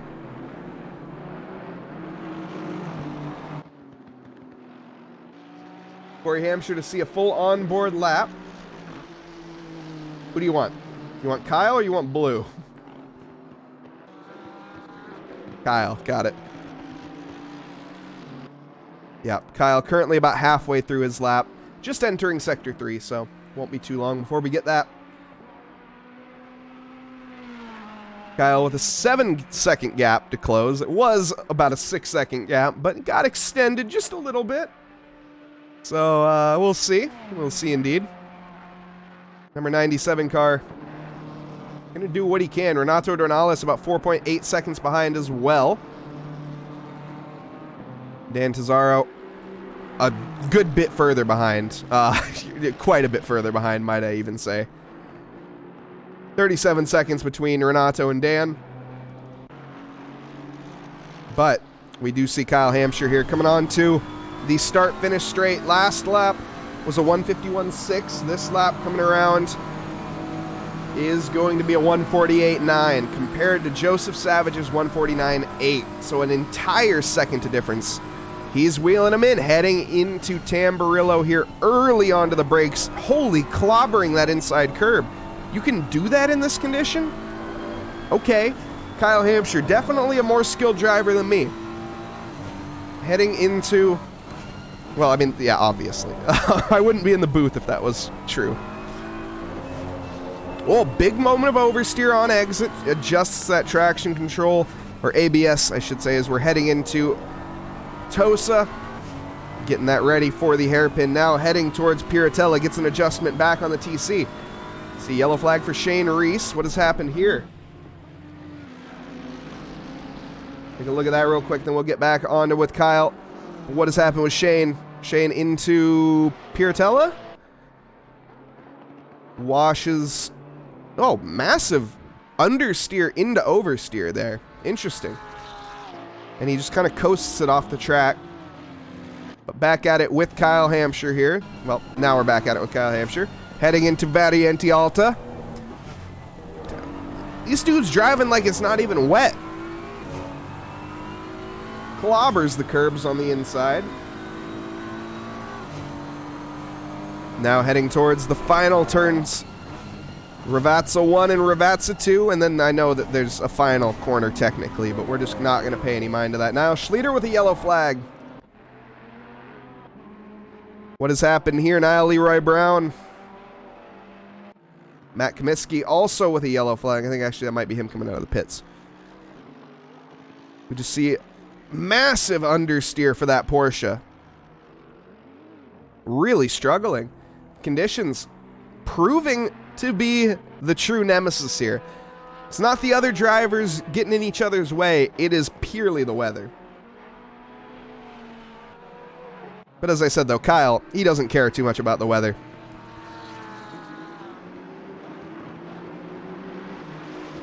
He is driving like it's dry out there.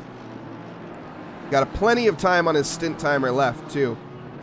20 minutes into it, 65-minute mandatory stint timer, so he has about 45 minutes left to go.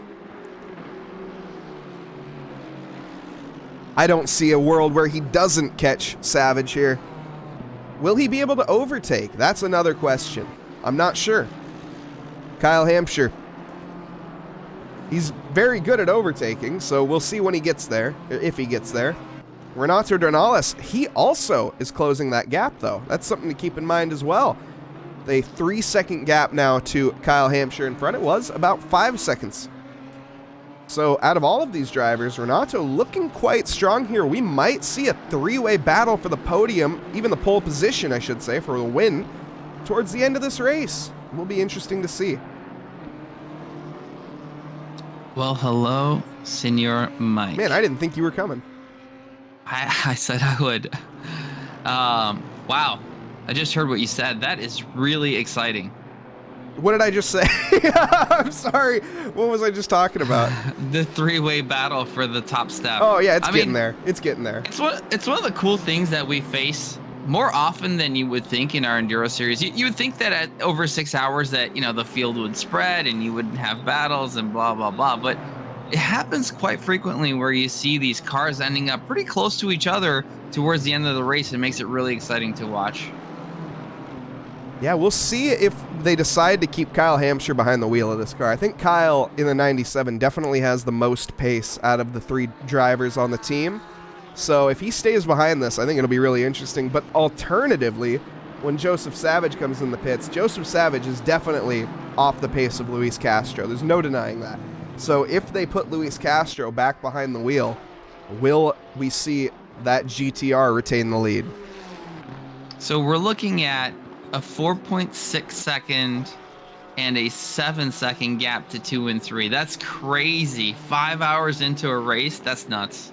Yeah, absolutely. And both of them, like I say, Joseph Savage, he's the slowest lapper this time around compared to these three out on track. So both of them reeling him in slowly. I made the analogy earlier, Kyle Hampshire, he's got a trout pole and he's reeling in a marlin, but he's slowly doing it, chipping away at it. That's definitely a Seattle reference right there, a fishing reference. Very true, though. I feel like it's a very apt description of what's going on here. The gap ever closing. And the driver stints, there's not going to be any out to pit and change drivers here. That's 25 minutes for Joseph Savage, 23 minutes for Kyle Hampshire. So both of them with 40 minutes to go. It's quite tight. Looks like Dornelles is reeling in Hampshire as well, but has Kobus in between, so that's going to give Kyle a little bit of a breathing room, assuming Kobus gets a little bit in the way. This is interesting. I mean, I don't know. Within the next half hour, you're going to see some fun stuff happen between these three up front. Yeah, I think we are going to see a three-way battle. It's a matter of, like I say, can Kyle get the overtake done early? I don't know. It's been really tricky. We've seen a lot of drivers struggling to make overtakes here. In terms of the track conditions, you drove for 3 stints in a row. How do you say this track's feeling? Might be a controversial statement, but I like it. Well, you like it, but why do you like it? So, I mean, what I'm finding is, it's surprising to me, and I think the explanation that I gave to others is that I come in at a bit of an advantage. And because I was so inexperienced and slow before, I had to unlearn less to learn the new patch. Right? So I think I found decent pace relative to some of the other guys. So for example, looking at the Hampshire, Borchers, Lamlin team, I used to be 2.5 seconds slower than them, and in these conditions I'm like 1.2 seconds slower. So the patch has treated me well. Suits my driving style, which I would say is more of like a throw the car in type driving style, more aggressive, and work the tires a bit more. And I think that's, people who are a little bit smoother are less likely to like the new patch, which I've been hearing from quite a few people. Woo. Your teammate taking an alternate line there. Yeah, seeing that right there. But ooh, and Professor Chronotis has managed to collect, who is that? Dan Tazaro, that's our 4th place. Looks like an error through mineral water. Onto the curb, pulls a blue, rounds it exactly into the same spot, and Dan Tazaro gets clipped and collected. Yeah, we've seen Blue make that mistake 3 times in a row. So, such an easy mistake to make. Anyone here using the new GT3 cars? How's it going, Forzy? Yes. There are a couple, at least one that I know of.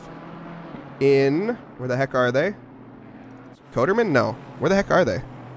The Porsche. I think one of the ZDR teams was using it. Bucknam. There we go.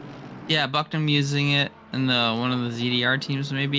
Yeah. There were a couple, unfortunately, so I'm sure you've already talked about this, but we had a few people in the Ferrari for this race, but had to back them out or switch their cars out because we were notified this morning that the Ferrari does have a fatal error issue in driver swaps this morning. So last minute changes for some of the teams, really difficult to adapt to considering the complex conditions of the race that we have. Not only do we have a new patch and new tire model, which is essentially a completely new game, but also racing in the rain with a car that they hadn't had a chance to practice or have setups for.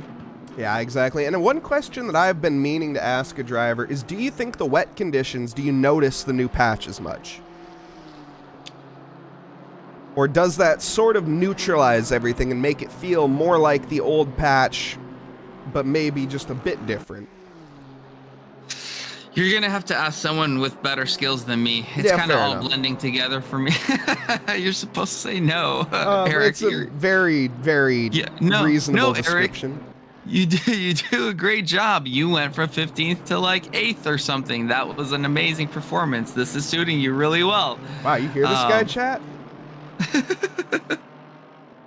I guess too high expectations, but it does feel a bit different, but you don't feel the difference as much as you do in the dry tire. So it still moves around quite a bit, especially on the limit. The way the grip goes away on the limit is really interesting to me. To me, it feels more realistic.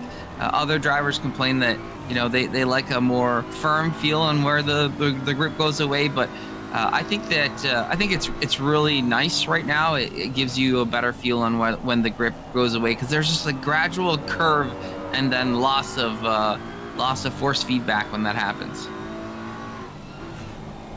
I think that's just me.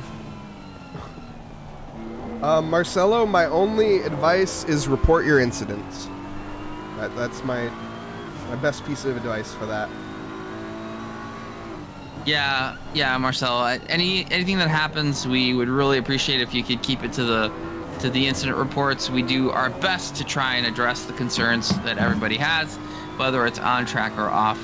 Try and keep everyone in the community happy. And we do have live stewarding for this race, so we do. If it is a problem, it will be dealt with. It will.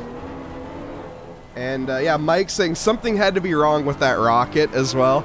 Yeah, that car is broken in multiple ways, quite literally. It's broken in its straight line speed, it's broken in the cornering speed, and it's broken in that nobody can change drivers in the car.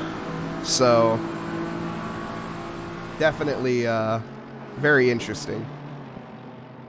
I think some donations of pasta were made over to Kunos from Ferrari to try and get a little bit of a zoom in that car. Yeah, that car is going to need a nerf, no doubt about it. I think we're going to see that sooner than later. Yeah. But Jonathan Mendez, thank you very much for the follow.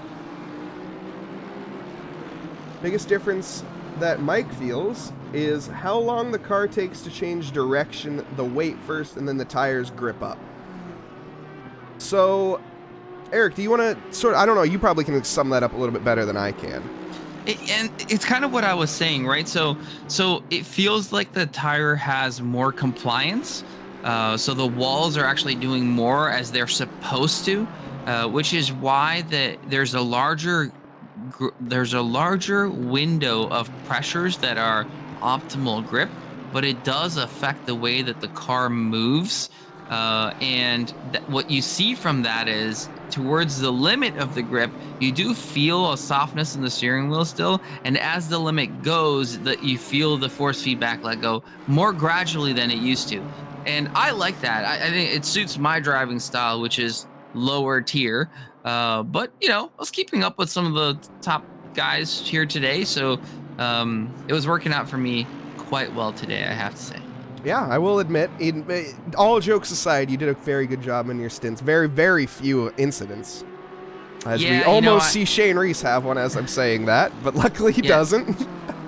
I gotta sneak something in here and there, so I did manage to get a drive-through by switching to second gear on my exit. So, you know, we gotta keep me honest and humble. Every once in a while, gotta sneak in a little problem, even though the stint was almost perfect. And yeah, I did notice that as well, Corey. The gap between Renato Dornales has slammed shut. That was down to about a second and a half. And also on top of that, Kyle Hampshire has closed the gap to Joseph Savage to a second. So this is insane. We are going to have some very, very intense battling relatively soon. But once again, we still have an hour and 4 minutes and 52 seconds left. So I just don't know if the drivers want to do anything too risky with this much time left.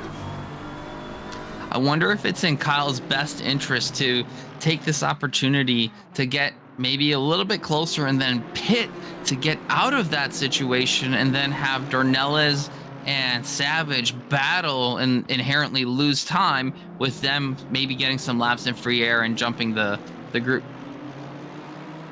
Yes, Wilson, hello. And yes, I know. We also have this battle between Ismail Kobus, though. They're getting closer. They're not quite there yet. The battle between Ismail Kobus, these guys were on it for a moment there. Looks like Kobus has fallen down just a little bit. Matt Comiskey, he is chasing down Matt, our team. Some Matt on Matt action here as we head down to the Ravazzas.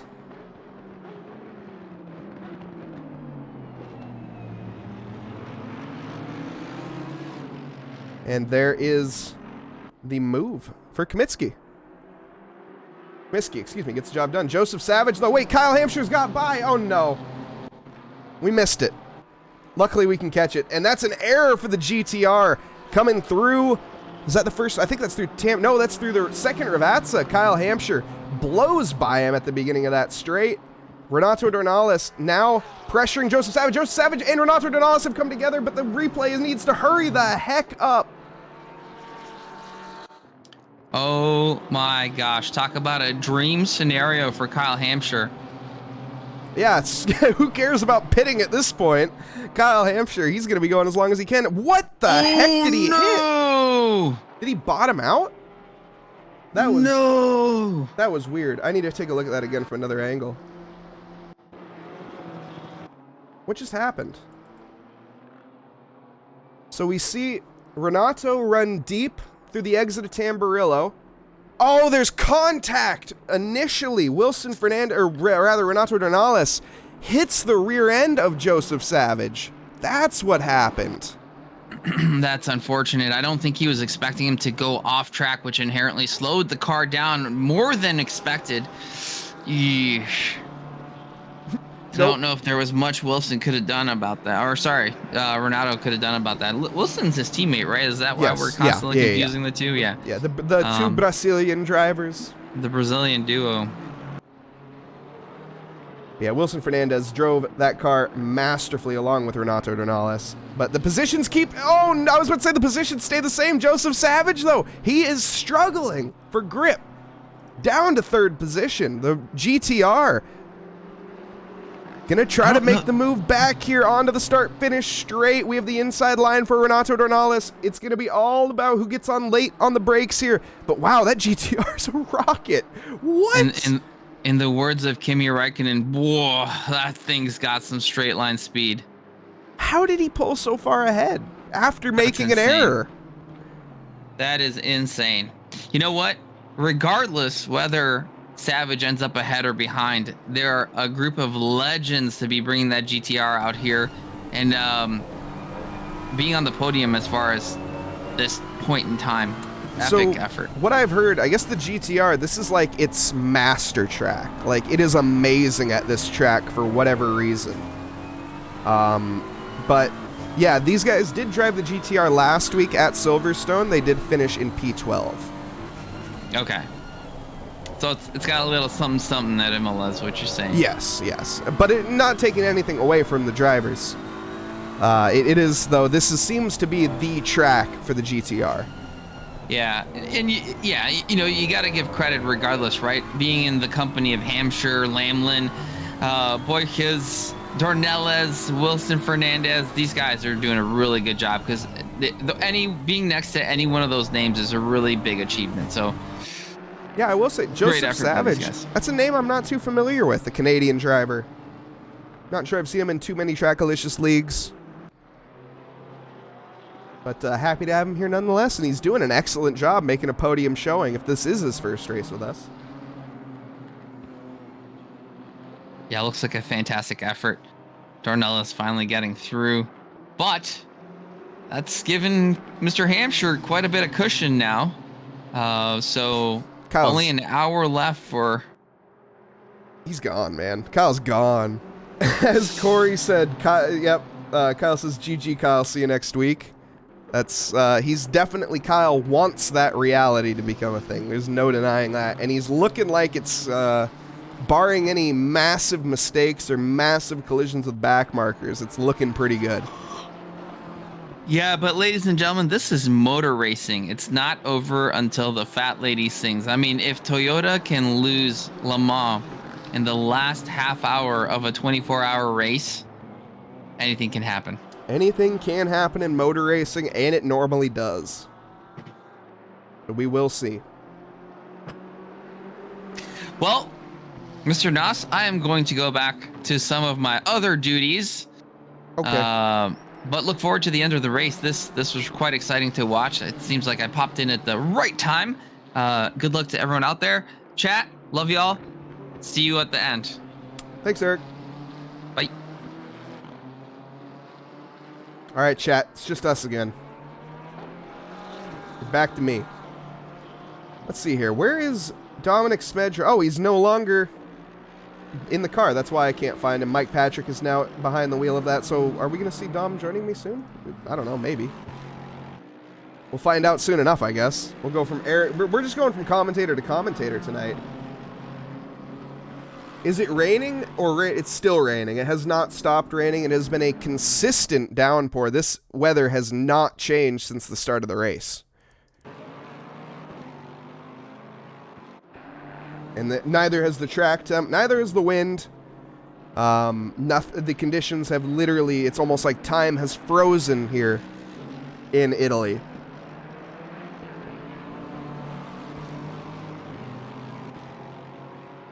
But it most certainly hasn't, though. No doubt about that. Michael Lee, he's out of the pits here. Kyle Hampshire leading this race. He wishes time would stop. No doubt about that as well. Blue in chat, not in the booth. Interesting choice.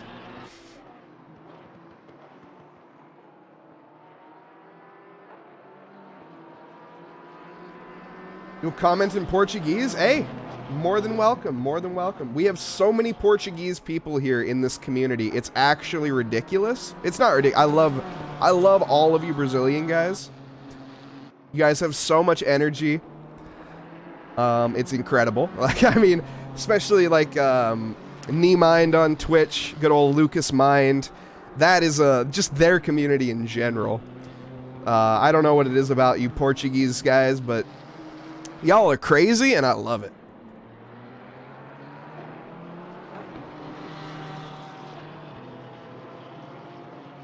Oh, Blue, did you? Yeah, you killed Kyle, that's right. You stopped his charge momentarily.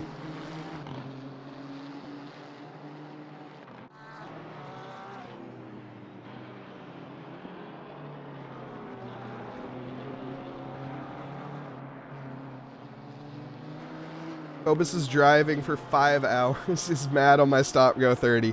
Look, it's 30 seconds, Cobus. Chill.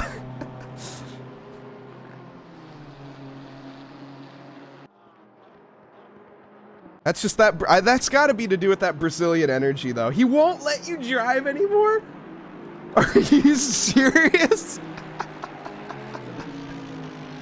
Ismail.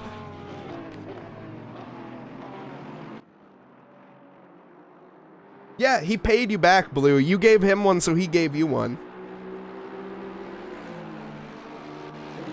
Ismail Cobus, the stubborn Brazilian is what I will call him from now on, the pigeon racing. Not letting the most handsome teammate of Marcelo Ramon behind the wheel. Just leaving him to be a poster boy.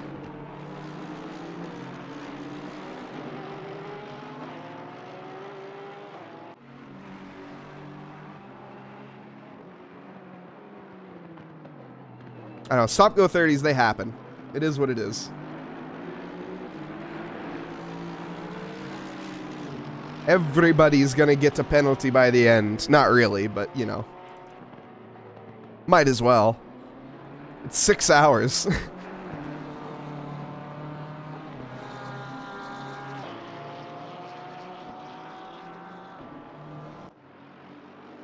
The battling on track very much to a lull.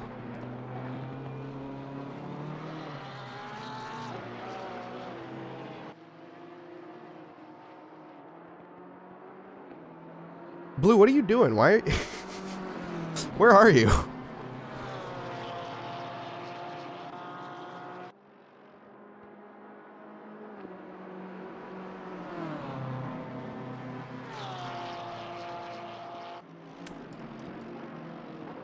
Yeah, Joseph Savage, about 5 seconds behind Renato. Renato 7 seconds behind Kyle. So the top 3 battle ended relatively quickly. Are you not coming back into the booth, Blue? Am I going to be alone for the next 54 minutes and 16 seconds?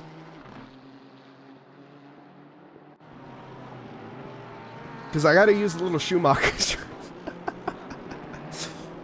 No.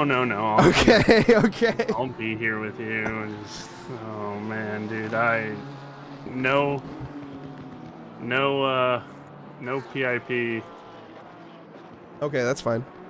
Oh. Yeah, that wasn't the greatest stint for you there, was it? It wasn't, I mean, it wasn't the worst. Like, I was getting better towards the end, but, dude, I feel, oh my god, I felt so bad. I absolutely murked Kyle, and I didn't mean to.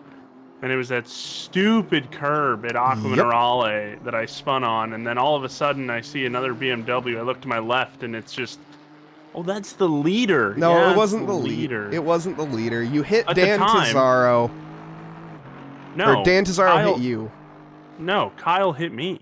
Wait, you hit Kyle, spun out, and then didn't you get clipped by Dan Tazaro? I got clipped by someone. I don't know. That was Dan Tazaro that clipped you, yeah. Whatever. I felt terrible. I was not. I sucked. You took out P2 and P4. Dude, I'm like a young girl trying to make it in Hollywood. I suck so much at the wet driving, immensely. Like, as soon as it was wet, I should have just been like, you know what? Let's go do something else on my Saturday. Like, stay in the booth stick with bamboo me. shoots somewhere I shouldn't stick them. Knew we should have banned Dom, dude. Gamer words, man. There were a lot of gamer words on that stint. That would have been a pretty Dude, I felt terrible for taking Dom out. If I would have taken, like, Eric out, I mean, I wouldn't have felt as bad. I would have been like, hey, he probably deserved it. But, man, I feel terrible when I take people out of races. To be fair, we did catch it live on stream and replay it twice. Oh, good. Yeah, I'm glad. So Just we dropped caught the knife. every single camera angle of it. Did you catch my brake failure at the penultimate corner where I almost killed Matt, our team? No, I don't think we did catch that.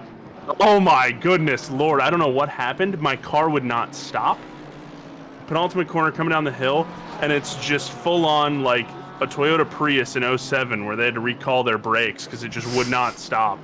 And thankfully, Matt, our team, shout out to Matt. He's a very, very good driver, and he noticed that I wasn't stopping. And it was not on purpose that I was diving him that hard, but he noticed I wasn't stopping, and he stayed straight instead of turning in because I would have ended both of our races right there for sure. Ended this man's whole career right in front of his eyes. It's all right. We love you. Thank you. Thank you, Kev. Yeah, target Eric. Who cares? You're doing it for content. Provolone, how many channel points do you have, by the way? Eric, I wish I could say I was doing my shit driving for content. I really do. Dom, can you please tell Kyle it was netcode and watch him explode? It was netcode, Kyle. I'm so sorry. You definitely should say that, though. It wasn't netcode, though. I already said in the Enduro chat, I said OMFG, I killed Kyle. I felt so bad. Because, of course, you know, as a back marker taking out a front runner, we had an issue at Bathurst one time with that happening, so I'm going to get asked to not race anymore. Yeah, maybe you should Or I'm going to ask to set very specific times at specific tracks to be able to participate. Okay, you didn't need to say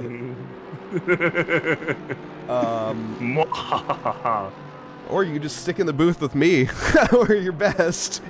Yeah, I love driving, man. I know. This series is so much fun. Tracklicious is such a great, we sit here and we banter, but and we talk trash about Eric, but it's such great driving, and it's a cool community to be a part of, and the events that you guys host is really fun. So commentating them is equally fun, but running in them is more funner.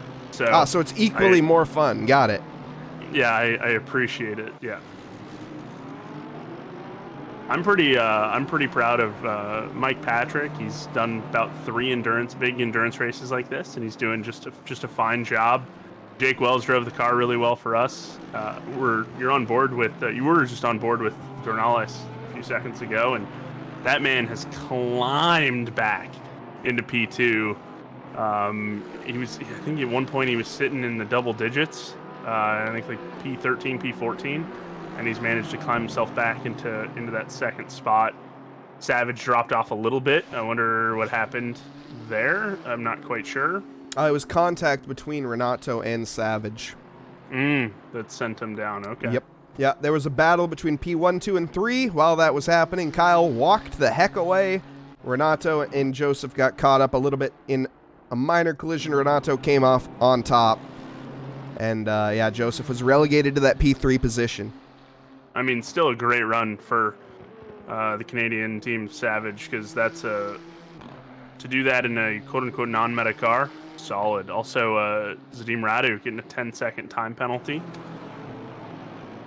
I don't think that's their first one. I don't think so either.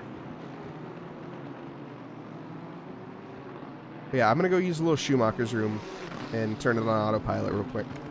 All right, sounds good, champ.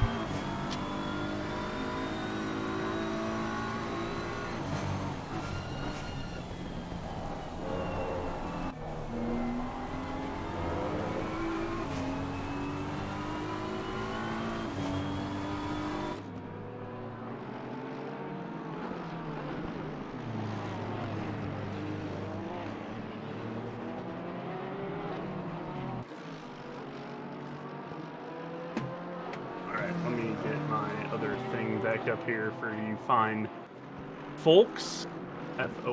And we're on board with the leader right now, Kyle Hampshire, and we head over to Kurt Peters, 976 Ferrari. Done a fantastic job sitting pretty much dead center, P15 as it stands right now, in that 976 Ferrari. Just kind of trucking along, trying to make their way up into P14, but there's quite a bit of a gap to P14 as it stands right now. Let me get my other stats up here. Bear with me, folks.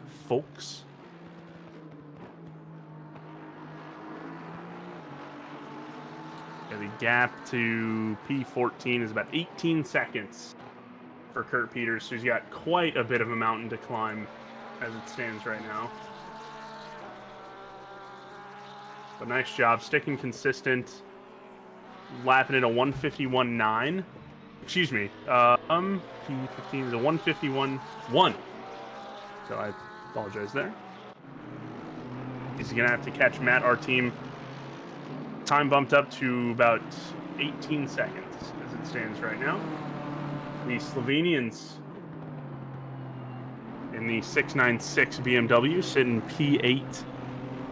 They have about a minute away from P7, but they did just gain a position, I believe, because Shane Reese is in the pits. We should be seeing some driver swaps here soon. Bosch, the Swiss driver, the 441 Audi. Ooh, getting a little squirrely there. Squirrely dandling it through the Villeneuve chicane, I believe is what it is. Chris Tones overtaking Shane Reese. As Shane Reese comes out of the pits, Tones coming into P10. There is your P4 now. Luis Castro getting overtaken by Dan Tesaro. And thanks to Autopilot, we missed it. Kyle Hamper Square sitting in P1, 168 laps completed for the Tracklicious Enduro B team. Not looking like a B team right now. That is for certain. These guys are pretty fast. Dornales still with the fastest lap at a 148.22. And the weather is still looking like it's going to be raining. So nice, nice, beautiful Italian day here today.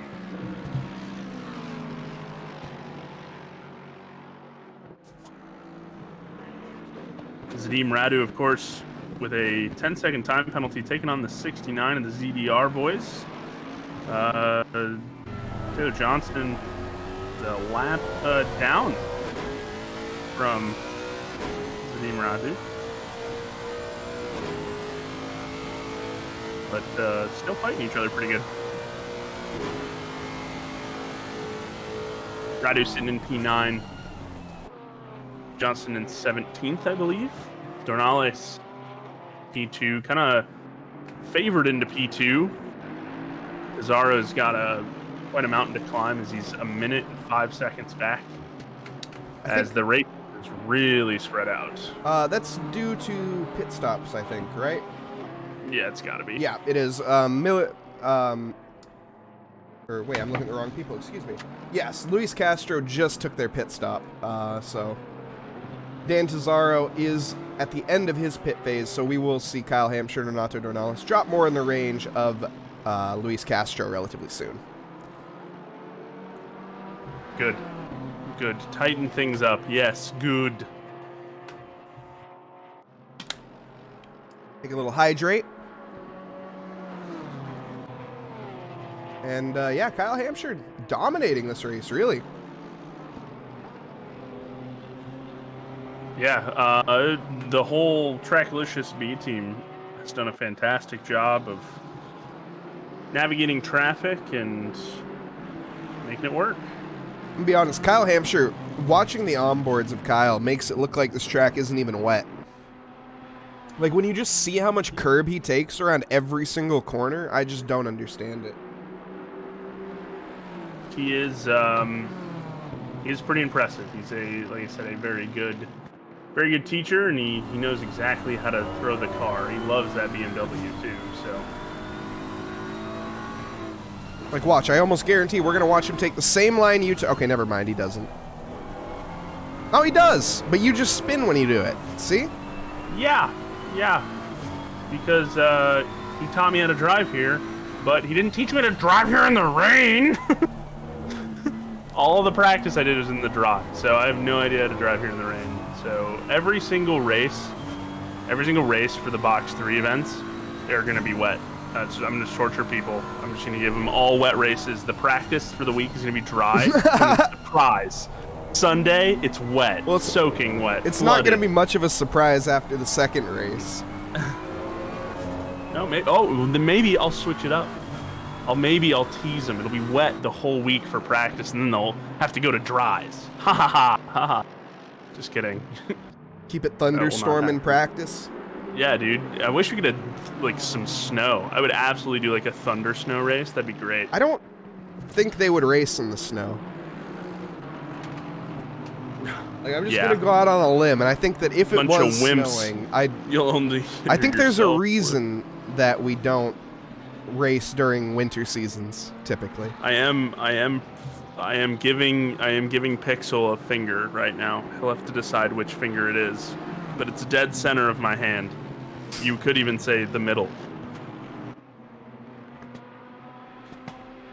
Moving on. 41 minutes. What? Moving on. 41 minutes to go. Yeah, we have 41 minutes left in the race. 16 seconds.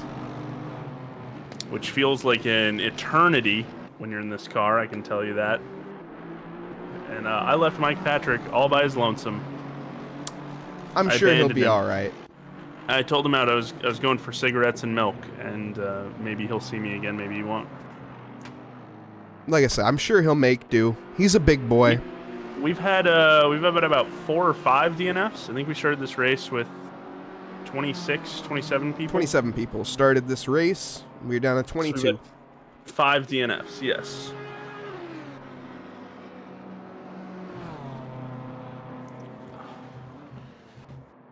And it looks like Kyle is trying to hunt down that's an Audi. That's an Aston Martin, excuse me. Well, Carlos Guzman went off the track, made his job real easy. Yep, there you go. Yes, David. Say my name in chat, you have my attention. Yes.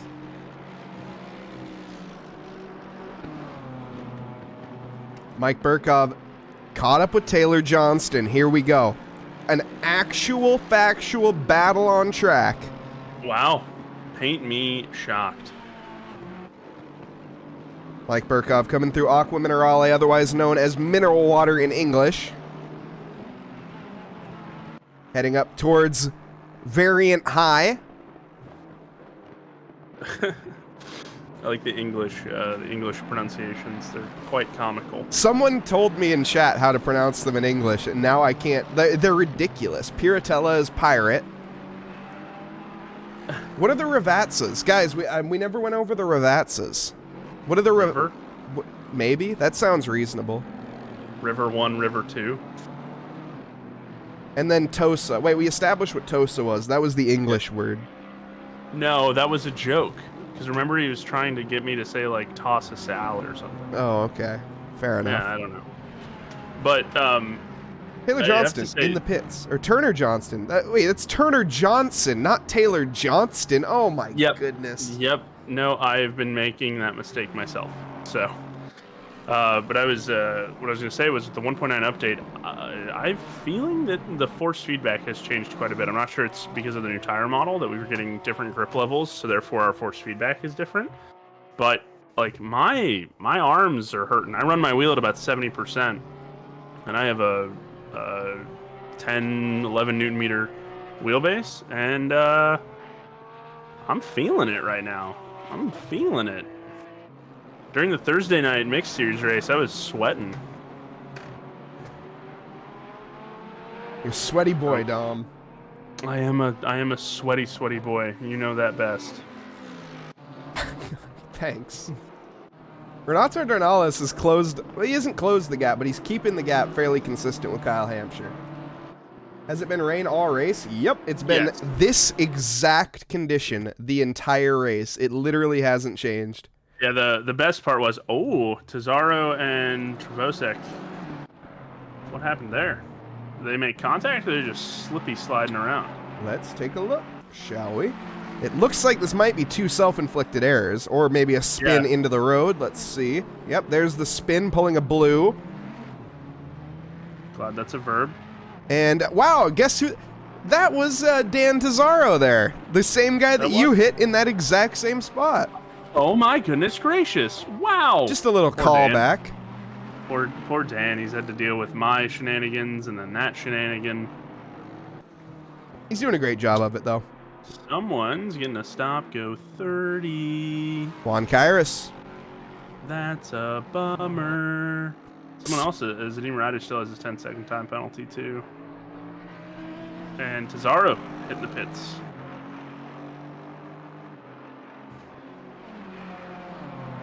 Luis Castro has worked his way up into 4th. Wait, no, Luis Castro. He's in the GTR. Never mind. He's worked his way down to 4th position. Oh, that's because Dan Tazaro's in. Should be pitting. Yeah, yep, yeah. we are going to see the switch. Pitting, he'll bump back up.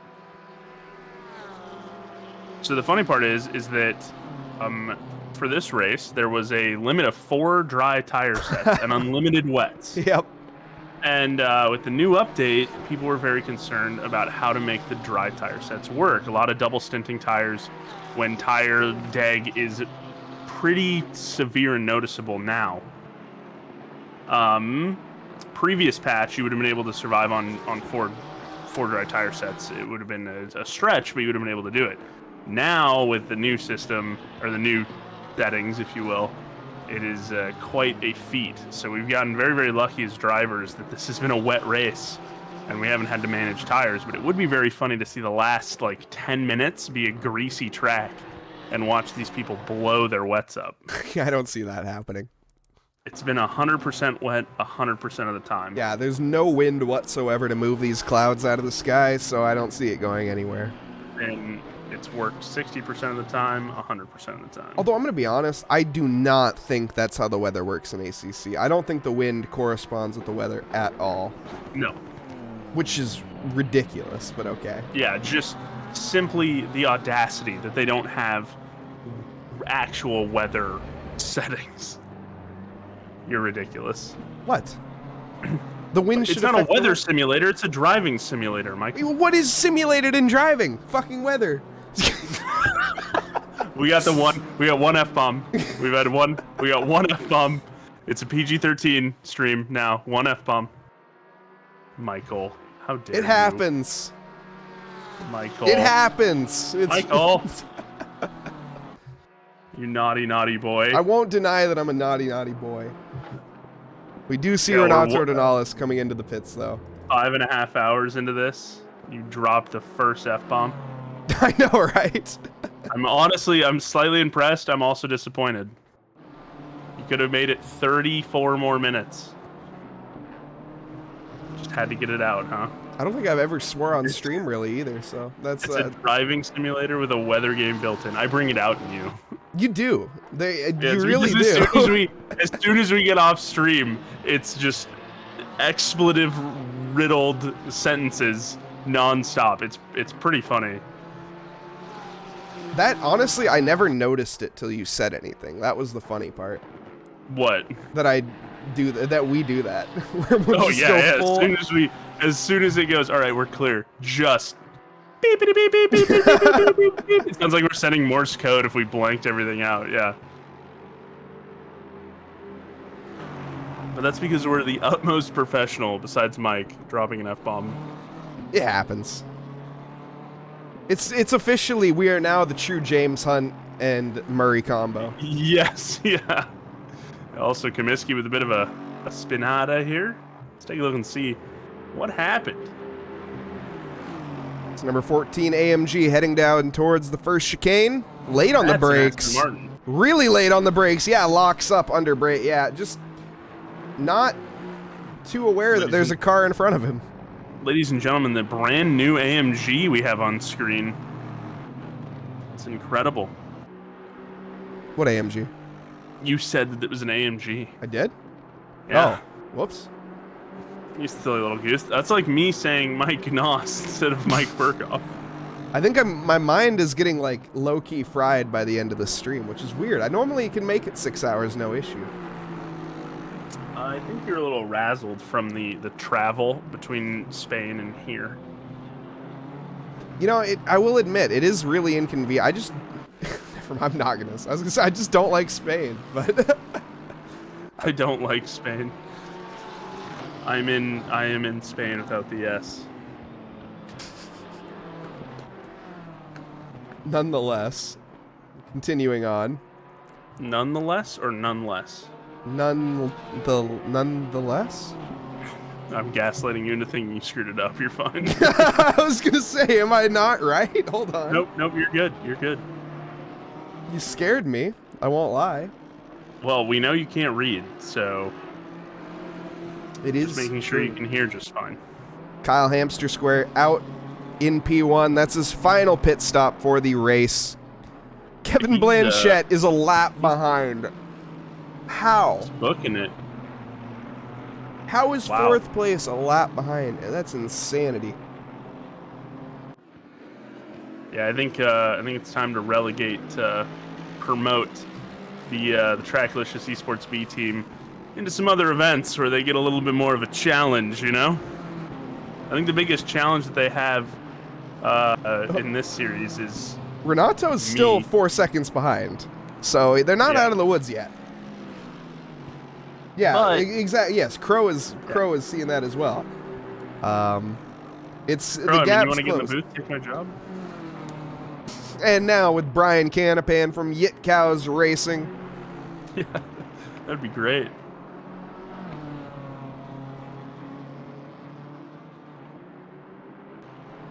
Dornalis is lightning quick, though. I recognize the name. From what?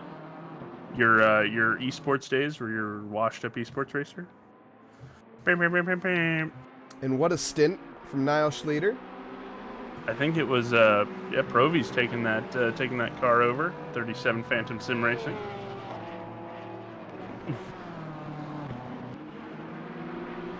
And 2 Sex Ted. Yep.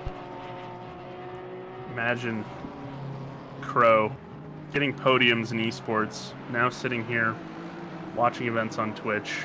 Sad. The fall of a star, really. And there goes Jason Provolone in that Phantom Sim Racing Porsche. Yeah. Also, Comiskey coming in for a pit stop. I always give Brian hell for being fast. It builds character, you know? Builds character. I give you crap about pace because you give me crap about pace all the time. Is that the new Porca? No. No, this is... Jason Provolone is driving the old 911. Yep. Not the new 911, otherwise known as the 928. Wait, hold on, that's the Ferrari. Wait, is it? I The forgot. 928. I'm pretty sure that's their hypercar. Oh, is it? Yeah. Ah, shoot. Yep. Not that game. What was it again? I know I already had to ask chat earlier. I've already forgotten what they've told me. It's the 992. Oh, the 992. Close enough. Yeah, 992, and then the 296 is the Ferrari. Yeah, once Porsche starts getting a little bit more original with their names, I'll actually start caring. But dude, if they brought in the 928, that would be sick. Right? Yeah, I think everyone would pick that car. So Retro was supposed to take the car home, but couldn't get in the server in time, so Provo is taking it home. Nice job, Retro. The reliable driver that I know and love. Yeah, Brian the 3-time. Just the 3-time, though. No more. No more, no less.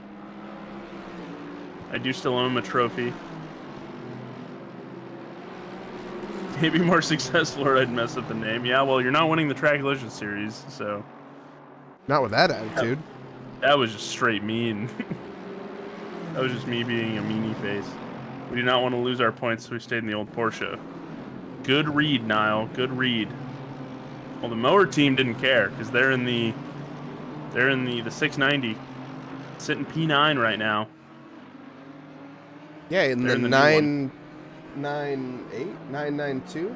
Yeah, Wow. 992. You There we have go. the memory of a 30-year-old goldfish. I just don't like the names for Porsches. I really just I'm- could honestly care less. I'm like, about to car swap from the Evo to the Evo. It's funny. You're liking the new Lambo then, Brian? I've heard it has some very interesting electronic controls on it. Like in Yeah, terms yeah, of it does. engine mapping, it's very different. You're able to get like an engine brake map. Yeah, out of that's- it, the way the How does engine that brake. work? Dude, that's an engineering feat that we are way too dumb to comprehend. Yeah, fair enough. YCR might have some podiums coming. Ooh. That would be unfortunate for my wallet. I have a contract with Brian that if he gets any podiums that I'm sending him money in the form of gift cards to his favorite fast food restaurant. Then he promptly told me I don't eat fast food, and I said, well, start.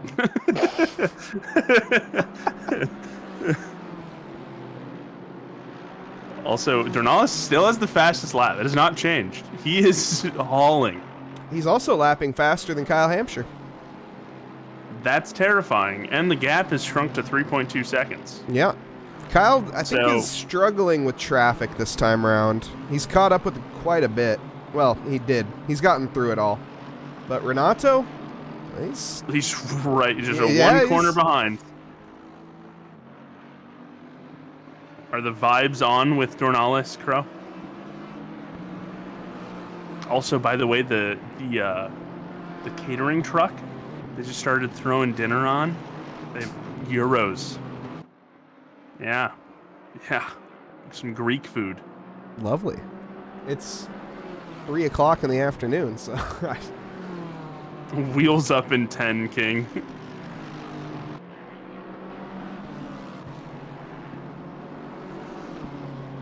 But yeah, Renato wheeling him in. Gonna be close towards the end of this. 25 minutes and 24 seconds is what I meant to say. I still can't believe I killed Kyle. Yeah, you did. It happens. Yeah. It happens to the best of us. It happens to the worst of us. Mostly the worst of us, but it happens.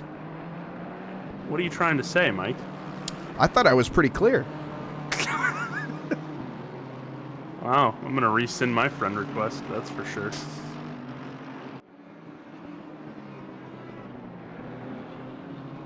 That gap is getting ever so closer. Every corner he seems to be gaining, Renato. Every move you make. Yeah, every step you turn take, you take. Yeah, Renato dude, will in fact be watching you. let's see if. All right, Crow. You know, we always usually do. We do a little guesstimations, little predictions for the races. It's a little late to do predictions for the race. I have a prediction that Blue's going to spin 3 times on the same 3, and on the. Never mind. The same exact part of the track Yep, the 3 same times track, in a row. the same part of the track on 3 consecutive laps. I think I might win that one. Yeah, I don't think anybody had that in their bingo card. No, I didn't. That's for sure. I'm a Gt3 back. Bathurst on Thursday. GT4s on Bathurst is going to be an interesting, especially mixed with the GT3. I will be there to beat. I'm going to do it. So, And that will be commentated, of course, by none other than me, Mike Noss, and Monica Swanseeger. yep. Trackalicious' newest and amazing commentator. I'm too safe. I'm dangerous. That don't make no sense, man. No, it does. Sage, he doesn't understand how to... Oh, I'm too safe. I'm dangerous. Yeah, Gotcha. he doesn't Yes, understand how to make an overtake on a lapped car. I will say that, Sage. You have the confidence of, like... I don't know, Yes. basically... I read it bad. I can't think of anything that has as low confidence as in terms of overtaking. The man will back out mid-corner when he's in a GT3 trying to overtake a GT4. I only say that because I love him and he's in chat, so... You can do it. I'm not even on board with my driver. All right, there we go.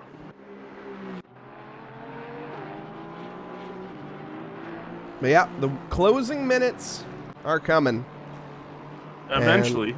Radu has to get or Radu, excuse me, is in the way here of Dornales, which is going to help Kyle Hampshire, but that gap still just 10th per lap. Last lap, Dornales was slightly slower. Treat them like the peons they are. Like little pieces of gravel beneath your feet, David. No, he's absolutely right, though. He's in the GT4s. We'll be racing against GT3s. Just don't, the other thing is he's way too safe when he's getting overtaken. You got to just stick to the racing line and let the other car do the hard work. Drive-through penalty for John Gray as well. Ooh, that's a rough one. I killed Sewell bad. Well, you're not supposed to say that in front of a bunch of people. We have to now, of course, call the authorities, and I'll be looking into that.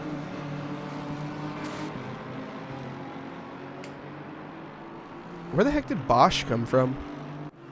Switzerland. Well, thanks. Yep, that's what I'm here for.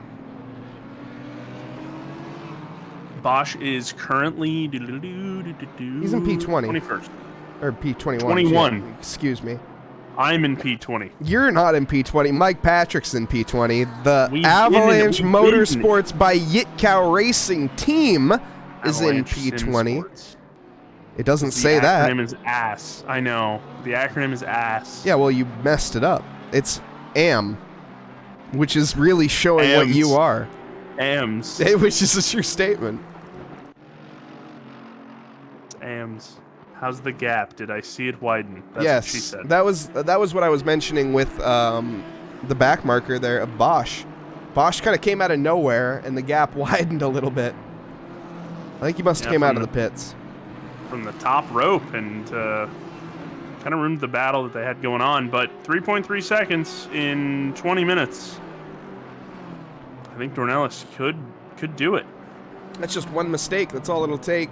The pace, though, Dornales has fallen off in terms of pace, or Kyle has got his foot back down on the hammer. One of the two.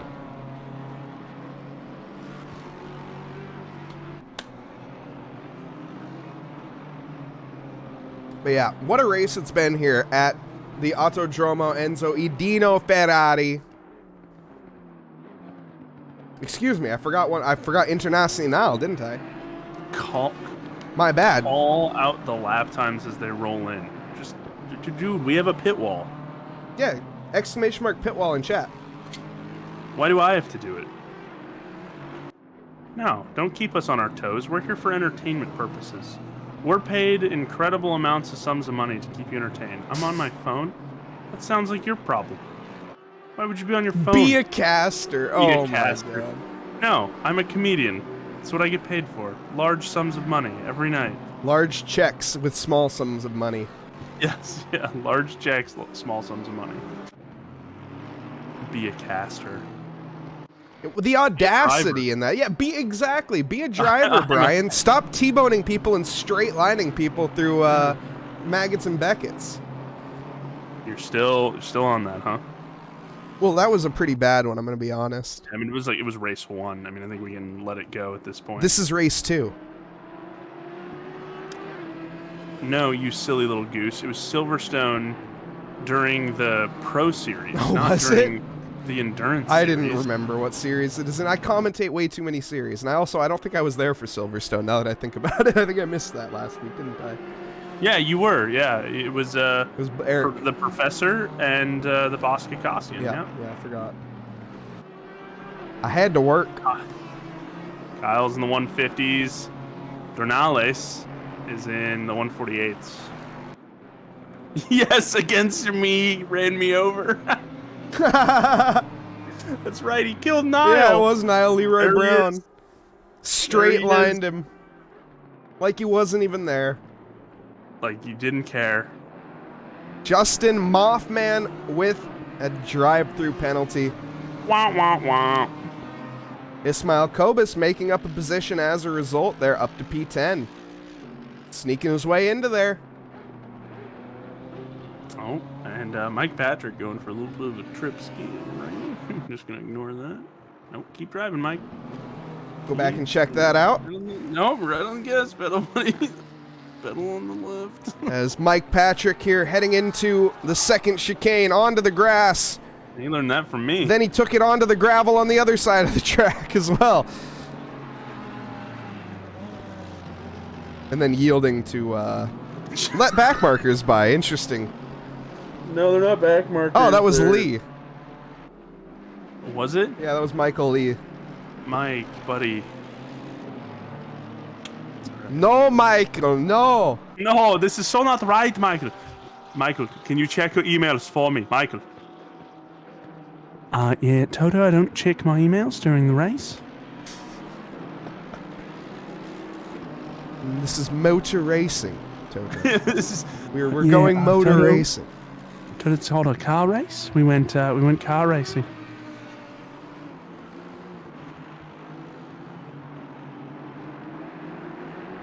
Oh no. Nothing ever bad happens to get cows racing. What happened this time? Nothing. Absolutely nothing. Car looks great. Michael, we had a whole ass vibe. Michael, check your emails. Yeah, Toto, the vibes were off. Who needs to make a new crew chief? I want to so bad. I want to do the pissed off Austrian and Austrian? Yeah, Toto's Austrian. Oh yeah, I guess he is, isn't he? Yeah, he play a little goose, and then do one with the Michael Massey impression. Yeah. Also, there's no E at the end of my name, Niall. It's just BLU. Yeah. Why haven't you emailed them?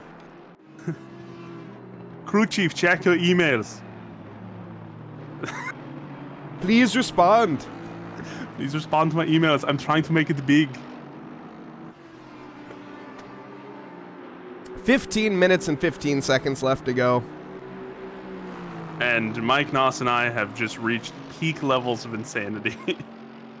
Yeah. Better than me calling you Mike Burkhoff in the booth and Mike Noss on the track. Mike Burknoss. That was borderline Arnold. I apologize. I'm trying to make it big. Yeah. There's a bomb in there. Yeah. No. No, Michael. No. But yeah, Kyle leading this race by 3 seconds. Dornalis he can wheel it down to 3 seconds, but he can't wheel it any further. Niall is so funny. It was like provolone. The way I say it is blue. Blue, is that okay, blue? Or is blue better than blue?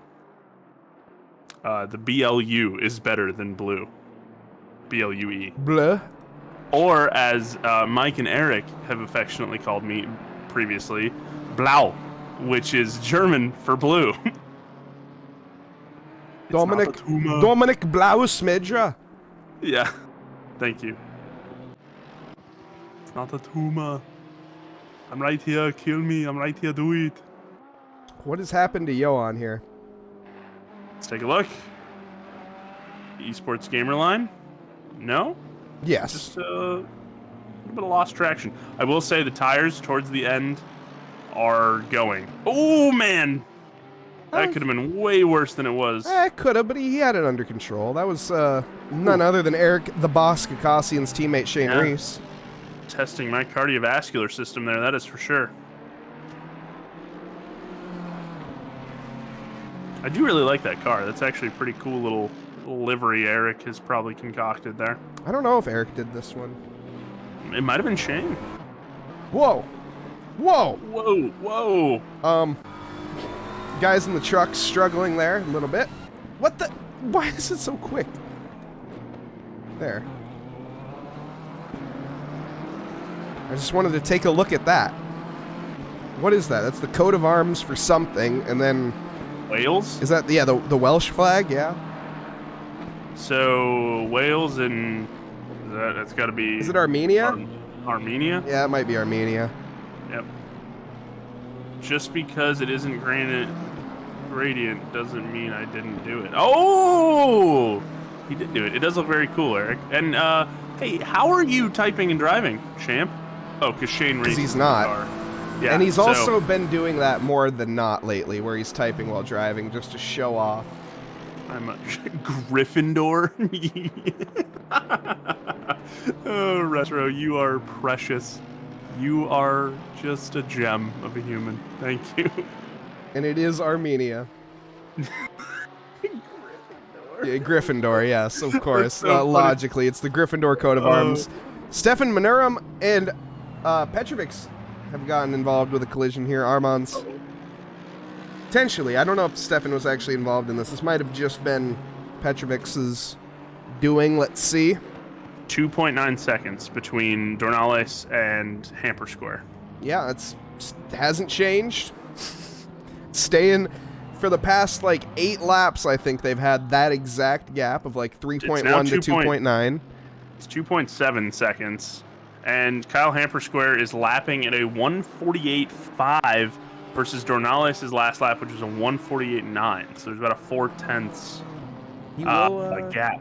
He will not catch him at that rate. He will needs not. to pick up the pace. Well, he'll catch him, but I don't think he'll have the pace to overtake him. No, I went to public school, so my math isn't that great. So we'll have to kind of keep an eye on that. Is that an EVH livery? What is an EVH livery? Trading tenths, they can do it. Yeah, it's looking fairly ASH2. like a tricky charge here for Renato. Kyle would have to make him a very, very uncharacteristic mistake. I mean, you can see him in the rearview mirror. Or Blue had to hit him. Eddie Van Halen. Even if you hit him, he wouldn't lose enough time, actually. He only lost 2 seconds from when you hit him. So You want to say when you hit him again, just for fun? you said it. You literally that's brought fair. it up. You can't blame me on that one. It does look very Eddie Van Halen-esque now that you bring it up, but I've never heard EVH. Eddie Van Halen shortened to EVH. That's pretty funny. Also, is Kyle? Oh no, Dornales is looking to set another fastest lap. Will ACC TV recognize that he did? Let's find out. It does. Look at that. 148. Yeah. 148.4, and it does set it. I actually think it only can track if Renato gets the fastest lap. If anyone else does, it doesn't do anything. That's pretty funny. That's ridiculous. How did that happen? Hampshire has got it. According to Crow, Kyle Hollywood Squares is going to get it done with 10 minutes left. And I'm very, very excited to see what the catering truck and their Greek food has to offer. That is for sure. Better than those stale granola bars I had earlier.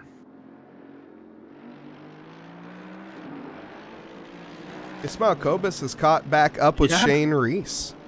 Yeah, we were talking too much trash about Eric Gagassian, and now his teammate's going to get taken over. Taken over?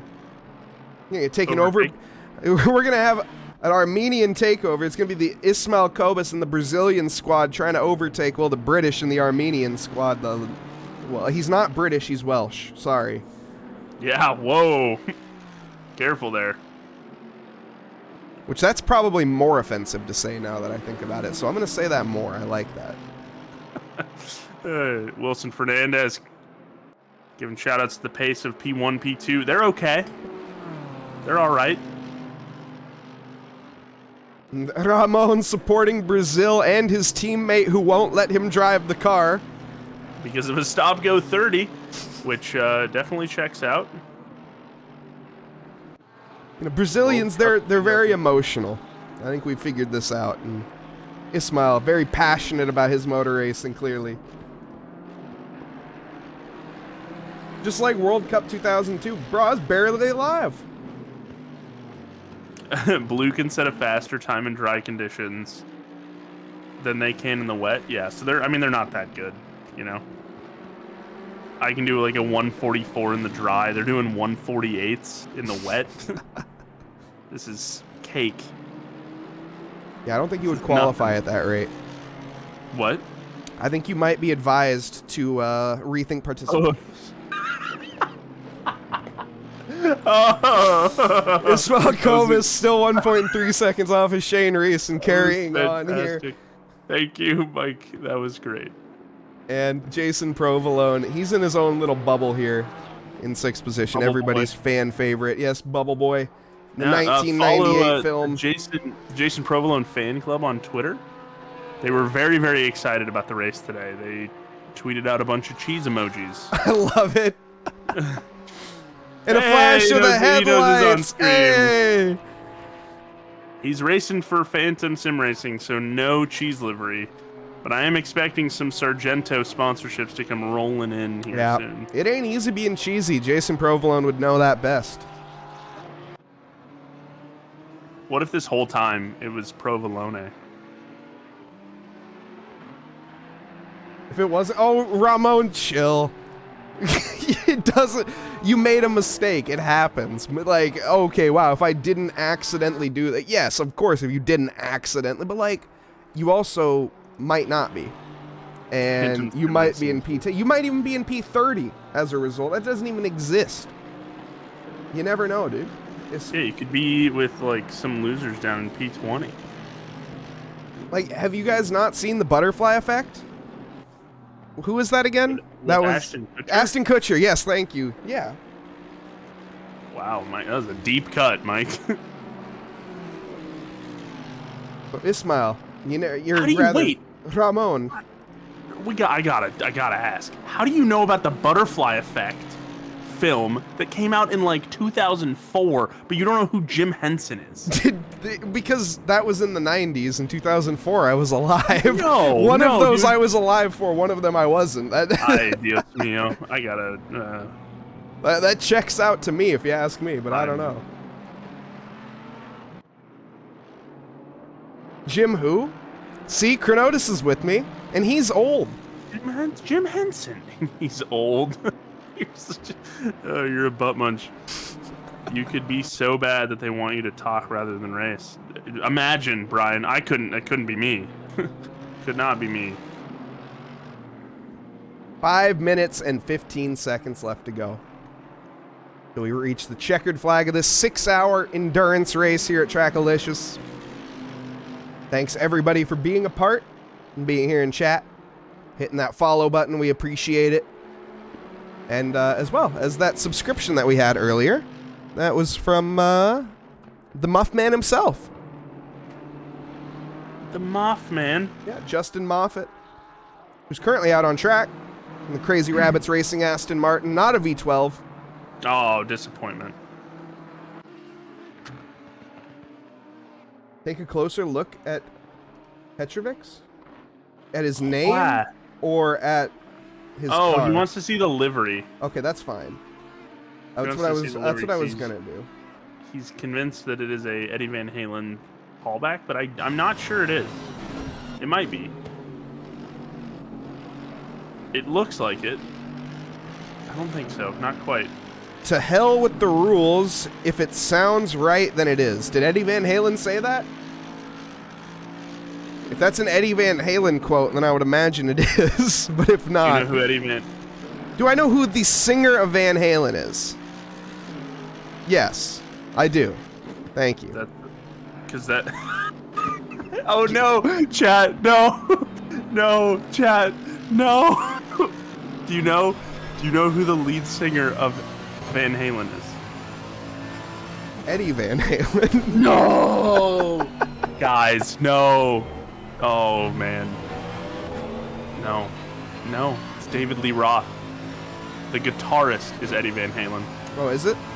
Yeah. Well, 90% of chat didn't know that, so to 90% No, they of did. chat, They I were was waiting. right. No, chat knew that. No, they didn't. No one knows Yeah, they that. did. Unsub. Yeah, they did. Crow, he does that transition every single race. It's fantastic. He's mastered it. Yeah, I've gotten pretty good at that transition. Yeah. Yeah, David Lee Roth is the singer for Eddie Van Halen. Eddie Van Halen is the guitarist. And then it was Sammy Hagar after David Lee Roth left.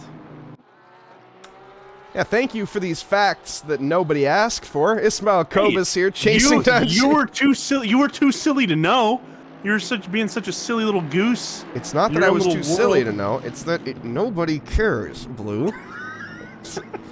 Moving on, Ismail Kobus, hot on the chase of Shane Reese, right on his diffuser. Yeah. About to make me jump. Geddy Lee was never in Van Halen. Geddy Lee is a bassist. Or a keyboardist. Blue, see, you always ask me how I know these obscure racing facts that I pull out, but like, what the heck? Who is this guy? Geddy Lee is from Rush. Geddy Lee is the lead singer of Rush. He's a hideous-looking man. Wow. Personally. But no offense to Geddy Lee, he's got way more money and way more talent than I do, so it doesn't matter. But He probably got way more women than you. he is a spooky-looking dude, and he was accompanied by Neil Peart, and I don't remember the other guy's name ever. But Neil Peart was one of the, arguably, is the best drummer in rock and roll ever. Fight me. I don't think anybody will fight me. Sadly, passed away of brain cancer not too long ago. Several years ago now. Big motorcycle guy. Does anybody Alex Lifeson, thank you. know who Dream Theater is or was? No. I don't. Not even remotely close to the same band. It's close enough. It's close enough, right? Neil is top 3 all time. I'll give you that one.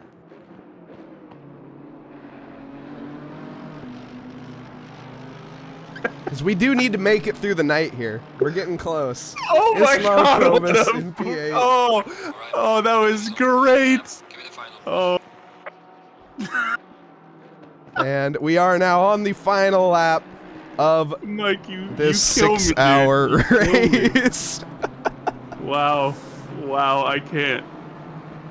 192 laps completed so far. We're going to complete this checkered flag on the 193rd lap for Kyle Hampshire. And what an event it has been. 6 hours of racing.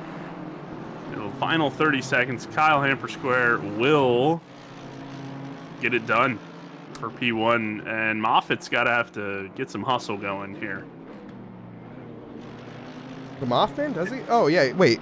Yeah, wait, who? Oh, excuse me. Sorry. I mean, the Mothman would, but I meant Cobus. My Yeah. sincerest apologies. Yeah, I was looking at the wrong thing.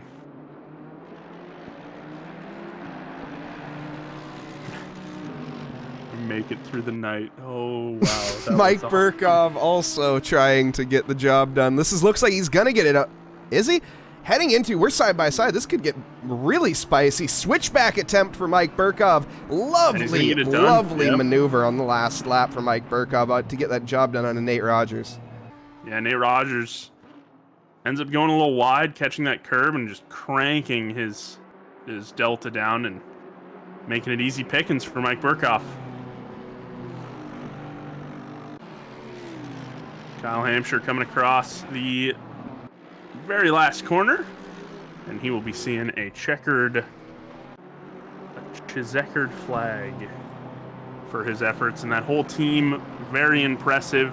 At one point in time, sitting in P4, bopping themselves back up into P1, getting cranked into by some sort of random rogue BMW. Wonder who that could have been. Making it work. Who knows? Ismael Cobus trying to make the move on the outside here of Shane Reese. Oh, maybe there's a spot or an opportunity up. No, not up the inside. Nice driving there by Shane. We still got a bit of a lap to go, though.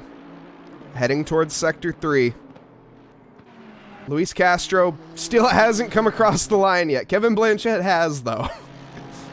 Yeah, he was finished right behind the leader. Kim Blanchett will take home P4. Luis Castro will take home P3. And I will not be here for post-race interviews. Okay. I Anyone sincerely who is here for post-race interviews already, we are going to take one of each of the top 3. So Kyle Hampshire, Renato Dornales, and Luis Castro, we're going to take a representative from their team rather than having everybody come in here. Good idea. I thought about that when I was in the little Schumacher's room. Nice. Oh, Yeah. This is your thinking chair? I wasn't in the chair, but... Ismael Cobus, couple more corners to go. 2 more Yeah. left, technically. But it doesn't look like he's going to be able to get it done. He's going to have to stick for P10. Still a top 10 finish for the Brazilian driver. Good defense by Shane Reese there at those final corners. And it's going to end up with got to be pretty happy with the top 10 finish nonetheless, like you said. Yeah, even with that stop-go 30, that didn't matter that much. Yes, yes. Did not matter at all. All right. Well, I am out of here. Alrighty, Blue. I'm gonna go catch a flight. But thank you guys for having me. As always, it is a pleasure to work with you, Mr. Mike Noss. And we will do it all again in about a month, Yes, right? we will. All right. Have a good one, guys. Yeah, you too. Thanks for joining me, Dominic. No, I moved him in here. Oh, okay. Eric. Yes. Can you help me locate one of each member from the team in the top 3?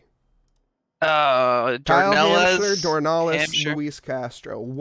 I need a representative from each of their teams, please. No problemo. Nate Lamlin, that can be you. Borchers, I just don't want everybody. That's the main thing. Okay. So as we wait for that, we'll switch over into the booth here. Hello, welcome everyone. What the heck? Hang on. Why is that there? There we go. Lovely. Lovely. It's no longer there. Green light, give it all. Well, why don't we get into a couple replays as we wait for everybody here. But yes, thanks everyone for joining. That was an awesome race. 6 hours at Imola, otherwise known as, I just want to make sure I get the whole name, the Autodromo Internazionale Enzo Idino Ferrari. Here in Imola. And Bologna, Italy, of course. Congratulations, Pigeon, for making the top 10. As well. Thank you for your congratulations. But, yeah, we're gonna... No, Crow, I'm not doing that. Let's see, I don't know how much of this highlight I'm gonna have, so... I think this is just gonna be the first hour, but that's okay. We are still waiting. Oh, we have Wilson Fernandez and Kyle Hampshire in here. Awesome. Kyle, the dub. That was a hard-fought win. Yeah, it was. I don't think I've ever had to drive like that before. Literally drove my fucking hat. I'm sorry. It's all good. But that was so difficult. It's no longer a PG-13 stream. That's our second one. I Well, accidentally I'm not dropped keep one. it going because it might turn into a PG-18 the way I had to drive. But yeah, your team though also drove amazing too. So yeah, Nate and they both drove great. The downfall of it was actually myself, which put us in that position in the first place. when you made contact with Blue. No, not that. We obviously in my stint I got ahead of Castro and we were putting up a nice gap to P2, and then handing the car over to Andy, I gave him dry tires. So oh, so you had to take an extra pit stop as a result. yeah, exactly. So we was a pit stop over everyone else. And you still won. Yeah, well, it wasn't easy in them final 2 stints for me. I was saying to Andy and Cody, it felt like punishment for giving Andy the dry tires in his stint. Fair enough. It was good fun though. Donales behind, he made me work for it, but no, he drove really well as well. So yeah, congrats to him. both Dornales and Fernandez. We got Fernandez in here representing the Brazilian team. How's it going, Wilson? Hello. Can you hear me? Awesome. Hey, how's it going? You must be a little tired yourself, too. You had a good drive. Yeah. It was a great race. We missed the starting time. So start from pit without setup, without anything. So yeah, you guys started at P27, right? No, we started from box. Oh, from the pits. Oh my goodness. Yeah. And you managed, so okay, so our top 2 managed to take an extra pit stop, and then our second place started from the pits. All right, great. And they lapped P4 while they were at it too. Just throw that in there. Amazing racing for us because we was racing with the dry setup. We didn't completed 1 lap on wet, so it was really a great race. Congratulated Kyle and his team by the race. It was amazing. Yeah, you too, man. Great race. Yeah, and then also congratulations to our third place as well. Who was that again? I've actually I don't have it access to that for some reason. Castro and Luis, yes, what am I talking about? How could I possibly forget? The GTR got third place. We had a GTR on the podium, and we don't even have a representative from them. Amazing job from Hanson. So, GTR for third place. Yeah, absolutely incredible drive from all our top three. So thank you guys for being here, Wilson. Congratulations as well to you and your teammate. Kyle, your team as well. Great job. You guys are free to go. Thank you. And chat. Good night, everyone. Yep, good night to, well, you, because you're in UK. It's still noon here for me, or kind of, but yeah. See you, Mike. Yep, thanks, see ya. Awesome. And so chat, it's just us again. Thank you. Thank you guys, Niall, Nate. Appreciate it.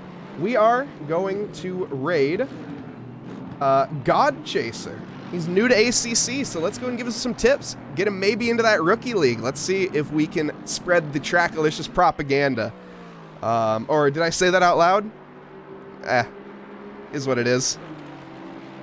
But yes, if I copy the right thing, we will in fact raid God Chaser. And thank you guys all for the support. Appreciate it. Thank you for hitting that follow button. Let's take a look at our follower goal. We are currently up to 1206 out of 155.55. So thank you guys for participating in that. For the kiss cam between Blue and I will be in my dinosaur costume. He'll be in his racing suit. Also, Provolone, I know you're getting close to that, so interesting. But yeah, we're gonna raid God Chaser. Let's go help this guy out. Like I say, he's working on his settings right now, so he might need some real help. Let's find out though. I'm gonna head over there and say hi. You guys should do the same. So thank you, and hope you guys enjoyed this 6 hours here at Trackalicious, and I'll see you guys next stream.